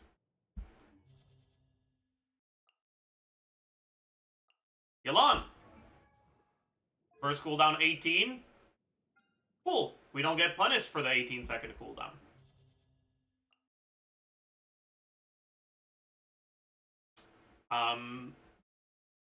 Bennett. Burst cooldown 15. Although Bennett's burst cooldown starts at the end of the animation, so it's more like 16. But whatever. You can't do a 16-second rotation because of Malika. The reason why this matters for Arlecchino is because her ability to do shorter rotations means that she has slightly better synergy with characters that have 15 or 16-second cooldowns than characters that have 18-second cooldowns. Because it means you don't have to wait. When you're using Arlecchino with a character like Yelan, with an 18-second cooldown burst, you're effectively adding a bit of weight into your rotation. Now, in practice, you won't actually be waiting, because you're just going to do a little bit more normal attacks on Arlecchino. But towards the end of your Arlecchino uptime, a bunch of your buffs have run out, and you have less Bond of Life, and using more Bond of Life by attacking on her at the end like that means you start with a little bit less on the next rotation, right?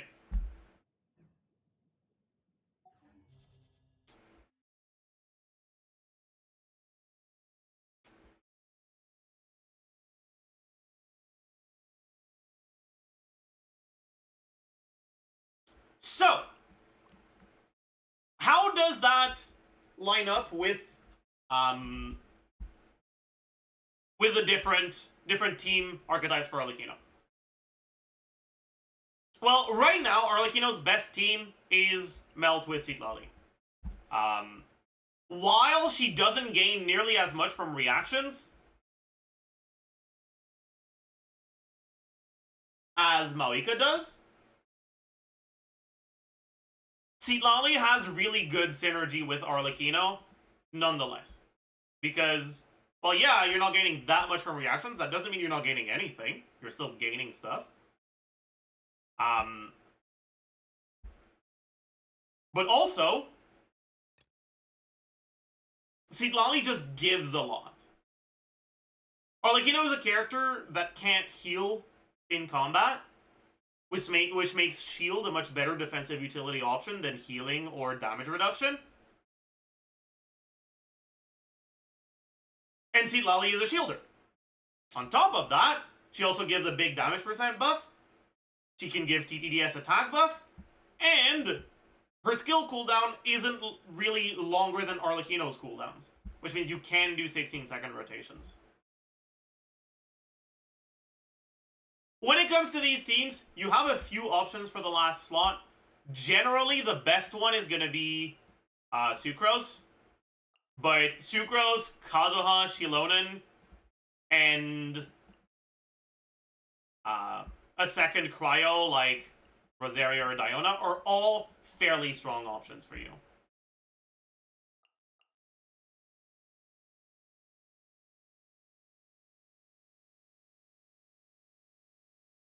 These teams aren't that much better than the next best Arlecchino teams, but the next best Arlecchino teams don't have a shielder, don't have access to a shielder properly. Which is why a lot of people will prefer playing these teams if they have Citlali to the other strong Arlecchino team options.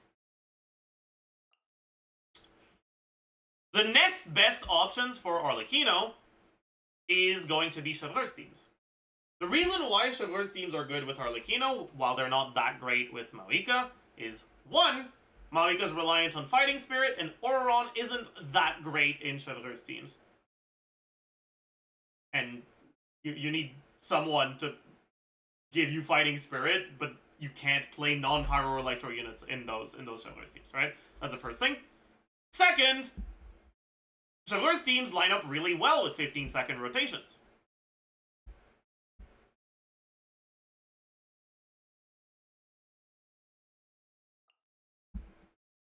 And so this team is very solid. Because we don't gain that much from reactions, as long as the non-reaction units we're using give us a lot of stats, it's not that big of a deal not to trigger reactions. Obviously, though, Chevreuse's C6 is a pretty big deal in a team like this. Right? If I go and take a look at the sims for it,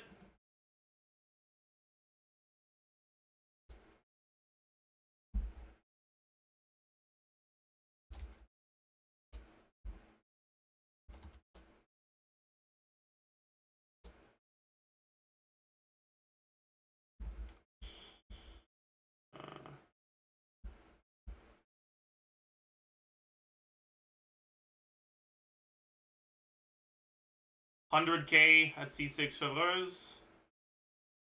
And if we do C5 instead, it's like 87K ish. We don't need to let it run all that long. C6 Chevreuse is giving you like 15% more damage to your whole team, which is a pretty big deal.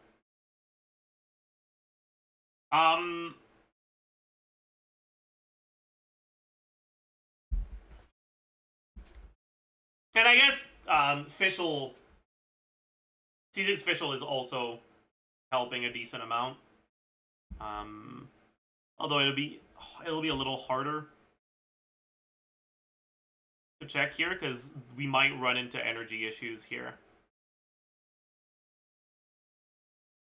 Doesn't seem like we're getting energy issues. Okay, yeah. So and C6 Fischl is also about 10% more damage. So if you don't have either C6 Fischl or C6 Chevreuse, the team is like 30% behind. Then, versus if you have both of them, which is a pretty big deal when it comes to team DPS, right? They're not really far behind the melt teams if you have C6 Chevreuse and C6 Fischl. But if you don't have either of them, or if you only have one of them, they start trailing behind a little bit. However, in exchange for... And then on top of that, they also don't have a shield option. But you gain something in exchange, which is... You're a lot less setup reliant, right? You're not gonna lose your reactions if something goes wrong, because you're not reliant on the order of those reactions all that much. And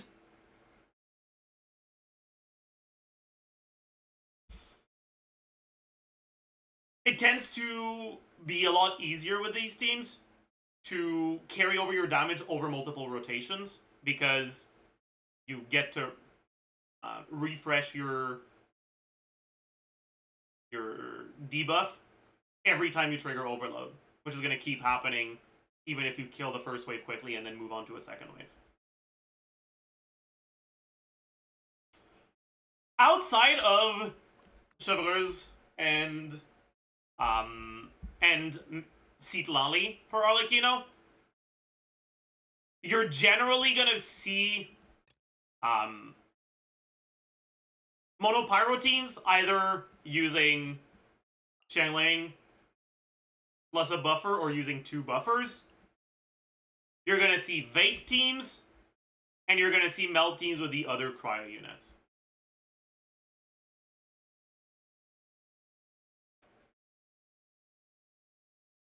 In my opinion, the best one of those 3 is going to be the mono teams.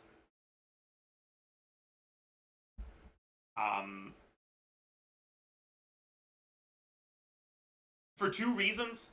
One, because mono teams don't have to worry about enemy aura, it tends to be easier to carry over things throughout multiple rotations. Right? If you need to refresh your VV, you can just swap into your Animo unit and then back to Arlecchino. 2, they're not reliant on any sort of complicated setups to get double swirls. Or even just to get single swirls.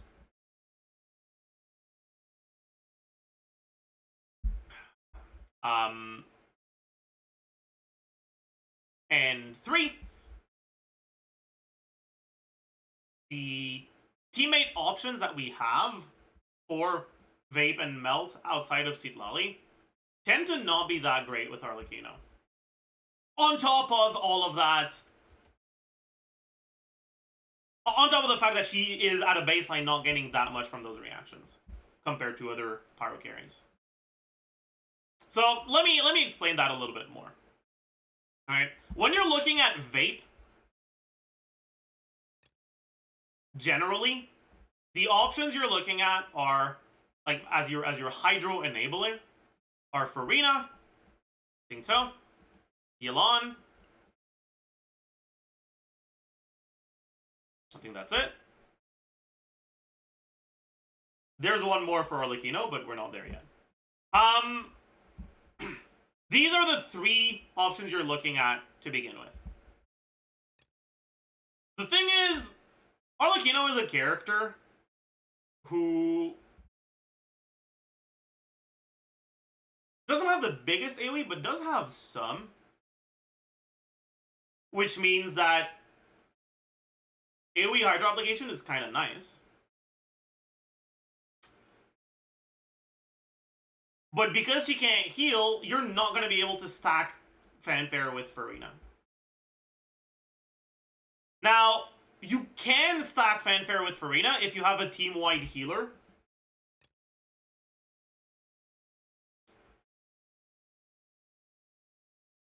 But there's no team-wide healer here that actually works well with a team like this.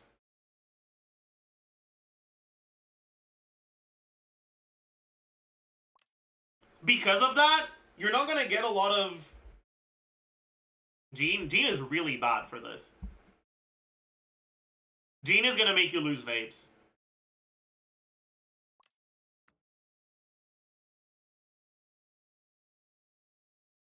Because of that, Farina's not that great with Arlecchino, right? Her Hydro is going to be enough to vape all the stuff you need to vape on Arlecchino, but you're going to get very little fanfare, and Farina's damage is going to be a lot lower than usual because you're going to be at 50% on your whole team for most of the rotation, which means that she's not consuming HP to gain damage on her skill. I think that's something people tend to forget a lot about Farina. It's not, like, the reason why you want heals isn't just for fanfare, it's also because Farina's damage is lower if she's not consuming HP.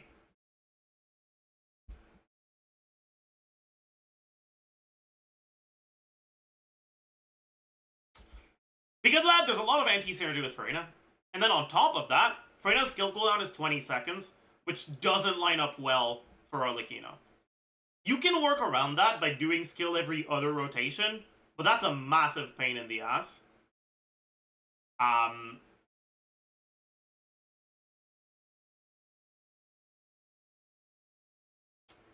And then on top of that, if the last slot you're using here is an Animo unit,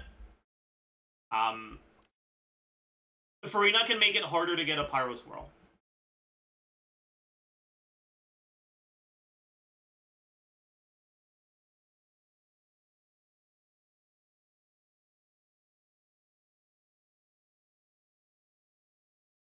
Because of that, there's a lot of anti-synergy with Farina, and it makes Farina a fairly weak teammate for Arlecchino that I would pretty much never recommend unless you have Constellations on Farina. If you have Constellations on Farina, she can be fine, but she's still not going to be that great.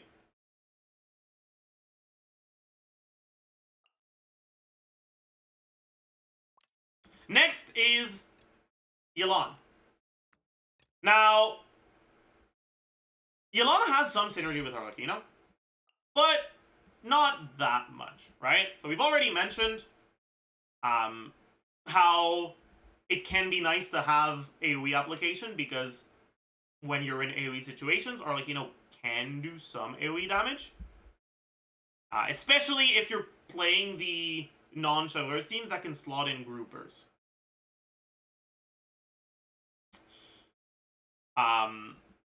Yelan doesn't have AoE application, which means that in those situations, you are generally gonna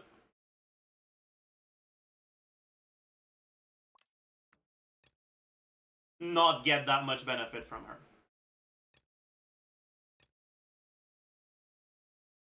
What usually makes Yelan good is, or compared to other Hydro units, is, or not necessarily compared to other Hydro units, but whatever. What makes Yelan good, right? The parts of Yelan's kits that are meaningful in Vape teams are that she has personal damage and pretty good Hydro app, and a damage buff. The thing is, her personal damage in teams where you're playing her as solo Hydro is a lot lower because her ER requirements skyrocket. Her ER requirements in teams, especially teams that do rotations shorter than 20 seconds, like Arlecchino, you can only do one E per rotation, and one E per rotation on a team with solo Hydro Yelan makes her ER requirements really, really high. With Fav, you're still going to need an ER Sans. If you're using Elegy or Aqua, well, you can't use Aqua. But if you're using Elegy, your ER requirements are going to be like almost 300. On Aqua, they're also around 300, but you just can't get 300 on Aqua. It's just GG.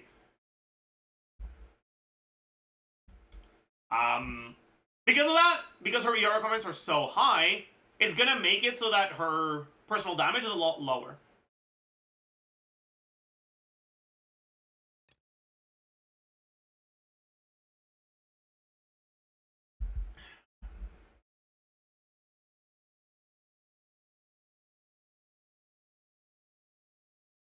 Then we already talk about the Hydro application. It's not AoE, unfortunately.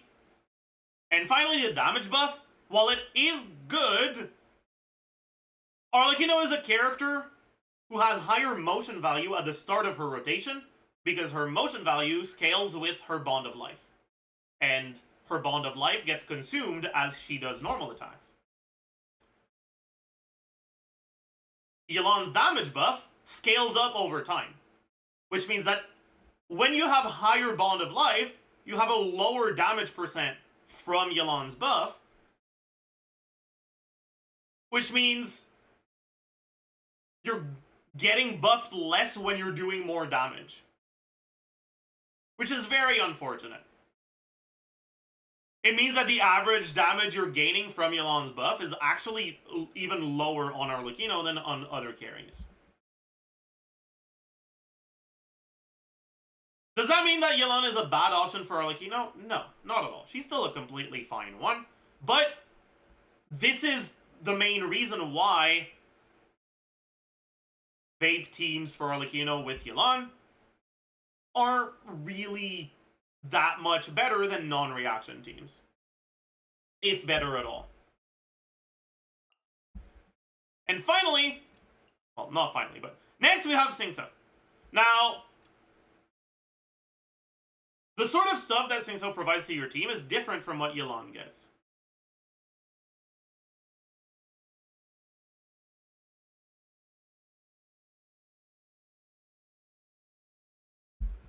The main things that he provides to a team are, well, he also has personal damage. In solo Hydro, that personal damage is pretty similar to what Yelan would be doing. So personal damage. Hydro application, that's much better than Yelan's. And damage reduction.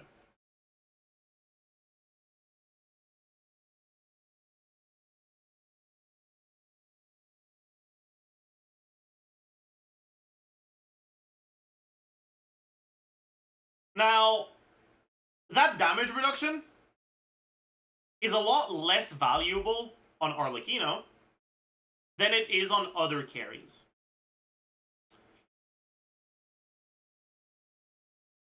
The reason for that is that when it comes to defensive utility in general,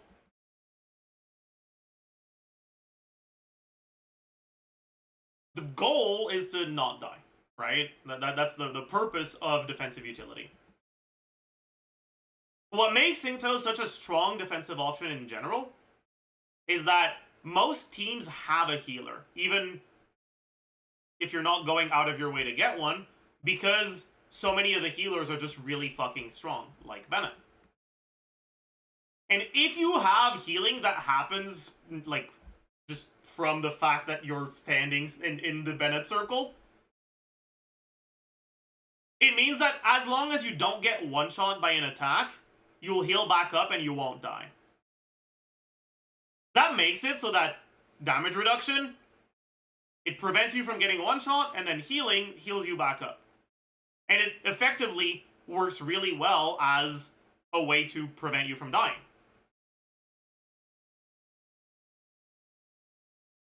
When you can't heal, the value of damage reduction becomes a lot lower. Because, yeah, you'll take the same amount of damage, but you won't be able to heal it back up. Whereas when you look at the defensive utility provided by shields, it will be just as strong on Arlecchino as it is on other carries. Because of that, the defensive utility provided by Singto is a lot worse on Arlecchino than it is on other carries. And then there's also the fact that the resistance to interruption that Singto provides is worse on Arlecchino than on other carries as well. Because Arlecchino is not reliant on doing specific attack strings. And she barely gets punished if you have to dash at the wrong moment. Having to iframe incoming attacks after your N2 instead of your N3 in Vate teams doesn't matter.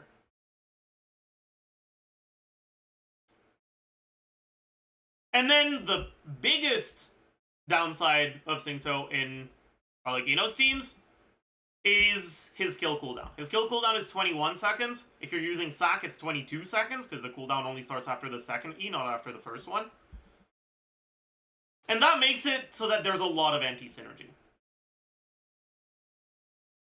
Does that mean that Singto's Arlecchino teams with Singto are bad? Well, it means they're a lot worse, or he's a lot worse of a vape enabler for Arlecchino than some other characters. But there is a silver lining. And so, let's talk about Arlecchino combos really quickly. We've talked about how the normal attack combo doesn't really matter that much in Vape teams, and the general combo is N3D. But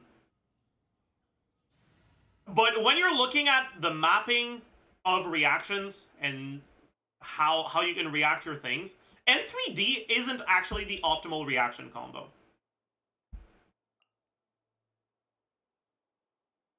What is technically the optimal reaction combo Justice. I is N2C. can't promise you'll like what you see.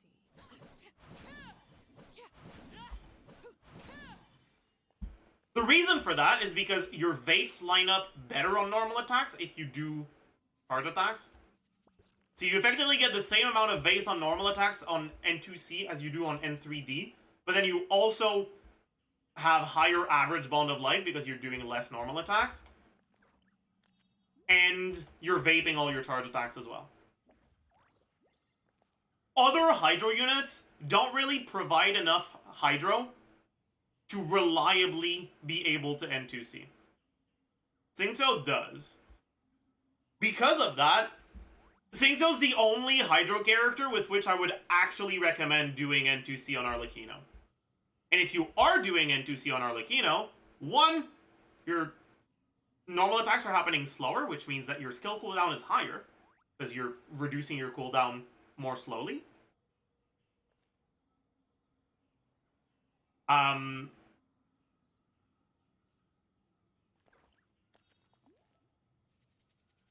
And two, Xingqiu's kind of the only hydro character who's giving you enough application.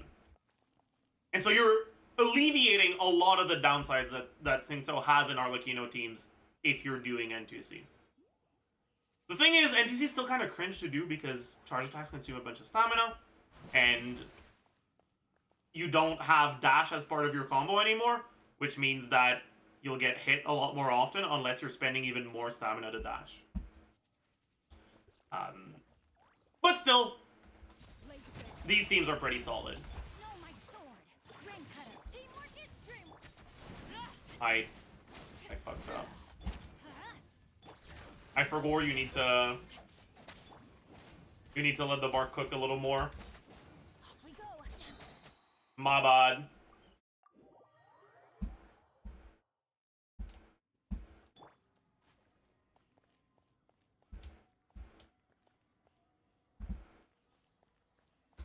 Overrule. Rain outlines your fate. Everybody stand back.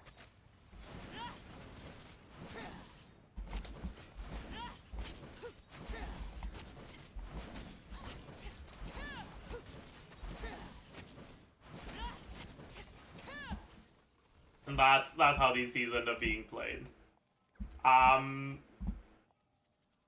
It's kind of cringe to play. Also, yeah, don't look at the damage too much. Witness my rise. I'm keeping myself on a level 1 weapon so I can actually show the combos. Yeah, the stamina can become a problem though. Oh fuck, I'm capped on resin. I didn't, oh no. Whatever, who cares? Bennett uptime is a problem too. It's not that big of a problem because in these teams you swap from Bennett to Arlecchino.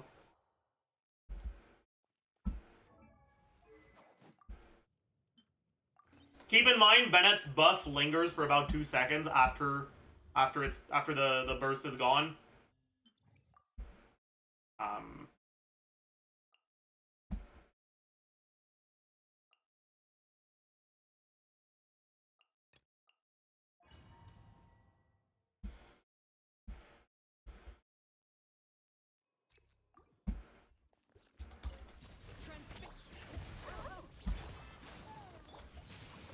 Rain cutter.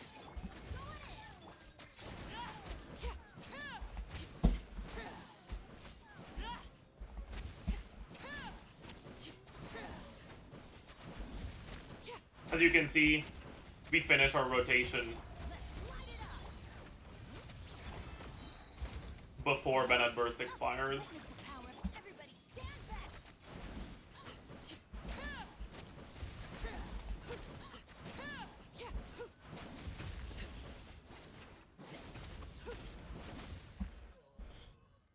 But you can also see that my stamina's at fucking 0.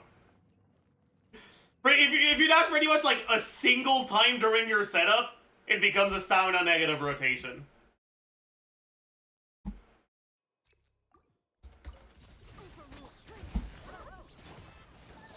Rain outlines your fate. Let teamwork is dreamwork.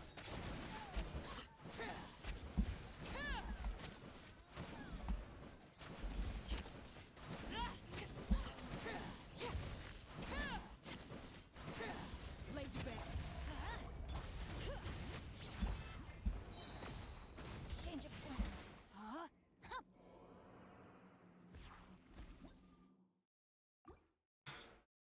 My bad.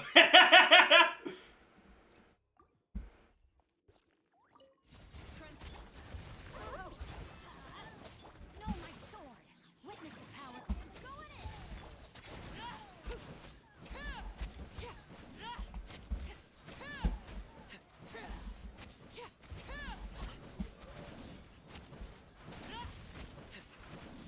Laid bare.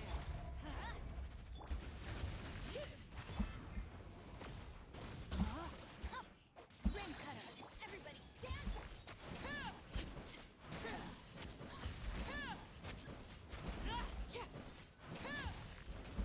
Oops. Bro, stop hitting that! Whatever.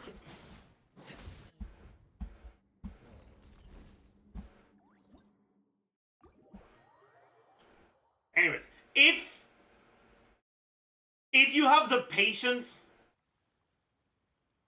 to do N2C rotations on Arlecchino, Singso's done that not really much worse than the other Hydro options.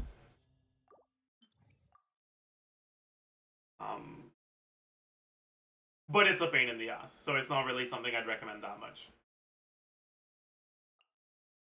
However,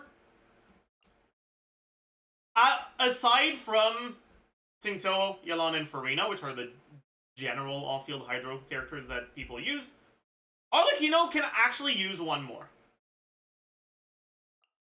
which is C6 Candace. Now, C6 Candace, unlike Farina, Singso, and Arlecchino, has barely any personal damage, which is why she's generally a lot worse. However, she has a few things that work with Arlecchino better than Singso, Yelan, and Farina, which more or less make up for that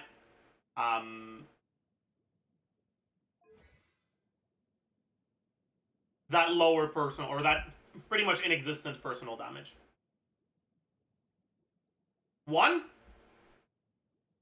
she has a damage percent buff that, unlike Yelan, actually works at the start of your rotation fully, which means that the average amount of damage you get from that buff is better from Candace than from Arlecchino.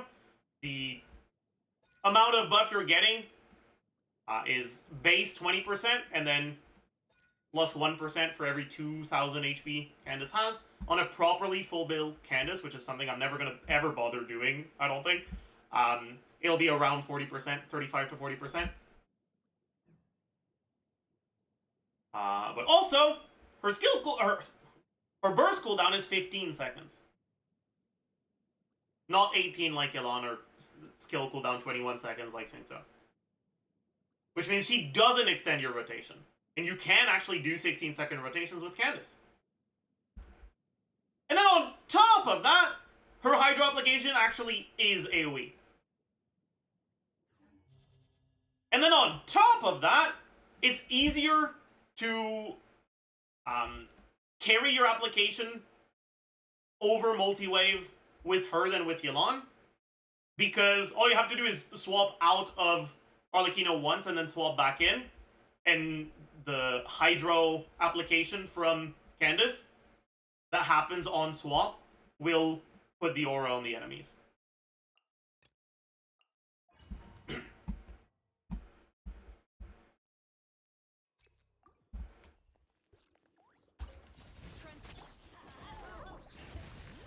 Teamwork is dreamwork. Do your work.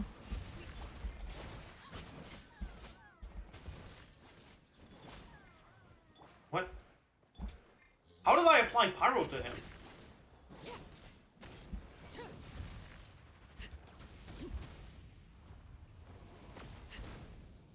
Does anyone know how I applied Pyro to him?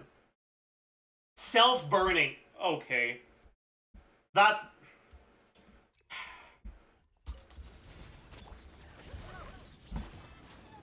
Going in. Hear my prayer.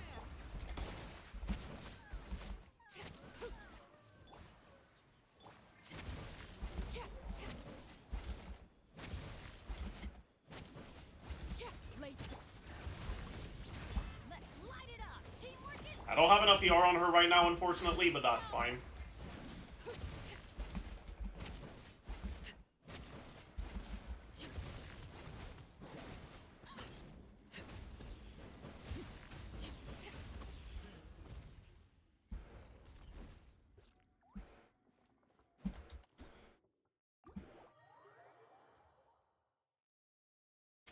Anyways, Candace is also a viable option for Vape Arlecchino.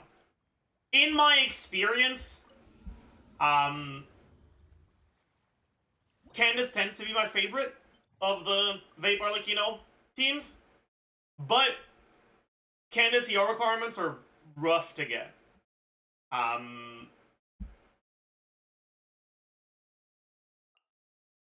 So that can be a bit annoying.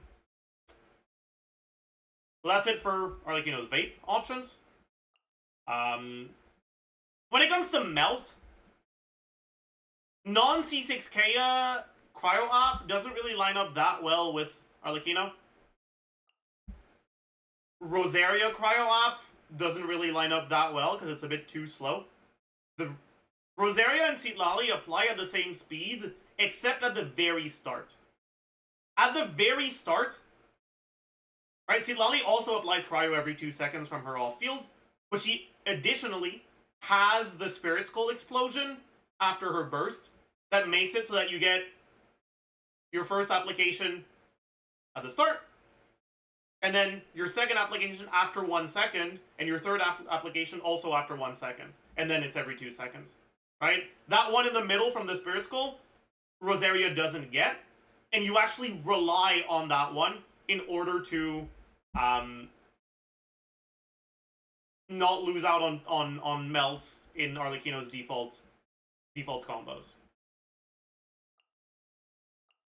Does that mean you can't play melt with Rosaria? No, it doesn't.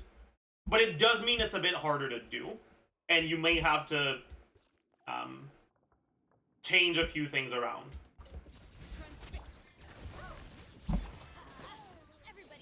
I'm not gonna use Rosaria here because I don't want to kill them too fast. I want to properly show the setup against this guy.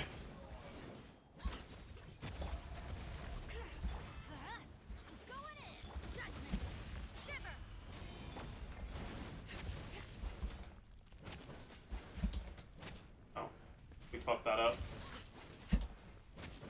But I guess it kind of worked out, more or less. I should show it in Overworld, actually, if I wanna properly show reaction stuff. I should show it in Overworld.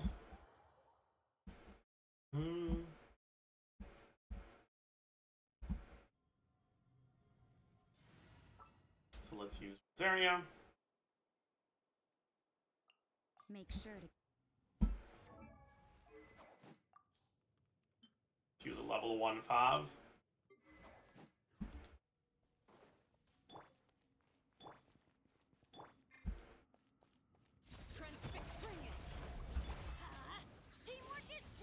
Although this guy moves, doesn't he?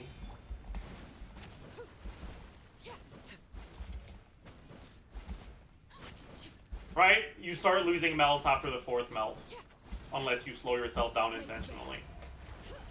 And then on top of that, the buffs you get from Rosaria are much smaller than the buffs you get from Citlali. And then on top of that, Rosaria doesn't give you a shield. All of that being said, though, these are still fine teams. Rosaria's app is stationary. If the enemies move, you kind of lose it, unfortunately. But it is AoE at least, which is nice.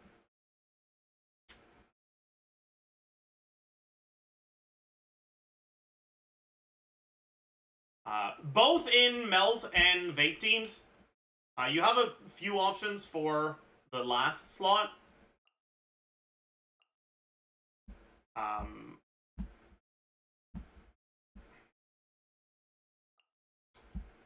You can use an Animo unit, you can use Shilonen. You can do double Hydro, and you can do double cryo. I'd say that double hydro isn't that great. Double cryo is pretty alright.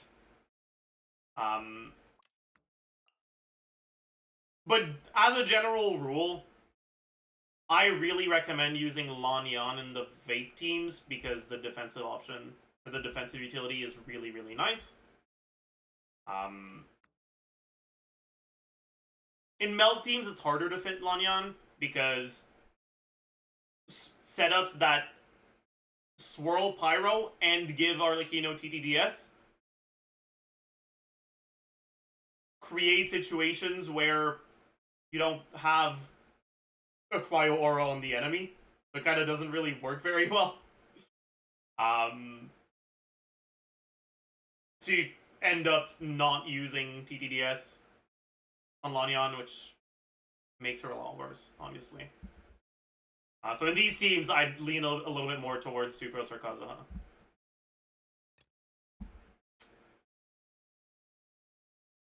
And then finally, you have her mono options, which, like I said earlier, I'd say that if you're not using Chevreuse or Citlali are her best teams, you have a bunch of options, but I'd say that the best one right now is probably Chilonen Lanyan.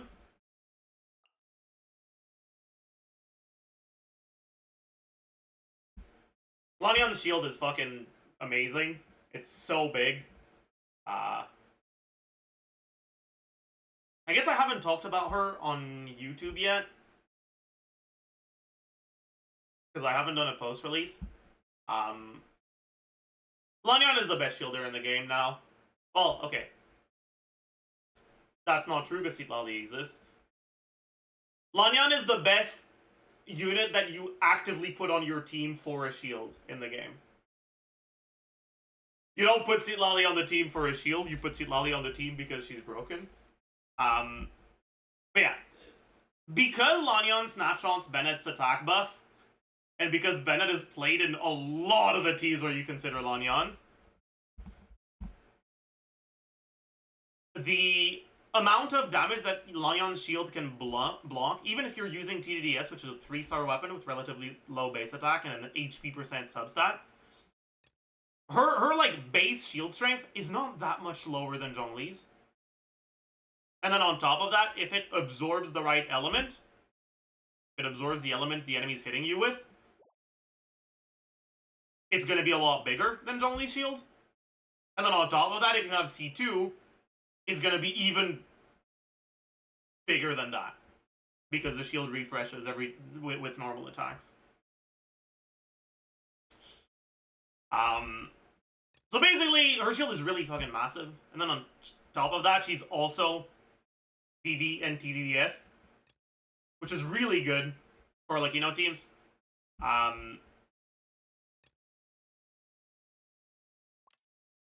Before she came out, if you wanted to do a Mono Pyro Arlecchino with an Animo unit like this, you would either use Kazuha or Sucrose. Lanyan offers pretty much the same amount offensively, right? These teams do not want to use Kazuha's burst because the animation time is relatively long, and you'd rather set up your next rotation faster and go back to Arlecchino faster than waste Kazuha, or waste time on Kazuha burst. Which means that the main thing that Kazuha provides is the damage percent buff from his passive. But that's not really much bigger than what TTDS gives you. On top of that, Abysses lately have had very little need for grouping, which is the main thing that he provides over the Animo units, or over the other Animo options, outside of the damage from his buff.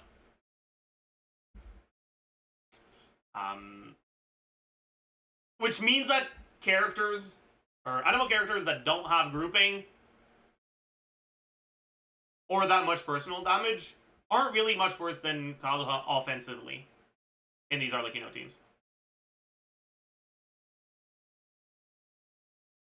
And that's what happens for Lanyan, where she's about as good offensively, but then on top of that, she has a massive shield. If you don't have Shilonen, then your last slot option is a little bit more scuffed. You can use Channeling, and Channeling is also quite good. But obviously, TTDS only buffs one character, not two. And so then Kazuha can become a bit better offensively because he buffs both Channeling and Arlecchino.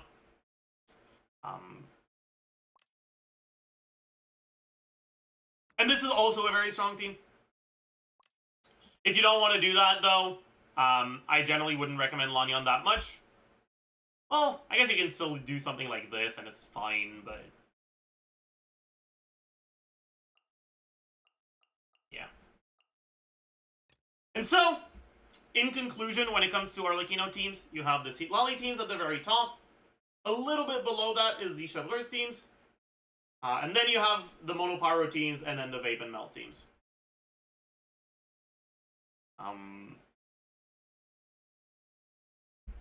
Emily is a Mono Pyro character, by the way. She's like another one of the options you can use in a Mono Pyro team with something like this. I haven't mentioned her yet. But effectively, she does green pyro damage. That's her role. Okay, she does green pyro damage. That's what she's doing in a team like this. And she's pretty reasonable as an option here.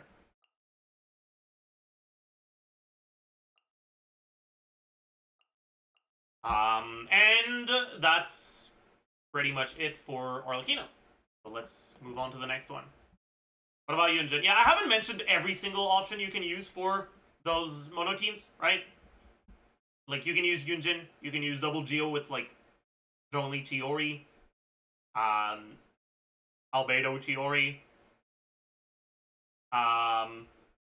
You can use... I mean, I guess you can use Fischl even if you're not playing a Chevaliers team.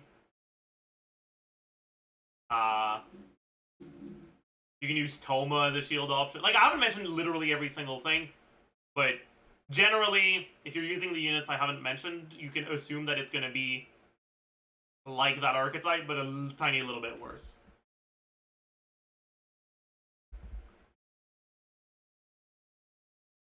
And I guess the last thing I want to talk about is Bennett. Please play Bennett. The only Arlecchino team where I think it's fine not to play Bennett is Chevaliers. Something like this with either a Pyro or an Electro on the last slot is fine. But if you're not playing a Chevaliers team, not playing Bennett with Arlecchino is shooting yourself in the foot. It's doable,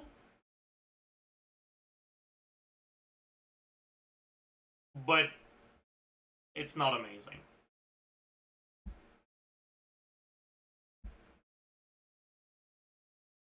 I'd put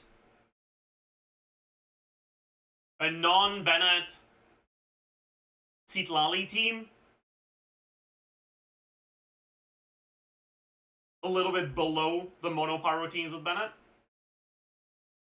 and a non-Bennett Chevaliers team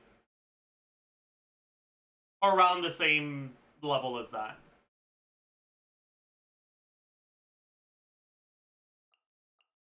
Anyways, let's move on to the next Pyro carry, which is Gaming. So here's the thing about Gaming.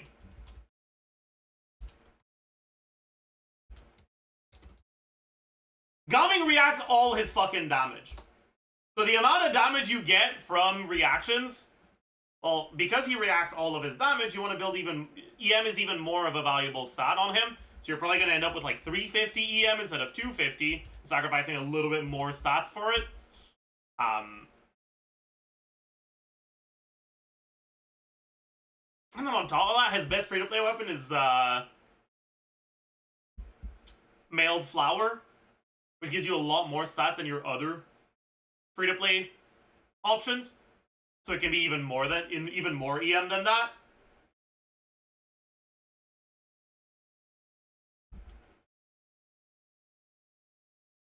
and his best set is Crimson Witch. So basically, Gaming fucking triples his damage from Melt.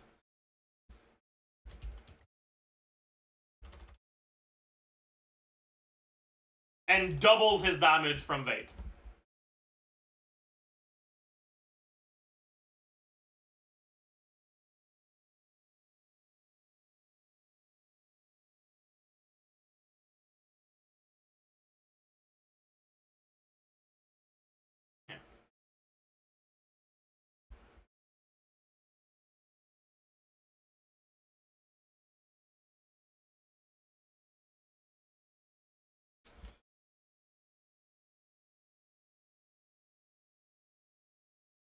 Gaming, Melt, and Vape teams are much better than his other teams. He's very reliant on reactions. However, his reaction teams are also a lot harder to play than his non-reaction teams. Because of that, in practice, if you're not willing to reset, it's likely there's not going to be that big of a difference between Gaming's reaction teams and just using him as your driver for Mono Pyro or Shufflers. But if you're not willing to reset, I don't think Gaming is the carry for you. So I don't think that matters that much. In any case, when it comes to Gaming's reaction teams, and this is going to be a recurring factor in this video, although I guess it's not going to be the case as much for the other characters, but we're talking about Citlali again. Citlali is by far the best support for Gaming. Gaming's best team is Gaming, Bennett, Flex, Citlali, Xianyun being generally the best option, but a bit harder to play and more strict for ER requirements. And so I tend to like the Shilonen and the double cryo versions about as much, if not more.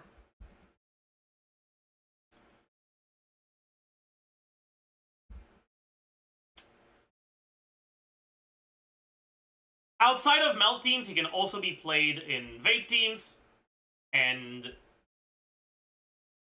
because he doesn't need to, or he doesn't really use normal attacks too much, and because his application is relatively slow, and because his good teams generally use healers, whether it's Bennett, Xianyun, or both, and because he's an AoE unit, Farina is by far the best Hydro character for him. It's not even really close. If you want to play Vape Gaming, it's really not going to be that good without Farina. Which is probably the biggest issue with Gaming, is that his Melt teams with Citlali are a lot better than his Melt teams without her, and his Vape teams with Farina are a lot better than his Vape teams without her. And if you don't have Citlali or Farina, I don't know if I'd really recommend playing Reaction Gaming over Mono Pyro. If you're willing to reset a lot, the, like, Force or only Diona Rosaria Melt team can be strong, but it's a lot more cringe to play than pretty much any other Gaming team.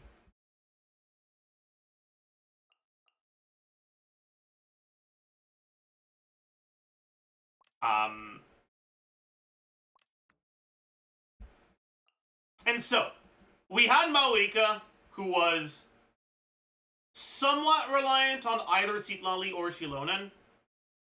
Then we had Arlecchino, which liked Citlali, but wasn't that reliant on her because her Chevreuse teams are quite strong. And so are her Monopyro teams, especially now with Lanyan. And now we have Gaming, where he's a lot less reliant, or he's a lot more reliant on specific supports than Arlecchino is. Honestly, about as much as Malika is.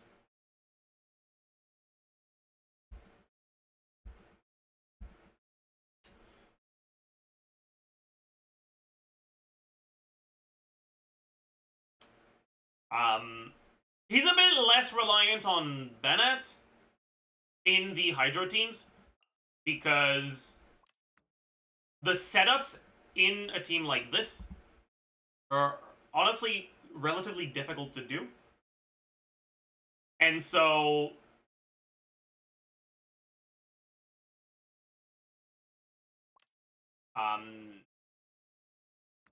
it's a lot easier to justify doing something like this, giving up on your Pyro Swirl, and just gaining the energy for Farina with Yelan and Yelan's personal damage.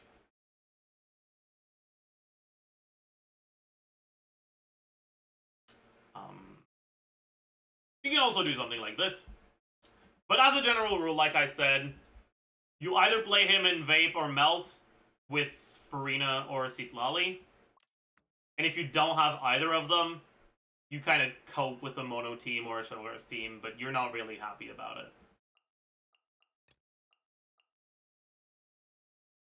Next up is Linny.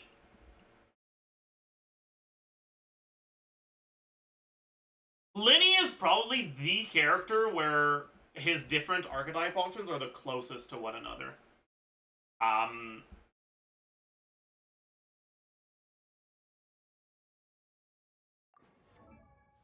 Linny obviously has... Don't look at the weapon. Linny obviously has great synergy with Mono Pyro. But Mono Pyro in general tends to have a lower ceiling than the other Pyro archetypes. Because of that, even though he gains a lot of damage against enemies affected by a Pyro aura, even if you're using him in reactions, he can still be quite good. Now, Linny can react pretty much all of his damage. However, unlike the other reaction carries we've mentioned previously, his Pyro application is pretty fast. Which means that it's not necessarily going to happen. He's not gated by ICD, but his application being quite fast means that a lot of potential teammate options won't apply enough aura for him to react all of the reactable hits. Does that mean you don't want to play him in reaction teams? Not necessarily, because, like we've already mentioned, even if the attacks aren't reacting, if they're hitting an enemy with a Pyro aura, it still deals good damage. And if he's not reacting, it means someone else is.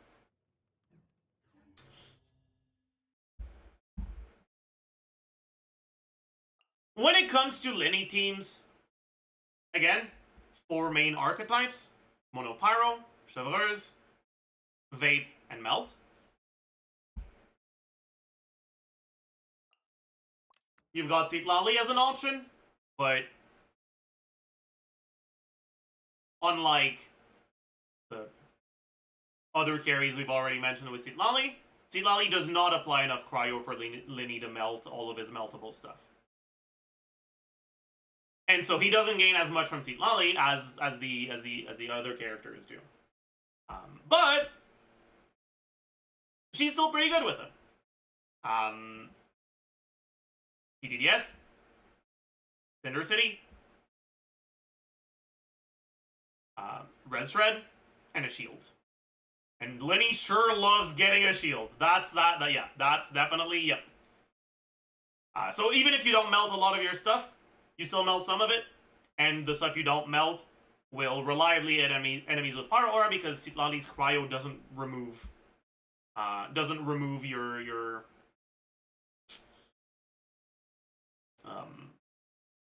your Pyro Aura, it just weakens it. and while Linny's on field, she's not applying cryo fast enough to ever wipe the aura, really.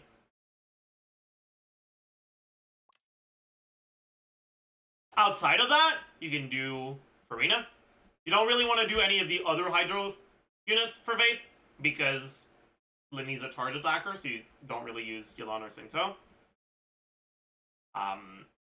With Farina, you don't get a shield, and you become squishier, but Farina gains more from being able to Vape some of her damage, and you'll react a larger portion of Linny's damage, because the Hydro from Farina can last longer.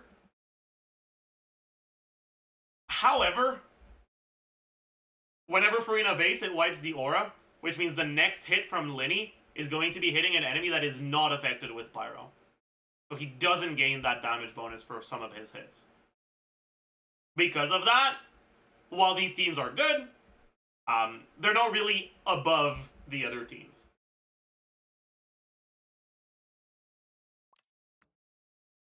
Next, you just have the default Mono Pyro stuff. As usual, you can use an Animo unit, you can use a Dio unit, you can use a Pyro unit, you can use a Dendro unit, and you mix and match between the units that work here, and they're pretty much all relatively similar. Okay, they're not pretty much all relatively similar, but it's, again, the stuff that's, like, really good is going to be, like, Lanyan Chilonen, Lanyan Changling, Chilonen Changling, Zhongli Chiori,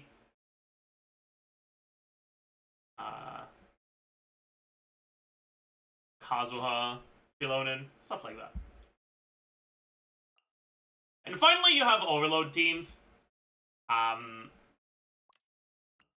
Like Vape teams, when you trigger Overload with an Electro unit, it removes the aura, which means your next Pyro hit won't react.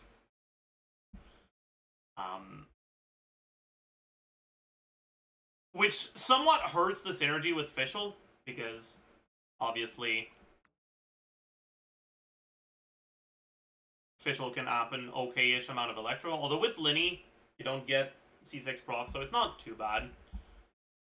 You're not really gonna get much Ascension 4 procs, obviously, because in order to trigger Fischl's Ascension 4, you need to trigger Overload with your active character. But if you trigger Overload with your active character, it means the enemy doesn't have a Pyro Aura, which effectively makes you lose out on more damage than you gain from the Overload plus the A4 proc.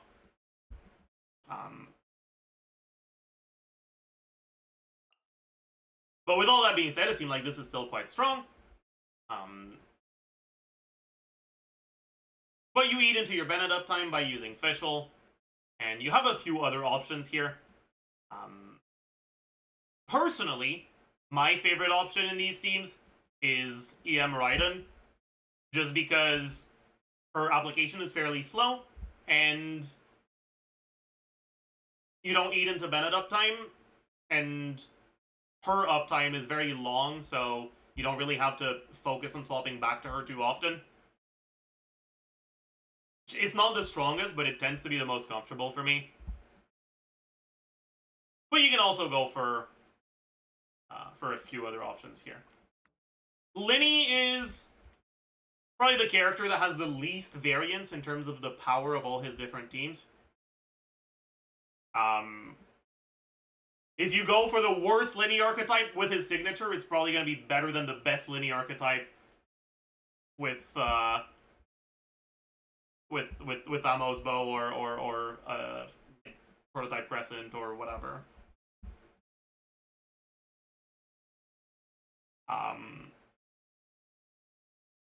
But yeah, so when it comes to team building for Linny, honestly, none of the supports are all that important.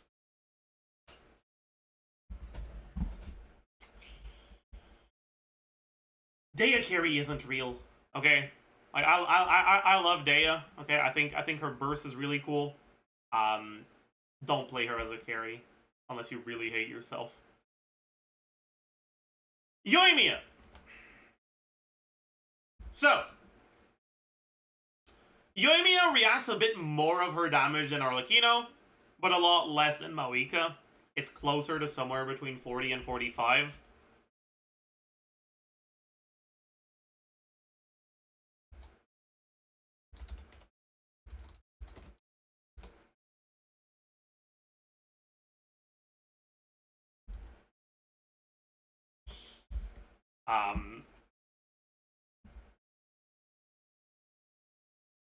However, unlike Arlecchino, Citlali's Cryo app isn't really enough for Yoimiya. Because Yoimiya's app is a little bit faster than Arlecchino's.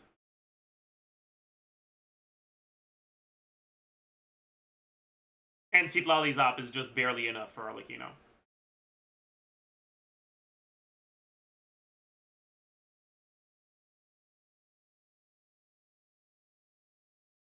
That makes it so that Yoimiya Melt is really not that great.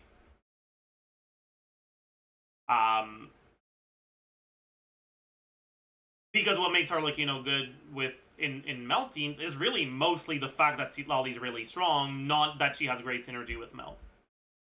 Does that mean that you can't play Melt Yoimiya? No. No, it does not. But it does mean that it's not necessarily going to be her best archetype. So what other options does she have?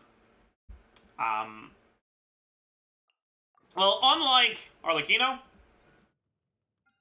she's gated by 18-second cooldown. So there is no cooldown anti-synergy with Yelan. On top of that, she has no ability to do AoE damage. And so Yelan's single target application isn't a problem. That means that as a general rule, her best default option for Vape is going to be Yelan. She can also use Farina as solo Hydro, but in my experience, especially in multi-wave content, the application tends to be really inconsistent, and you end up missing out on a lot of Vapes. It's not bad, but I would generally lean more towards Yelan if you want consistent gameplay. The rest of your team, as is the case for most of these Vape teams, right? You either want something like this, something like this. I actually really like Yelan and Yoimiya teams, because she's a normal attacker, so you'll be able to proc her C2. And Yoimiya is a unit that is a bit more shield dependent than a lot of other carries, because she has to do full attack strings. If she has the dash, she loses damage because her ICD doesn't line up to react to the bigger hits anymore.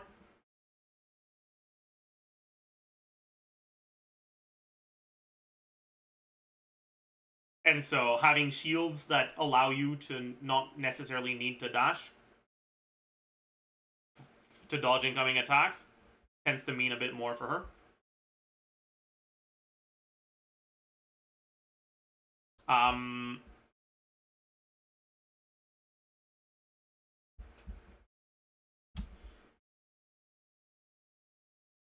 But yeah, because she reacts a bit more of her damage, then her Vape teams tend to be a bit better than, or better compared to her other teams. Relative to, no. Her Vape teams tend to be a bit better relatively to her other teams when you compare the difference in performance on Arlecchino Vape versus non-Vape teams.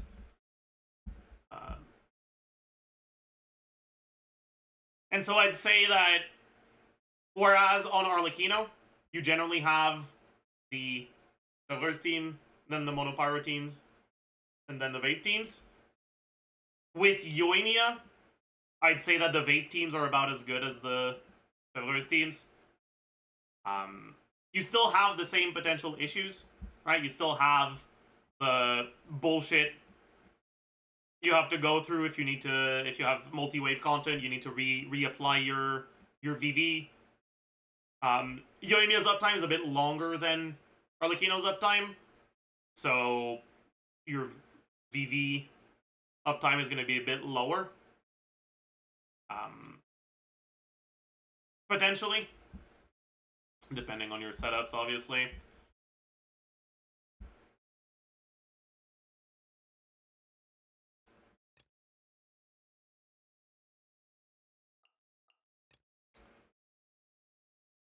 I'd say that when it comes to reliance on any given supports, the vape setups tend to be pretty hard to do with Xingqiu. And so, if you want to play Vape Arlecchino, I would say that there is a noticeable practical difference between the Yelan and Farina teams versus the Xingqiu ones. So it can be worth considering. However, if you have Chevreuse, you should just play Chevreuse. And Yelan or Farina isn't all that important of a support to go for.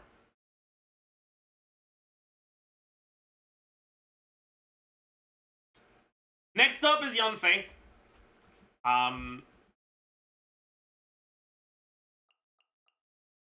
Actually, I think I'll wait a little bit. I want to talk about Yanfei and Klee at the same time. So next up is not Yanfei. Next up is Hu Tao. So,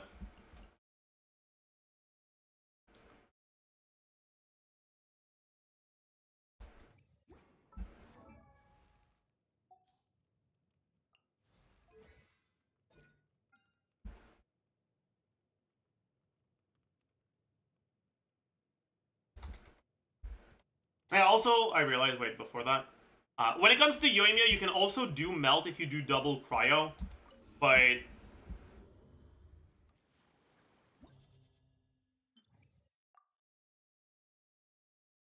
it's okay. I don't love it. It is what it is. Anyways, Hu Tao Vape. I'm not talking about Hu Tao Melt at all, because honestly, Hu Tao Melt is fake as fuck. Hey, thank you for the raid, Redness. We're currently recording a video on pyro carries. Hu Tao Melt, because Hu Tao's pyro application is fast and not at regular intervals, right? It's irregular. And because if you ever apply pyro twice in a row, you don't ever melt again. Hu Tao Melt is just not a real thing. It's a thing if you kill the enemy in like 2 charge attacks and a burst, sure. But like, otherwise it's fake as fuck. So don't do Hu Tao, don't do Hu Tao Melt. We're only gonna talk about Hu Tao Vape. And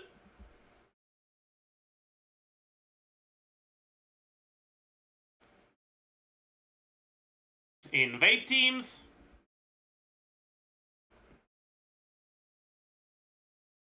it's like 80, 80, 40. You do, what, 320 versus 80? Yeah. It's about 80% of her motion value. And so the damage gain from vape is a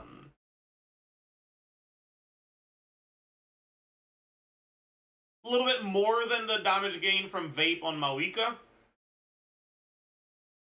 So she's a bit more reaction dependent. She's about as reaction dependent as Mawika is, but she's worse, which means that while the gap between her reaction teams and her non-reaction teams won't necessarily be bigger than Mawika's, her non-reaction teams struggle a lot more to reach the amount of DPS you need to comfortably clear chambers. Whereas the non-reaction Mawika teams reach those thresholds more easily.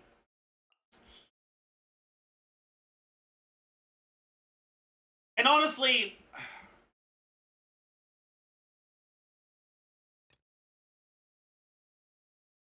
outside of vape teams, Hu Tao's not really all that good. You can play Hu Tao Mono Pyro, you can play Hu Tao Javeleurs, but they're not very good. So what sort of units do you want to play in the vape teams? So when you're looking at Hydro units that are enough to by themselves enable Hu Tao to vape everything, Farina isn't enough. You're left with Xingqiu and Yelan. Yelan can be enough, but inconsistent timings means that in a lot of situations she won't be. The only one that can do it reliably in pretty much every situation is Xingqiu. However, because Hu Tao gets a lot of attack from her skill, she's much less reliant on Bennett than other Pyro carries. That means it's a lot easier to justify doing a team with double Hydro. And if you are doing a team with double Hydro, then Xingqiu isn't necessary anymore.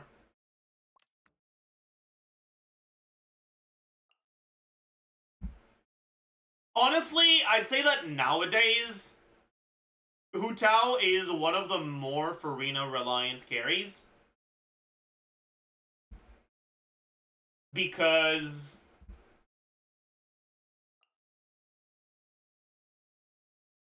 her teams of double Hydro with Farina, with the teams that look like this, where you have Hu Tao, Farina, and then either Xilonen or Xianyun, and then either Yelan or Xingqiu. They just tend to be noticeably better than her other teams. I guess technically you can also use Bennett instead of Xilonen or Xianyun, and it's not that much worse.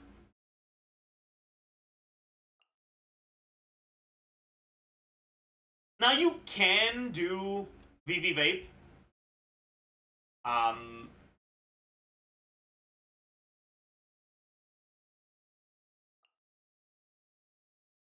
Using something like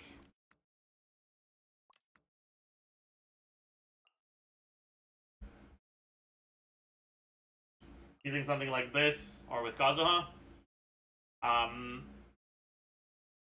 And it's not necessarily that much worse, but it's a lot harder to play, and it's not even better. And so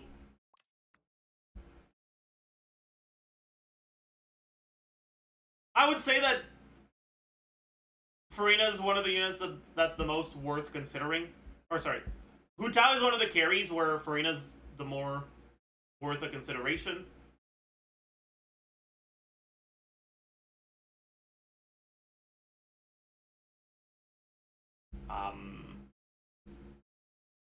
If you already have Xingqiu and Yelan, I guess you probably already have Xingqiu. If you already have Yelan, Farina's not as important because you'll be able to do a team like this.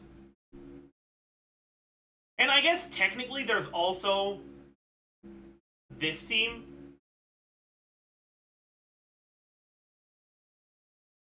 I'd say, okay, if you don't have Farina, I would probably recommend this team over VV Vape teams because it's a lot easier to play.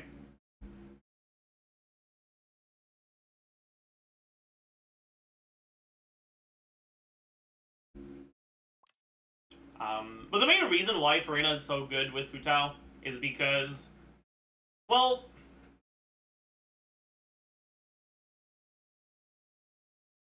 I've got some fucking construction outside and it's really annoying. Anyway, sorry.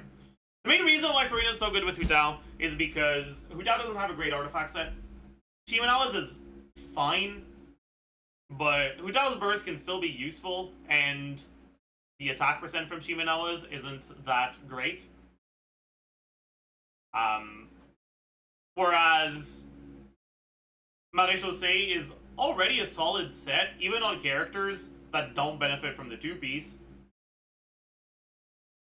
and Hu Tao benefits from the 2-piece. So Farina enabling you to use Maréchaussée helps a lot for Hu Tao, on top of the damage percent you gain from her.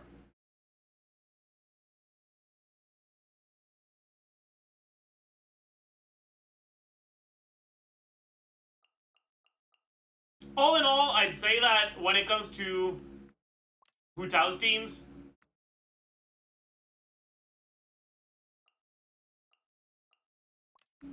the best ones are going to be... You're not actually doing this scene, but double Hydro with Xianyun or Shilonen. Then below that is going to be Overvape with Fischl, VV Vape,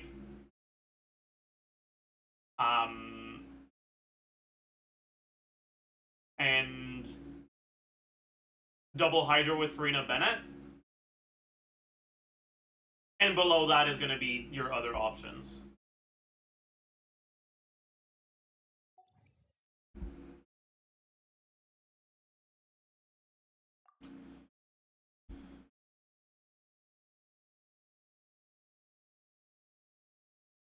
Alright. Next, we have Diluc. And Diluc is a bad unit if you're not playing him with Xianyun. Okay? I'm sorry. It is what it is.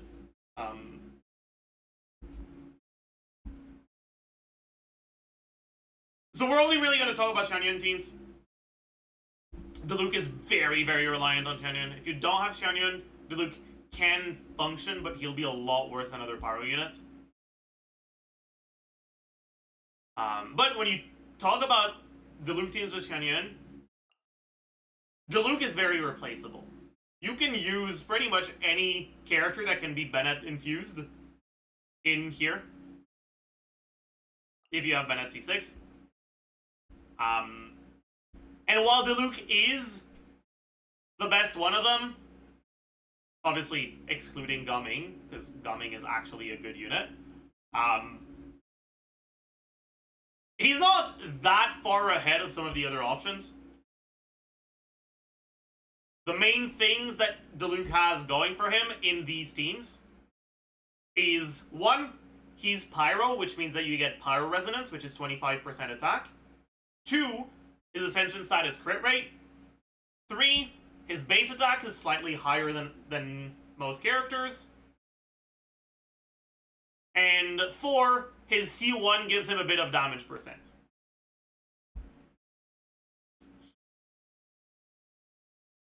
And I guess 5, his plunge multiplier is higher than most. 442%. The next best one, other than Gaming, after Diluc, is Femine. But compared to Diluc, his base attack is a bit lower. He has 80 less base attack. Attack percent Ascension is a bit worse than crit rate Ascension, and it's a 4-star Ascension, so it's a bit lower.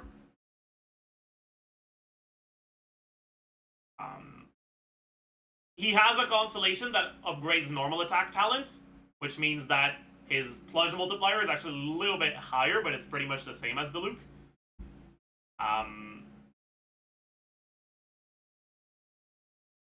And he's Cryo, so if you're using him with Citlali, you get Cryo Resonance, which is actually better than Pyro Resonance.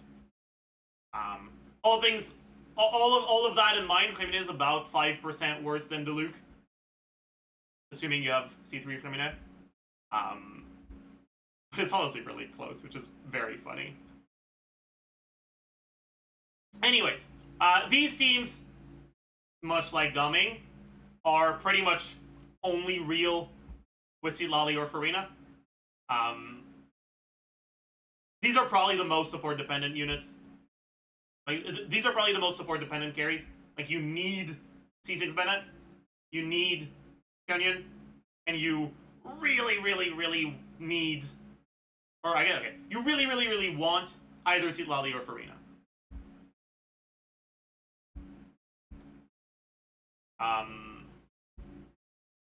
The teams of Sitlali are better.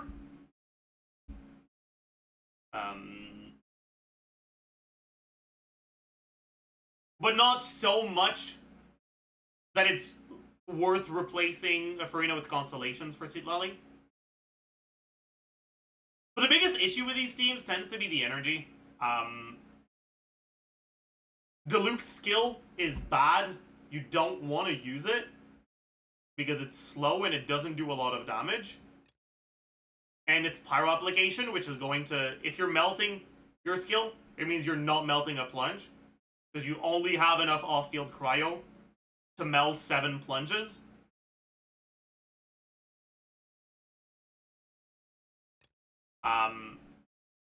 Although technically, if you're an Omega tryhard, you can do Diluc plunge, swap the Sitlali, normal attack, book to remove the swap cooldown, swap back to Diluc, jump plunge, back to Sitlali, normal attack, book, swap back to Diluc, jump plunge. And you don't actually need the off-field application from Sitlali.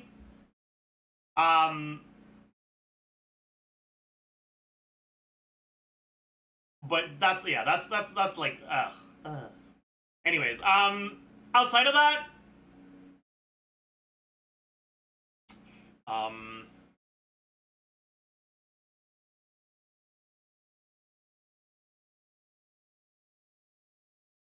is it 7 or 8 if you try to play with Sitlali's Skull? It's 7 with Sitlali's Skull. It's the same as Gumming.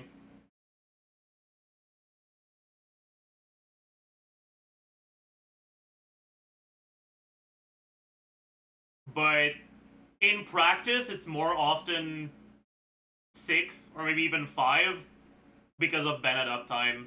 Because unlike Gumming, once you lose your Bennett buff, you don't just lose the attack, you also lose the Pyro infusion. So you get a physical plunge instead. Which is not ideal, obviously. In any case, with these teams, unless you get a lot of particles from enemy HP thresholds, your ER requirements on Bennett and Xianyun tend to be really, really, really, really high, to the point where it's very, very difficult to reach them. And so you might end up spending time batterying using Diluc's E and Bennett's E just because you don't have enough energy for your next rotation. And it's the biggest issue with those teams. It's the main reason why Diluc is like significantly worse than Gumming, because Gumming actually does generate particles. Gumming generates upwards of 8 pyro particles throughout the rotation without needing to add skill spam at the end and extend your rotation even more from that.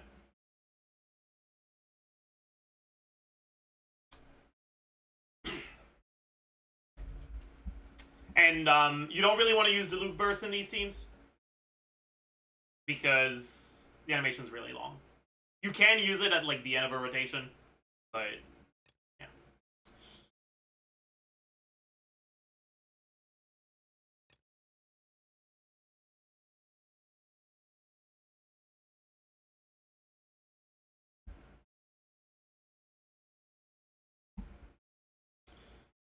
Next, Amber. I don't really have much to say about Amber. Amber's not a very good unit. If you are completely insane in the head, you can play Amber. I'll try to remember to put a link in the description to Furu's channel. Furu does 4-star only Abyss clears with unpopular 4-star units. No Bennett, no Singto, no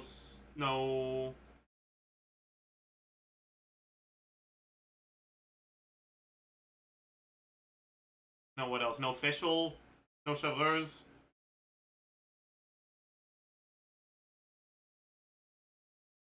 I don't know if Furu's gonna use Lanyan. Anyways,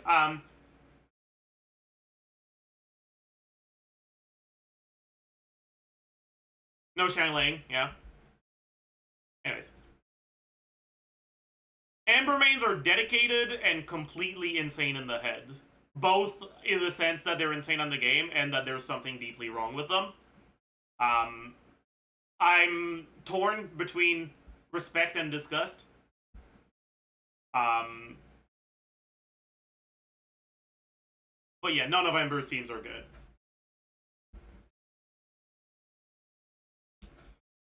Next up is Xiangling. And here we're talking about Xiangling carry teams, right? So teams where you actually are using Xiangling as a major source of damage. There's like two types of Xiangling carry teams. There's vape Xiangling teams, where you're using a Hydro unit, generally either Singso or Child, or sometimes Yelan, I suppose. Where's Child? Yeah, there you go. In order to enable Xiangling to melt most, if not all, of her Pyronado. And there is teams where you're not really focusing on Xiangling's vapes, but you are focusing on Xiangling's personal damage. And just pairing her with other units that have good damage, but without having really a dedicated on-fielder.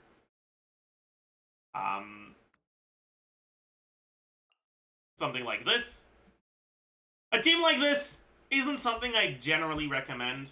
They tend to be really easy to play because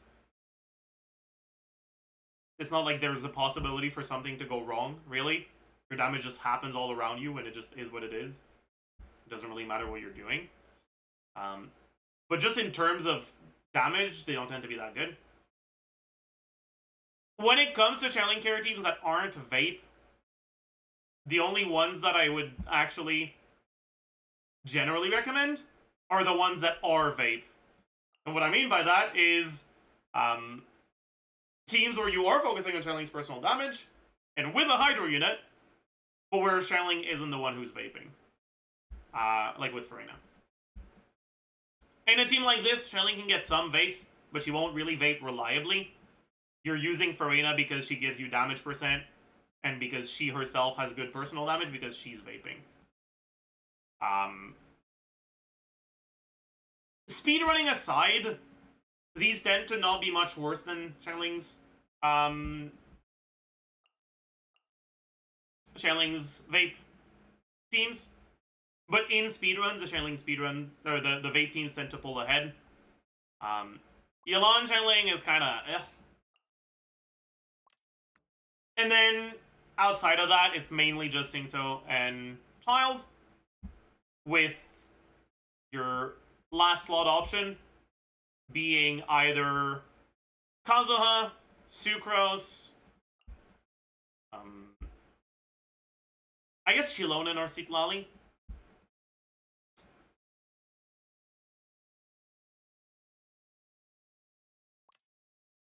Personally, the Xiangling carry team I like the most by far is this one. And so I'd say that she's probably the least reliant on 5-star supports out of the characters we've talked about.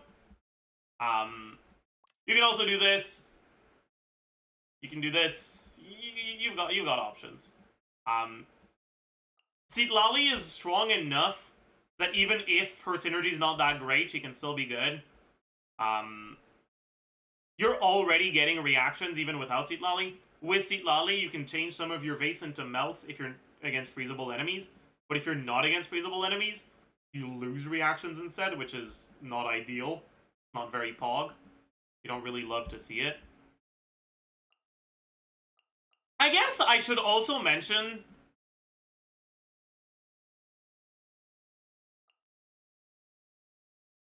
the Sucrose, like Sugogomon, Susingtomon, I guess Raiden National. These are all honestly pretty solid teams. The Singso team is, I will maintain, much better than the Kokomi one. Raiden National is easier to play than Sucrose National, but not really better.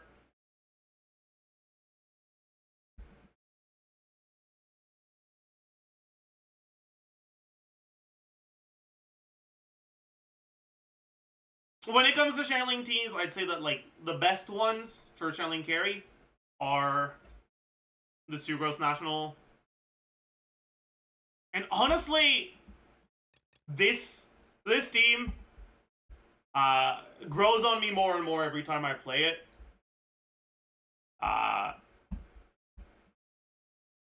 It got a pretty big buff from the Overload buff recently. Because this is a team where you actually build a lot of EM. I haven't done too many calcs on it, but from my testing in this team, full EM Gilded Xiangling was actually clearing faster than Emblem Xiangling, which pisses me off, I guess. But it is what it is, I suppose. Yeah. Yeah. That's, yeah. You know what I should do, actually? I should check how good this is now.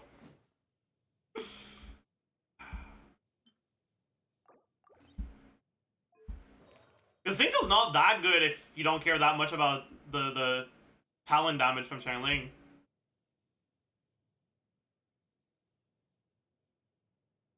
How do you ult on her with full EM? A bit of ER from subs because you don't care about any substat other than ER anymore. And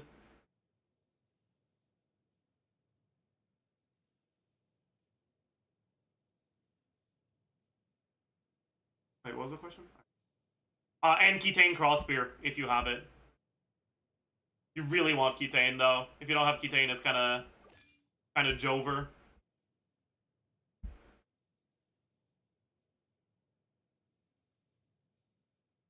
Duo Swirl Vapes? That's true, but still.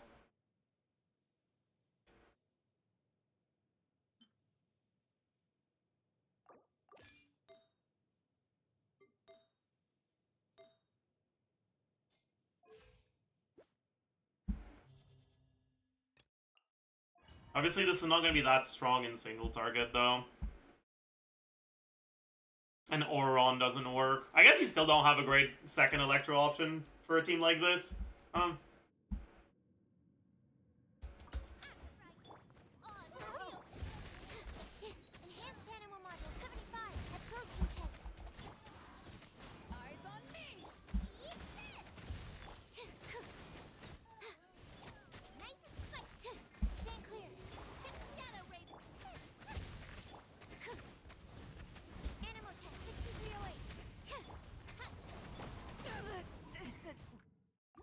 I forgot. Don't try to parry that attack. It one-shots you through the parry.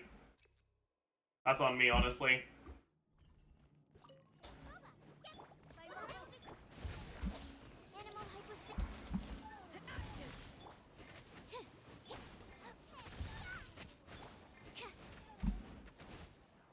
My grouping was bad. We gotta try that again. Let's actually start with this.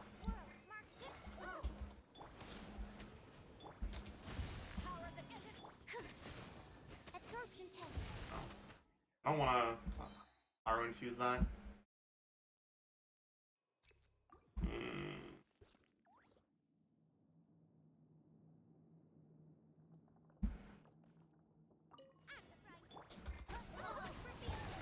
Oops.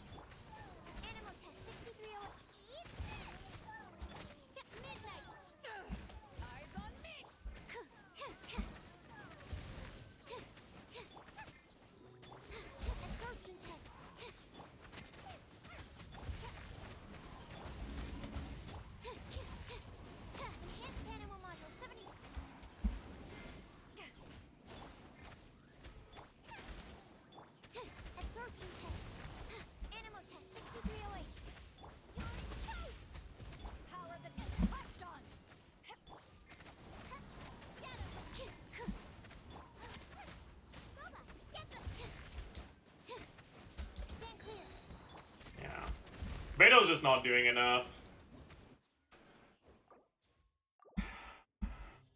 Hmm.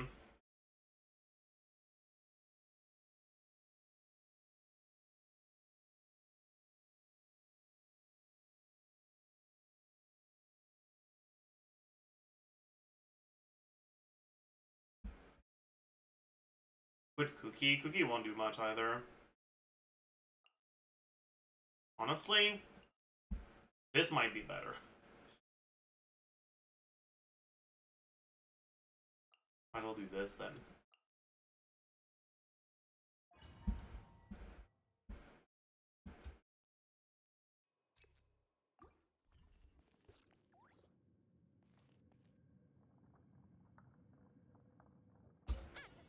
Animal hypostasis. By royal decree. My Viridescent Hunt decided not to proc. That's annoying. Enhanced animal. Okay. It proc this time, but it wasn't a good proc.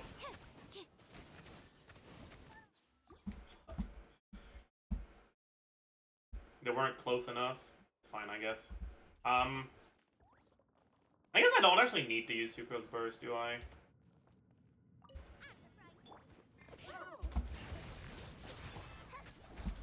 Okay, fuck you. Why did you target that one? It was far, and the other ones were close. Size of cringe.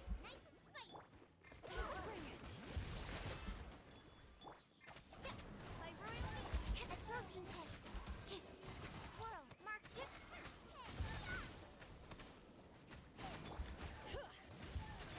As you wish.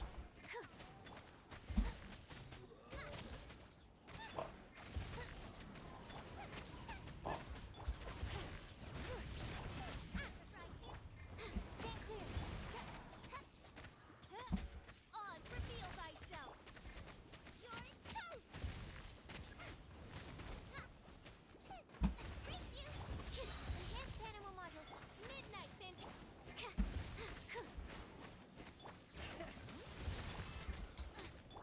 absorption test.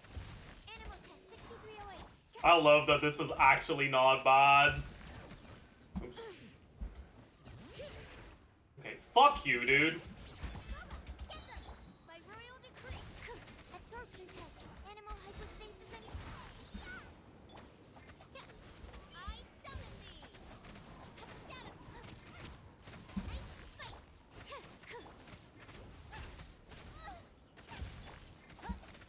Yeah, my aura is still a little inconsistent, unfortunately.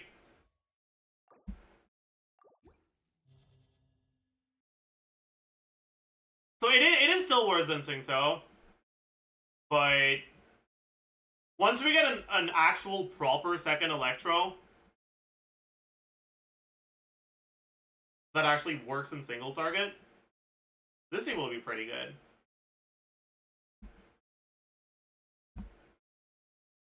Raiden, Shirley? True.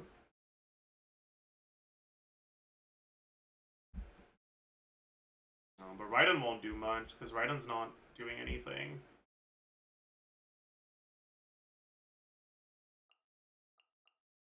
It will help with the aura, I suppose. But that's it.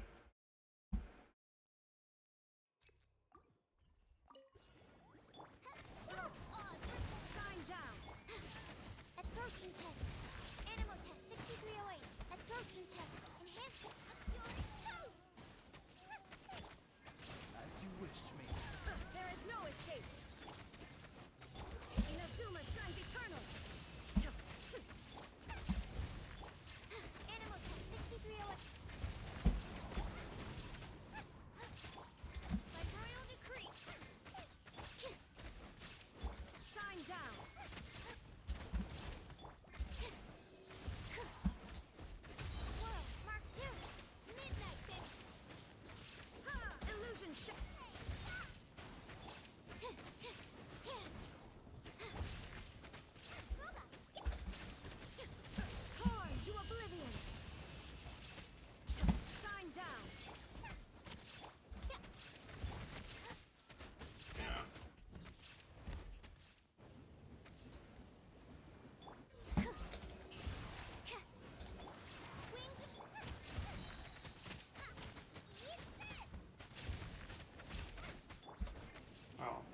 press Q in time. There is no escape.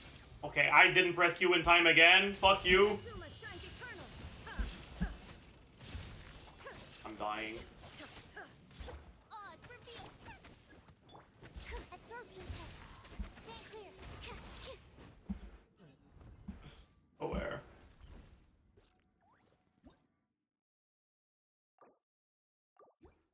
Why use Sugros over Chavez in that team? Honestly, the EM buff is better than the attack buff.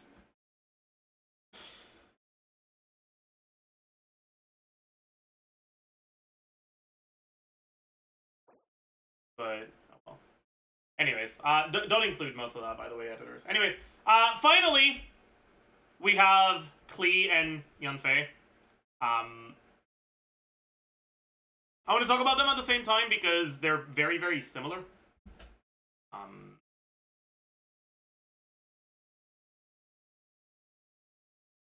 Both Klee and Yunfei have pretty fast application that makes it so that they're not that great in reaction teams. Klee's application is a bit faster than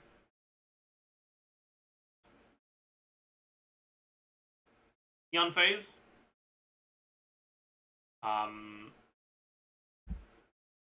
Which means that it's a bit easier to play Yunfei in reaction teams.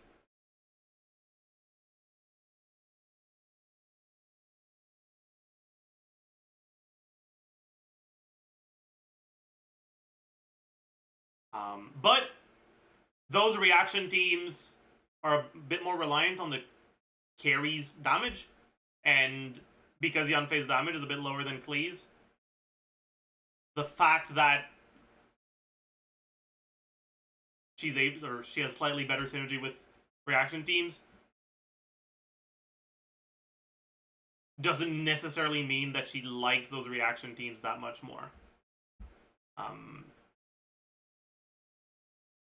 Anyways, for both of them, and I'll be using Yunfei only for this because I don't have Klee, so we can only use one of them here. Both of them are obviously very, very reliant on Bennett. And then, if you want to do a reaction team, with Yunfei, you can do Vape. But if you're doing solo Hydro Vape, it's kind of only really going to work reliably with Singtel because Yunfei's application is quite quick. Her charge attack doesn't have ICD, and her Ascension passive that deals damage when your charge attack crits also doesn't have ICD. Which means that it's very possible for your application to line up in a way where you'll get a normal attack hit and then 2 charge attack hits in between 2 Hydro apps, and if that happens, you lose your aura. And you apply a Pyro aura. And unless you have very fast Hydro, like with Singto, where you can yoink the aura back, that means you're not vaping for pretty much any of the rest of your damage. But you can still play double Hydro.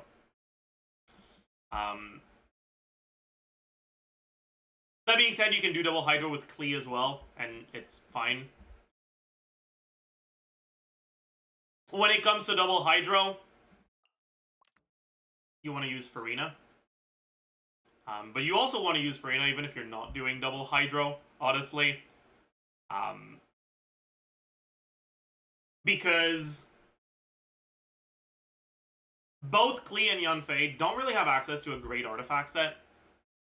The best one for Yunfei is Wanderer's Troop, generally, because a good portion of her damage is from charge attacks. Or Crimson Witch, but you'll only get 1 stack generally.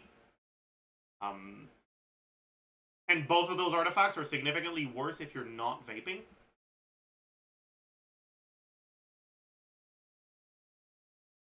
In the teams where you're not vaping, you don't have anything that's really better than 2-piece, unless you have a way to activate the conditional artifacts. And because of that, it makes it so that you actually gain a lot of damage just from the artifact set if you're using either Farina or a Dendro character, like, namely Emily. Because the Burning set doesn't need your character to be Dendro. It just needs your character to be hitting burning enemies, which will happen reliably if you're using Emily. And then the Maréchal set is reliant on you consuming HP. And so, because Yunfei and Klee don't have good set options, they tend to be relatively reliant on you having, honestly, either one of these two.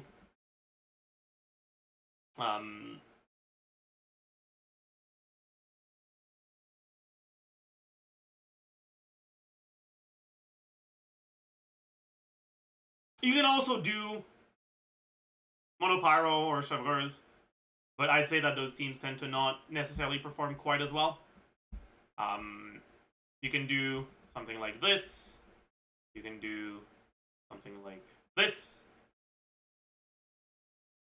You can use Xiangling here as well.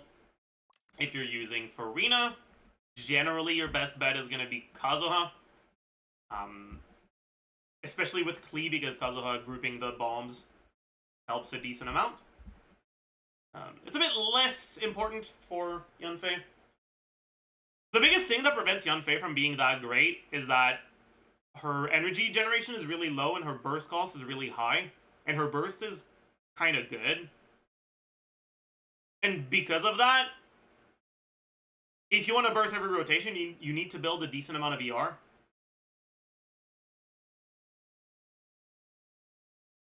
But that's a lot of damage you're losing out on. And if you're not bursting every rotation, the rotation where you're not bursting is a lot weaker. All that being said, though, honestly, if you're playing Yunfei, you're probably going into it having already accepted that your team won't be that great. So it is what it is, I suppose. But yeah. And then for Klee, I'd say that she's fairly reliant on Farina. And that pretty much does it for all the Pyro carries. So you can look forward to me doing another one of these. I don't know if I'll do it for every element. But at least a few of them, for sure. Until I get tired of yapping about this shit. I hope you enjoyed. I hope you learned a thing or two.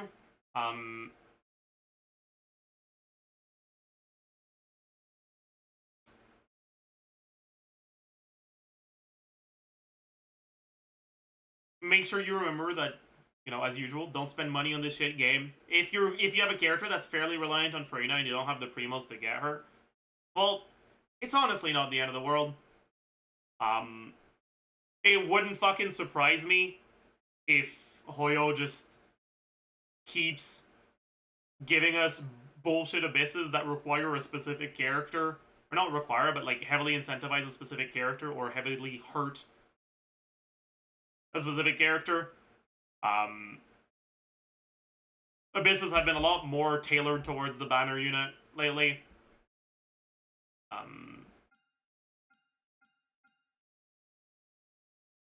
And so, like, more and more it becomes possible that a unit you pull for now won't be that valuable 2 or 3 abysses from now. And also, very often, a character's best team in general won't be their best team in a given abyss because of requirements on the abyss.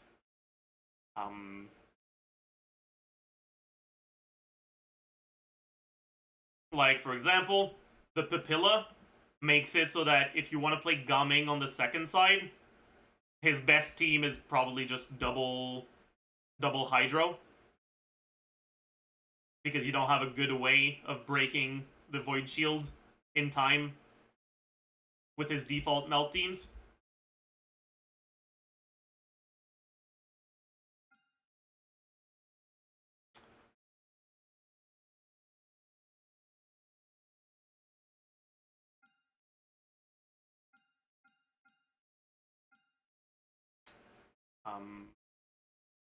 This Abyss is just also in general very good for Citlali, and Citlali's kind of a lot of characters' best teams. Right, because Citlali can freeze the Spirit Seeker in place if you do a charge attack. And she applies Cryo to Swanee, which helps deal with its mechanics. But if you look at Last Abyss, for example, Last Abyss we have the Q-Kisor, which was really good for Farina. But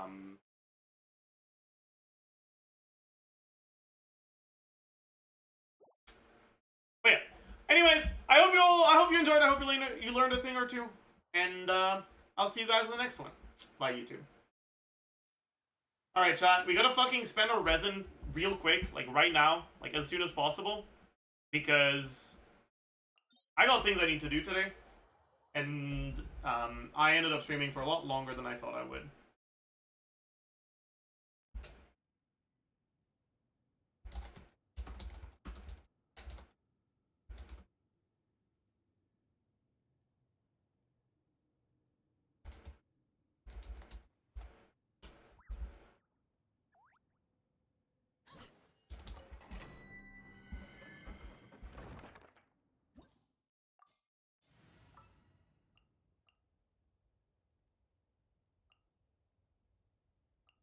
I'm never late.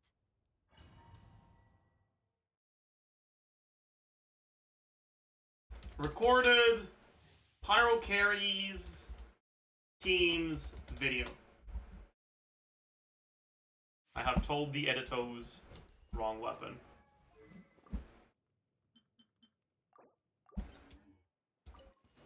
Burn it! Bring it! Let's light it up! I'm going to fulfill our path! Oh, wrong weapon on Citlali as well.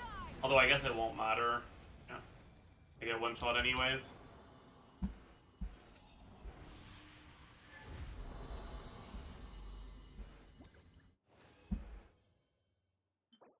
Got it.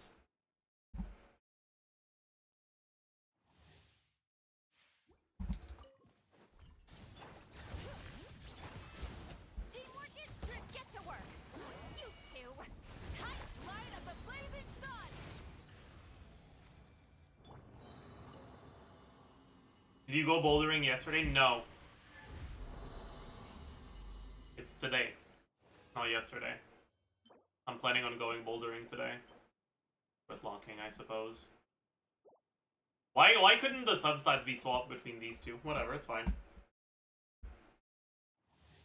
I knew Sucrose was good with Arlecchino Mel, but I just tried her today. It feels so much better than Shilonen, yeah.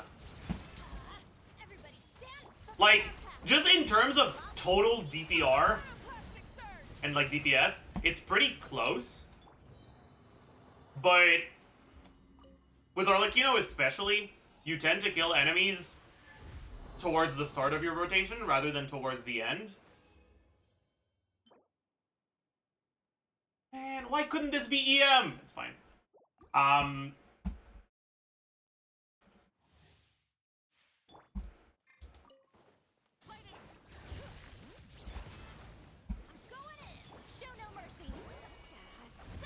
And if you kill the enemies towards the start of your rotation, because Sucrose buff uptime is shorter, while the team has similar DPS, the DPS in the first few seconds of the rotation is higher. And so if you kill the enemies towards the start of a rotation, the Sucrose teams will feel noticeably better than the Shilonen one.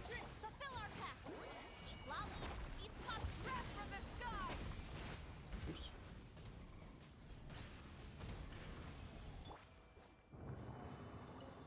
You know Sucrose Bristle on that team? No. Technically, I think you can. Fucking for sure. But it's not really helpful. Rise, Because you don't want the Pyro Infused Burst. let's light it up. Go at it. Get to work. Suffer the wrath of the pyroclastic. Also, you can't do it in AoE. It's only in single target that you can.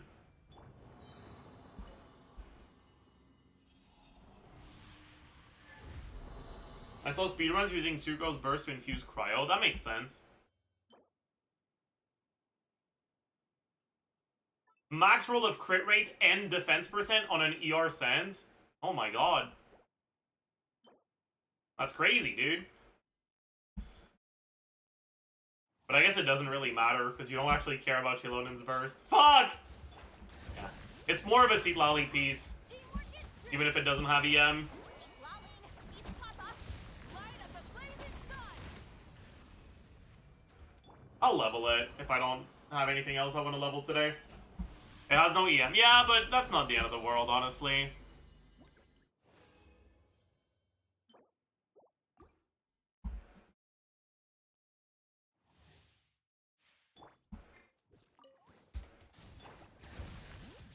Like, crit does more for her damage than EM does.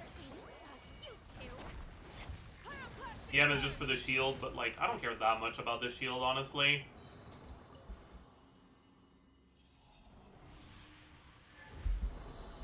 I care enough about it that I want EM main stat, but not enough that I care that much about EM substats, as long as the artifact is good overall. Light it up. Everybody stand. Suffer the wrath from the sky. 2 more runs? Oh, 1 more run after this. Do we get an insane piece? Wow. No, we do not. Seen IFA kit leakers? We'll look at that tomorrow if that's true. Get to work. Lalin, eat Papa. Pyroclastic surge.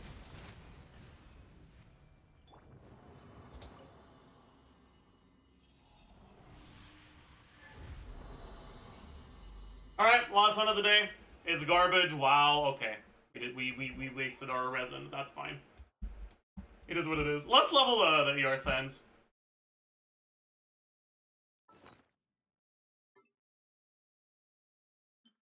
See if it's good.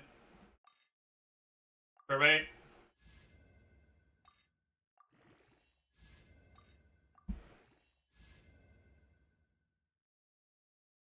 But at this point, I have to keep going, right?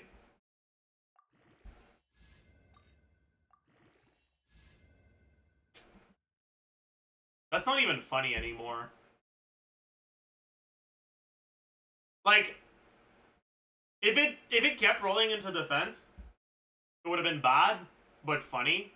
This is bad, but not funny.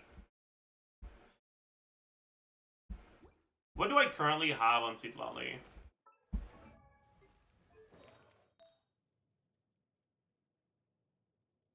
It would probably be an upgrade, but it probably won't be that big of an upgrade, so do I care? I guess I don't. Not enough to waste the Moro I need to level it. Alright. Are you gonna finish Lantern Arc? Is today the last day? Fuck. I think I'll do it off stream if I do it at all. I don't care about the story. Alright, so that's gonna be it for today. I hope you all enjoyed your stay. Hope you had a good time, a pleasant day, a good experience. Poggers, wow.